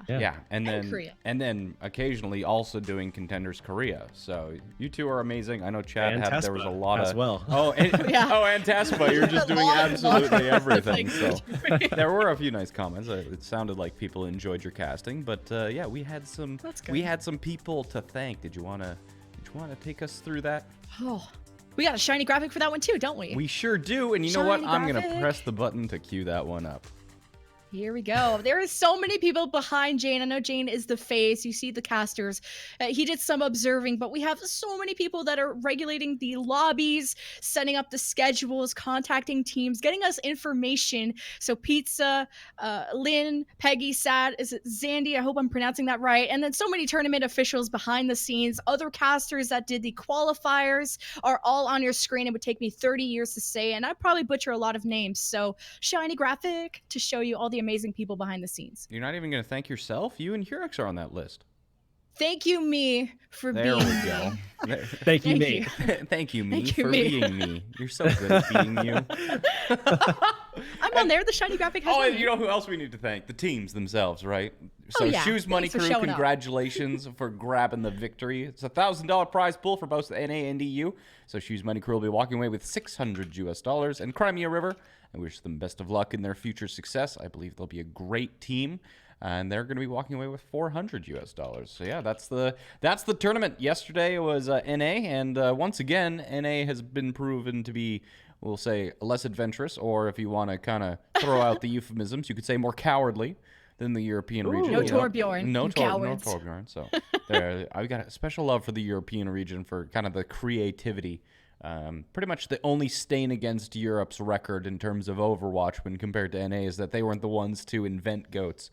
But and I think they're a little bit sore about that, but it's okay because they seem to have been the ones that perfected it. But yeah, it was a great tournament. I sure enjoyed it. Saw some new teams, heard some new names that I hadn't heard before, and I know that I have some new names that I have to follow, both teams and individuals. And that is really the purpose of this tournament, giving some more exposure to the Tier 2 and Tier 3 teams that are competing and trying to make it through the path to pro. And it's so awesome. I think there's, we're getting close to about a dozen players who we have kind of shown or showcased for the very, very first time on the stream who have made it to contenders. So it does work, having pop-off performances in a tournament in front of an audience does work. It gets you noticed. It gets you on tryouts. It gets you teams, and even teams as a whole. If you perform well in one of these tournaments, then the amount of higher-level scrims that are unlocked to you increases as well. So I really hope that this is helping the Tier 2 and Tier 3 scene as much as it can, and in ways more than just financially. So thank you so much, you viewers, the audience. You're the reason that this is possible and successful. I appreciate everyone who subbed during the stream. I know we don't have notifications on for these tournaments. Probably something I'll change in the future. But anyway, I appreciate all of you. I'm probably gonna have to take a nap because I'm recording an Big interview. It's early for I'm us so NA folk tired. But yeah. you speak of discovering talent in TFC. Well, might as well go for this plug because it's available. Scouting Pugs! Exclamation point in the chat. If you want to be discovered, a Scouting Pugs means you get to play in a pickup game with other players of different SRs. But there's going to be coaches that are scouting from the tier 3, the trials, and all over the place. So if you are undiscovered, you didn't get a chance to make a team for TFC, or you didn't qualify, or whatever the reason is, you can be in Scouting Pugs. Make sure you get that information. Get in our Pugs Discord, because it's also a nice break from ranked, and you get a little bit more better team experience that way as well. And I'd also like to give a quick shout out to both Hammerkick as well as the Hammerkick was doing the French production, and we also had a Chinese production of today's That's event. crazy. So we're starting to do multiple language productions of these events because it's pretty cool, and it was the first Batiste tournament. So nice to see that quad support thing. I'm just gonna clickbait a video tomorrow. Be like, new meta quad support Batiste. It'll be on YouTube 9 a.m. tomorrow, guaranteed. But anyway, that's it for us. Unless there's anything else to go over. Congratulations to both of the teams. Walking away with the victory from both NA and EU. Again, TFC will not be returning next month as we normally would. We're going to be taking a little bit of a longer break to try and host our first ever LAN event instead of just running online tournaments. So I hope you guys have enjoyed these. Overwatch League Stage 2 is starting this Thursday, so look forward to that. But that's it for myself, Lemon, and Hurix. You guys have a great day. Any parting words, Hurix? Definitely make sure you guys follow the teams that you thought did well, the players that did well, because they definitely love to hear the support, the feedback from all of the different people, coming out watching these and saying, D-Cod, you were insane. D-Cod, told us he loved Smurfing. that. Yeah, so if you saw a good performance, them. follow them. Tell them that it was insane. Give them your support, give them your love. If it was a team, if it was a player, definitely do that. And hey, while you're giving out follows, follow me and Lemon Kiwi. So Hey. And this is likely going to be the last TFC that also happens on my channel. I know that some people get confused because they don't see me when they tune into the stream, but we also do have HSL Esports specific Twitch and YouTube channels, which we've been working on. The HSL Esports YouTube channel has been publishing highlights and recaps, as well as producing feature pieces about the Overwatch League when it is in the middle of a stage. And we broadcast a lot more tournaments than just Tournament of Future Champions on the Twitch channel as well. So feel free to check that out. We actually have a shiny website. It's which will take you to all of our social links. It's just elohell.gg. So it's super simple, but it'll just direct you where you need to go in order to find all the things we do. But that's it for us today. I'll find somebody to host, but until then, you guys have a fantastic day. Thanks for watching, and I hope you're going to be napping, because that's what I'm going to be doing. Okay. Good night, chat. Night, chat.